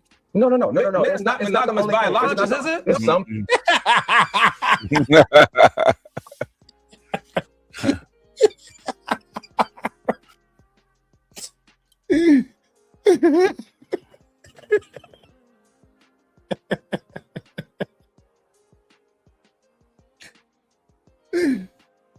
BGS, man. Yes, sir. From the sublime to the ridiculous, right? Why is he shitting all over the script, man? He can't help it. He talking about to be a real one. He's a real one. Okay, you can tell. This is deep, brother. So, do you want me to end it there? Or did you want me to go? You can go to I think the one of the thing with consciously is that hour and 32 minutes. I think it's all right, let me see. And then we can end it. Pushing this buck wild. Yeah, well, you know how it is. Okay, we trying to keep the facade going, right? Here we go. Let's see what this is. But 30 days from now, like, he was right. And that's all that matters sometimes, right? It's like, it doesn't matter, like, he couldn't admit in this moment, you know, but okay, I planted the seed. The seed was planted. How do we keep nurturing that? How do we keep this going outside of this, right? Like, and how do we, it's so. I think we got to make patriarchy look not attractive. Yes. I think that right now our community is experiencing a red pill pipeline, a conservative alt-right pipeline that's really, really appealing to a lot of young black boys. Yeah. Hey, conservative alt-right. Yes. Interesting. So in two sentences, he's identified the red pill, and then he's also cast it as alt-right. Conservative alt-right, yeah. Interesting. That's an interesting alignment. You know, again, the dynamics are impressive. Especially for black men. And we know that the alt-right in international is not like black men. Yeah. To put those two together is like oil and water. Go ahead. But he purposely did that for especially for anyone that's not heard of it. You instantly come into it with a disdain for whatever that red pill thing is. It's interesting. He just maligned an entire movement of men, black men in particular, without actually having to quote from or acknowledge what they've been arguing. And you might as well start if you're gonna put them alt right, you might as well call them black racists. There you go. Well, and you kind of did. That's what alt right really refers to. It refers to, yeah. Yeah. Let's see. I think that because they catching these, you know what I'm saying, boys, say 12, 13, 14, patriarchy and misogyny and sexism, that shit is really like, it turned them on. Yes. So first of all, see, again, I think the tactic people need to use when they listen to this stuff is to question the linkages that some of these brothers are making when they're articulating their points. He just doing patriarchy with misogyny, right? Let me see. I don't want to misquote him, but let's see. Let me go back just a little bit. I'm gonna get the quote right. By the time I get to our age, we seen as some simping, lame ass panderers. So the issue is that we're not 13, 14. Patriarchy and misogyny and sexism, that shit is really patriarchy, misogyny, and sexism. Right. In his mind, those three things are interconnected and interchangeable. There's no difference. Mhm. But when you ask men to provide and to protect, and there are plenty of women that are also asking men to take to be authoritative. Now they don't. I personally don't think they entirely mean this. I think they like the performance of leadership unless it violates something she wants to do. And then the expectation is that he cater to her. But I have heard many a woman say, especially on social media, they want men to take control, to make decisions, because especially now in this economy, I'm tired of making decisions. I'm tired of being responsible. I just want to cook and clean. I'm seeing videos of this now. I know you have. Yeah. Right. I want a man to take control. I want. You're asking men for patriarchy while you've defined it as something that is tied to misogyny and sexism. Yeah. The whole time you're asking for a roots of patriarchy, which is protection, provision, leadership, all that kind of stuff, right? Right. Yeah. And for Christian women, they add on to that. I want a Bible, a man who's tied to God, who's God-fearing man. A God-fearing man, yeah. God-fearing man who leads the family as the family's minister. So leadership is also taken on to a spiritual level when you talk about certain groups of women. And I've heard it from some Muslim women. It's just a little more popular amongst Christian women as far as the public discourse.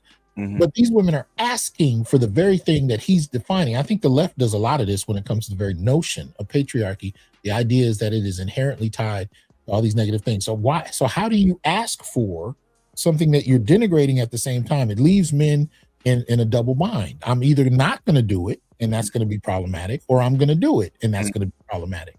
You're going to fail no matter what you do, because the way this is framed, it's a problem that I need you to still perform, but what you're performing is still a problem. Yeah. How do you win in that? How do you please her in that? You took on all the decision making, you took on all the bills, but the very thing you're doing is associated with misogyny and sexism. Okay. I'm just curious, how does that where does that go? Like it turned them on. Yes. So by the time they get that age, we seen as some simping, lame ass panderers. So the issue is that we're not being intentional in this conversation with how to get them young boys to focus in our career. For sure. Them incel niggas, the men that's patriarchs, that's into, you feel me, that's them, they really trying to be intentional about getting the young boys. So I'm thinking about they agree that's the racism. It's wild because you think like how are incels patriarchs? Yeah, it doesn't make any sense. Does it make any sense? Well, it makes sense as long as you define patriarchy as misogyny and sex. If those are interchangeable, what he's saying is these incels are misogynists. It's all the same thing, right? They're patriarchs, they're misogynists. There's no difference. Yeah. So a man who leads his family, provides for his family, and protects his family is inherently misogynistic and sexist because of the patriarch. And he's training little incel boys to follow him. Exactly. And the accusation is that brothers who are quote unquote red pill, and I guess red pill has become interlocked with incels. Because of that, these men are actively going after the little boys. That's what he kind of said. What we're focusing on. I kind of think it's actually the opposite. I think young men are looking for authentic voices that aren't overly catering to women. I think young men are looking for conversations and information that goes outside of this pandering, what did he call it? Simp pandering kind of culture. I think men are looking for it. Yeah. They're looking for it. Now, who they find, we can debate about that. But that's how Andrew Tate, Fresh and Fit, and those kind of people are so popular. Well, and those are the people everybody points to. Yeah. But what happens if you get a kid that starts listening to BGS? Yeah. At what point is he told to physically beat on women? I of all the red pill, videos I've heard, I've never heard any man talk about physically harming women, beating on women. And yet, that accusation is made synonymous with black men in red pill spaces. Yep, including incels. Never heard them doing physical damage to women at all. But notice how comfortably it rolls off the tongue. Mm-hmm. That these things are all linked together. So you have to listen to this, and you have to unlink the things that he's associating, because he's handing it out as if this is how it actually is. Mm-hmm. And you're supposed to walk away with one conclusion based on what he said.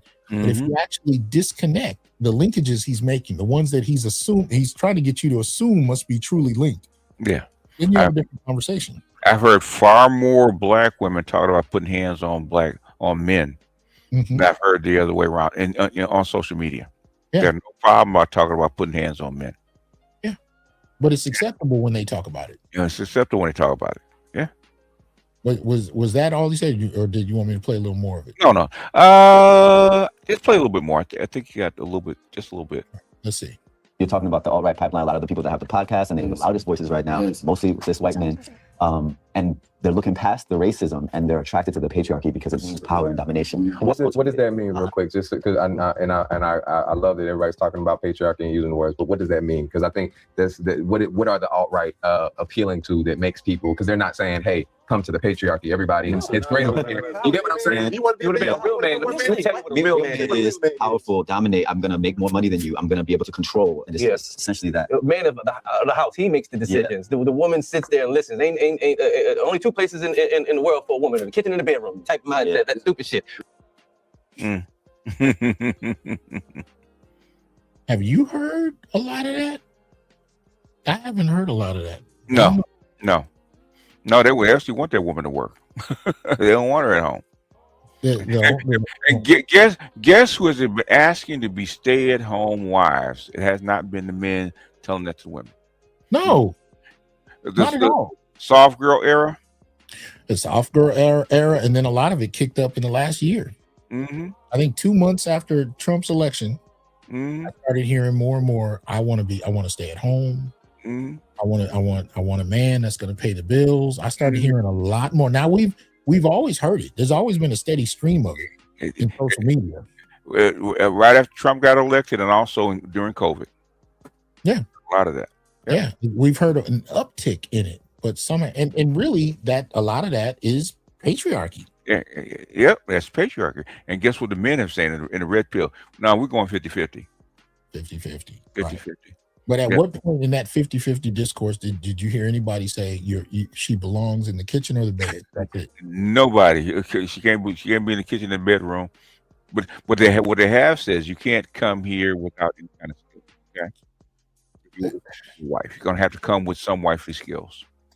Well, the reality is, and this started especially in the 1970s in the value of the dollar. The two-income family dynamic became a requirement for survival at a certain point, especially for the average family, and the average black family, most particularly. In fact, for us, the 70s, it's always been that way for always been that way. Yeah, the 70s wasn't a major shift for us in that regard because women were already working. They were.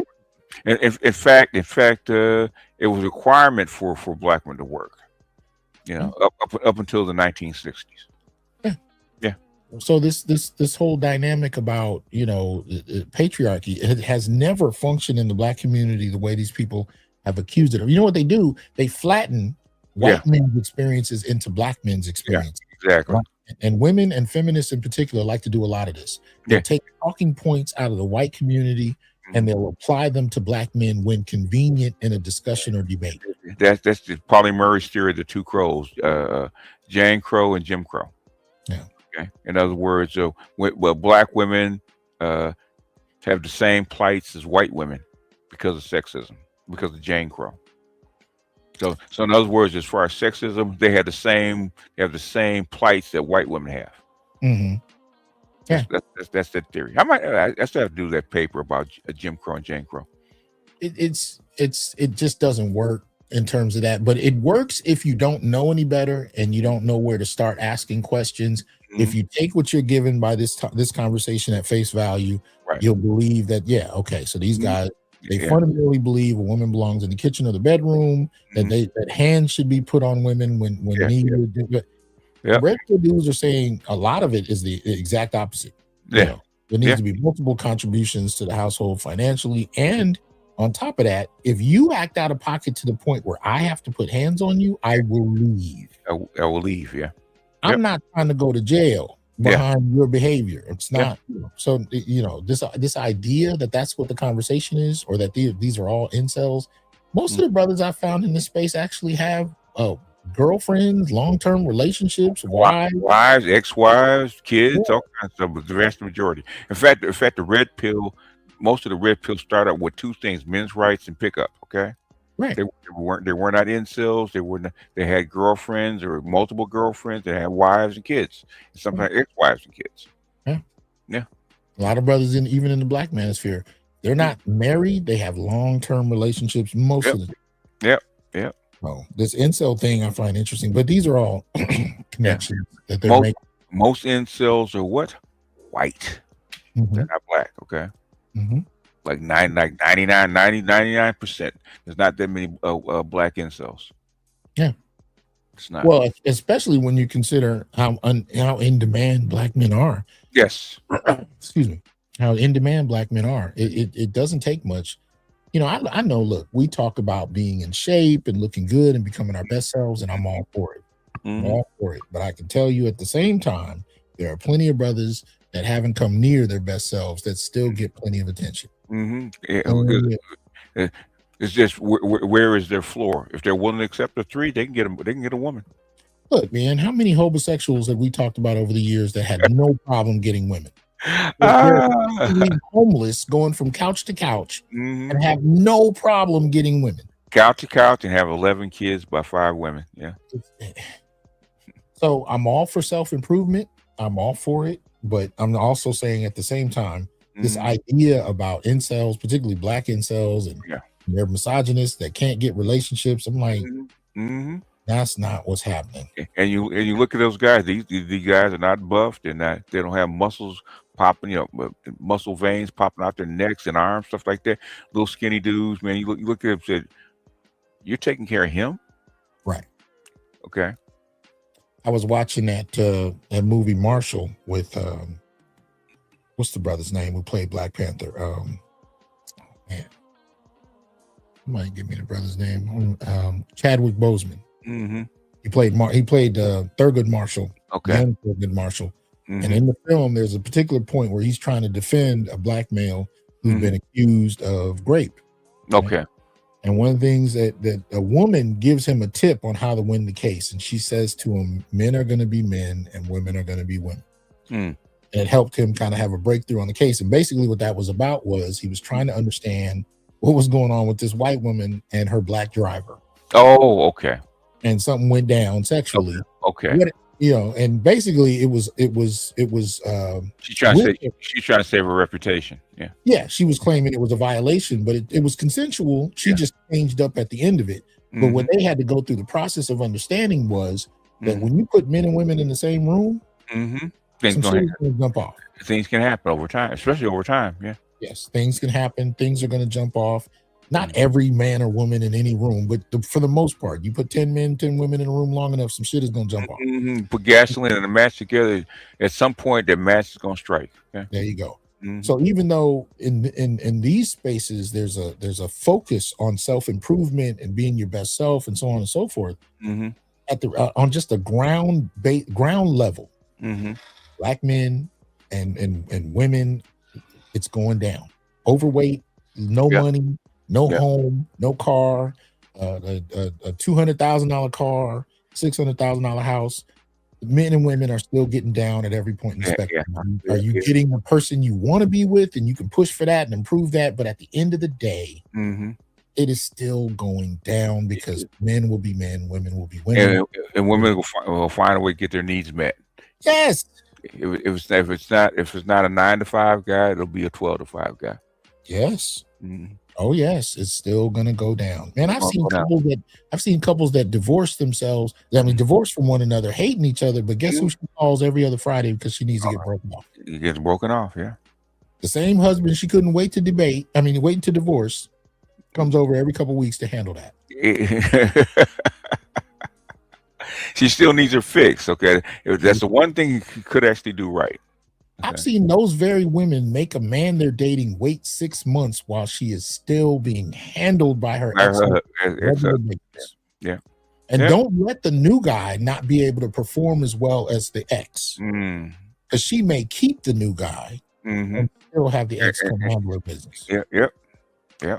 So this idea that, you got all these incels that have no access. First of all, that's not realistic. No. Second of all, you'd probably be surprised how many female incels there are. Well, nowadays, they're starting to come out and admit it.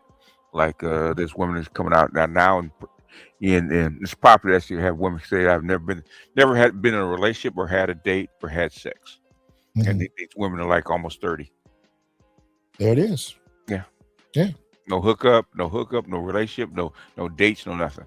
And a lot of them, really ask for more than that anyway. I've run across very few women that just said, "Hey, look, I just need someone to come run through me." I've rarely seen that. Most of the time, they're asking for, boyfriend on the road to husband. He needs to make this, he needs to make that. And she may not have a fraction of what she's asking for. Yeah. Which is old school. Yeah. Well, the thing is, and this is something I heard I forget her name, the Better Love movement, what she said was men want sexual access. Okay. What they're selling is sexual access, not sex. So that's what. So when they say, "What do you get?" You get me. In other words, you get sexual access to me. Yeah. I mean, women have been bragging about what I call the Frankensteining of men, right? So she got one guy that comes over to fix things, one guy pays for meals and dinner, another guy breaks her down sexually. They have a team. Yeah, it's called a male harem. It's right. That's what you call it. Yeah. To me, she is Frankenstein 5 men together to be her quote unquote man. But the thing is, you have conversations like this where the discussion is about men being non-monogamous, but we're not going to talk about a male harem. About a male harem. In fact, I'm sure you've been listening to the green what they call the green pill videos, right? Where the guy's been friend zone breaks up and she loses it. Wait, say it again. The guy that has been friend zoned by the woman for years, he finds the girl and he leaves and she loses it. Yeah, it's going around. So a lot of guys are waking up. I'm not going to be friends though. You and I, when we've done shows together, especially since COVID. Yes. Especially when I used to run up the show with a lot of other topics before I got to the main topic. One of the things I saw a lot of was women who would assault men who were leaving them. Yes. I remember stories where men walked in catching the woman having sex. Yes. And when he didn't attack them, he didn't yell at them, he didn't threaten them. You're talking about men who started packing a bag and she shot him. This has happened multiple times. Yep. Or ran him over with a car. So the aggression level is ridiculous. But again, we don't know how to talk about female initiated abuse, IPH, homicide. We don't talk about IPV or IPH. It's just, it's always one dimensional in regard to men and women. And I think that's what this roundtable conversation wanted to kind of instill, was that we only should talk about these dynamics one way. When marriage went down, those numbers went down too. When what? When marriage went down, those numbers went down too. You talking about abuse? Abuse and IPH and IPV went down. Okay. Yeah. Well, so but I think I'm curious to know, because I personally wonder if this is all leading up to the next presidential election. I don't know if this is the left's way to shift this. I think they're trying. I think they're trying to shift it, and because they want the midterms back. That's number one, and the second thing is just like I saw what's his name, FD Signifier on a panel with two white people, right? Okay. They need these men to come back and make families again. Otherwise, this thing's going to implode. But what doesn't make sense is you want these men to come back, but your way of trying to get them to come back is to denigrate them. Is again to denigrate them. Yeah. It doesn't make any sense. Yep. What's that old saying? You get more response from honey than vinegar. You get more flies with honey than vinegar. Yeah. If you want to get men back to the table, you have to address policy. And as long as marriage and family dynamics are shaped by policies that denigrate men, it's not going to work. So you can shame them all you want. It's not going to work. That's why they're slow dragging giving up the goodies, because women don't want to give up the goodies. They don't. Yeah, they don't. And the state makes a lot of money off it anyway. I mean, especially when we talk about child support, Title 4D, you know, it's a reverse of the income framework for the state. Yeah, but the thing is, when you think about prison rates and support for these kids and educational issues and loss of jobs, and kids, stuff like that, Your mic is going out. I say they actually pay out more money than they actually make. Yeah, all the problems caused by breakup of families actually pay out more money. Yeah, but I told you years ago, man. When you got people like my stepfather who's paying back child support in his 80s with cancer, for a woman who died 20 years ago, and a child who's 50, and he's still paying back child support to the state, to the state, to the state. It doesn't make any sense, but this is where we are. So it's not surprising to me that men have opted out. They like I'm sure that his son has seen what his father's gone through. He says, I don't want to go through that. I don't want to go through it. It is what it is. But we are still opting for policies that hopefully will benefit men and black men in particular. And we're pushing for that. We want people to advocate for that. Because at the end of the day, man, this is that's why Doc is giving you the language you have to advocate. That's what we're trying to do. This is it. Black male political agenda. This is what we're talking about. We've been talking about it since 2020. We're still talking about it. All 19 points here. You can click down on any of them for more information and actually look what they're talking about. This is so well done that even women cannot argue against this. They don't like it, but they can argue against it. So we've been calling for some of these things for a while now. We are still calling for them. So, we just hope that brothers will continue to support it and share it and expand on it. But I am starting to see policies, some of which are what we've asked for and some of which share the spirit of it, even though we haven't brought it up. And I think it's in response to the fact that men have to be courted with honey and not vinegar. And it has to be courted. They got to be brought. You got to give them goodies. What did Craig Hewlett told me this a long time ago, 30 years ago, right? What stops a revolution? Okay, redress of grievances. Even with civil rights, okay, the Kerner Commission was redress of grievances. That's what stopped civil rights. It wasn't FBI, it wasn't CIA. It was a Kerner Commission giving black people some kind of redress. That's what stopped it. Well, what did they do in China recently as far as divorce? Basically they changed the laws. The alimony and property division. They killed all that. Yep. Get what you had when you came in. If you're gonna leave, get what you had when you came in. The old patriarchal law. Yeah. Which seems different, but isn't wholly separate from, what we saw in Kentucky with the 50-50 divorce framework. Right. It's trying to produce similar ends. It's that we're shifting marriage out of this one-way lottery that women win at 90% court, where you get what you want just because you press the button and you get cash and goodies right now. The state-run gynocracy has overreached. And the money's gone. And the money's gone. Yeah. On top of that. Yeah. So what are we going to do to get these men to come back? Yeah. Because if you want kids, you don't have the money to take care of. You're going to need these men to come back. Yeah. Or if you want, exactly. Exactly. And start overproducing like they used to for their families. Man. If not, they're going to get them Tesla house, the e-bike, and for $20,000 and going to chill. And work 30 hours a week. Right. That'd be good.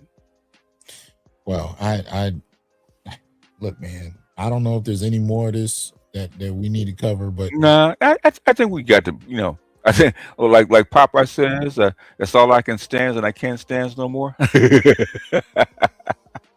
It's times like this, man. I wish I drank. I wish I drank watching this kind of shit. I think you could stop this every 30 seconds and have something to say about it. I wish this thing was for 30 minutes long. I really do. As soon as I saw an hour and 45, I said, "This is not." Yeah, this is yeah. not The only real stuff is when the old guy broke out. He couldn't take it no more. I mean, he couldn't take the bullshit no more. He had to he said, "I can't take this no more." He said, "When did you start being monogamous?" Today. Oh, Lord have mercy. Yeah. You got to clip that one, Doc. Put that up. That was hilarious. You got to clip that as a short. Okay. Today. It takes an old man of 70 to be honest like that. Oh my God. Oh my goodness. Hey. But I've said for the longest, man, just don't get it twisted. For every 70-year-old man who's out of pocket, trust me when I tell you, that does not mean his woman is in pocket. No, it does not. He says she's not. So I mean, but you and I used to joke about remember the black family that the father would die and you see another family look just like yours show up to the funeral. Yep. And that's the prevailing perspective on black men. But what we never talk about is how not all them kids look the same on either side of those. Either side. And how inside a family, everybody don't have the same last name. Oh, come on. And those are the ones we know about. They're the ones we know about. Talking about the ones we don't know about. So I'm just saying he had two families, but she had a few kids that wasn't his. So I'm just like, yeah. If you're gonna have this discussion in any functional way, you cannot sweep one gender's deficiencies under the rug and hyper criminalize the other gender. It doesn't work. All we did was clean up the slave cabin. We never got rid of it. We just moved the furniture around. Moved the furniture around and swept it up and put the curtains up. Okay, all right. It doesn't work. Doesn't work. You and this is one of the problems with black feminism. You can't. There's no criticism that's allowed for, and it can only happen toward men. And to me, the kind of position I take, I think I'm like, I don't have a problem with men being criticized. My question is, are you providing data so that we are criticizing men accurately? And the other half of what I'm saying is, okay, so you want to critique men with no data, but there can be no critiques for women at all, data-based or otherwise. Yeah. That doesn't work for me. So this whole notion that some of us, all we want over here is just to hate on women. I'm like, that's never been what the argument was about. The argument was at least twofold. We need database arguments so that we're not using stereotypes instead of accuracy when critiquing men. And we need to have a genuine conversation about how women arrive and present themselves. And we argue for that to be data-based as well. I mean, I provided scenarios in this conversation for how women participate in relationships, scenarios that illustrate abuse, that illustrate, bad faith engagement. But at the end of the day, I'm not talking about anything that I haven't verified with shows where I'm presenting events that took place or things I've actually experienced or data that I've actually shown already. I have over 700 shows, which is not a lot compared to the guy who has a university here that I'm talking about. But I have 700 shows where I've talked about this stuff. This is not just about, dismissing women's complaints and critiques about men. It's about actually making an argument that if you're going to talk about human beings, then let's be accurate. Yeah. And let's do it from both vantage points, not just the one that suits your politics. So, but I appreciate you coming through, man, and helping me with this one, because this was. I knew you were actually gonna bust a couple of pipes, Doc, because you hear this stuff all the time, and it grates on you. It's like nails on a chalkboard to you. Well, if you left me to do this by myself, this show would have either been 10 minutes long or 5 hours long. One of the two. Either I'm checking out at the beginning or I can't stop, and we got to go all the way through. There's no middle ground. I needed BGS to come in and be like, so I appreciate it, man. But I appreciate those who came through. And again, I appreciate the support you brothers have been extending for a while now. Like I said, man, you have no idea how it touches people. So, you know, when you're online and you're supporting the people you dig, content creators you dig, you know, let them know and stand with them. And I stand with y'all. I hope everybody's good. I had some brothers reach out because they were like, you said we should reach out and ask other brothers how they're doing when they don't hear from them. And I was like, God damn, you listen to that? They heard you. Oh, like, hey, thanks, man. They heard you. They missed you, you know, and we keep them up to date because they still ask about Gigi. Man, I still ask about Gigi, man. I hope the brother's doing well. You know, last I talked to him, I think he was, but you know, and I miss the brother's voice in here. But I'm always glad when I see Ron pop up somewhere and start some shit. Oh yeah, he was on my he was on my channel last night, so yesterday. Nice. And he held court for about almost 2 hours. Oh, nice. Nice. Well, hey man. So like I said, I appreciate it. Appreciate y'all. All right, Doc. Any closing thoughts before you break out? Oh man. The gynocracy is real. Yeah. I hear you. Well, thanks a lot, brother. All right, Doc. All right, man. All right, peace out. All right, y'all. So that's it for tonight. I will be posting some information about my Patreon. I got to make up a film review that I canceled. I do them on the 1st and 15th. And I don't have them in front of me as far as the film, but I'll be posting it soon. So hopefully you guys will come through and hang with us on that. Other than that, I appreciate you. Let me know if there's something else you want me to cover. I'll let y'all soon. Peace. I am here to tell you, brothers, we are not criminals by birth, perennial rapists, incapable intellects, man-children, sperm donors, child support wellsprings, success objects, walking phalluses, ATM machines, lottery tickets, unintelligent henchmen, valueless assassins, pro bono mercenaries, unpaid bodyguards, interchangeable stepfathers, child discipline proxies, unpaid repairmen, workhorses, emotional tampons, or any other socially accepted dehumanizing stereotype. We are thinkers, inventors, innovators, leaders, fathers, and men. Embrace your humanity, know your worth, and extend your time, attention, and resources only to those who genuinely respect you. And remember, your worth is not defined by meeting other people's narcissistic, selfish, and unrealistic needs. You define your worth. Peace.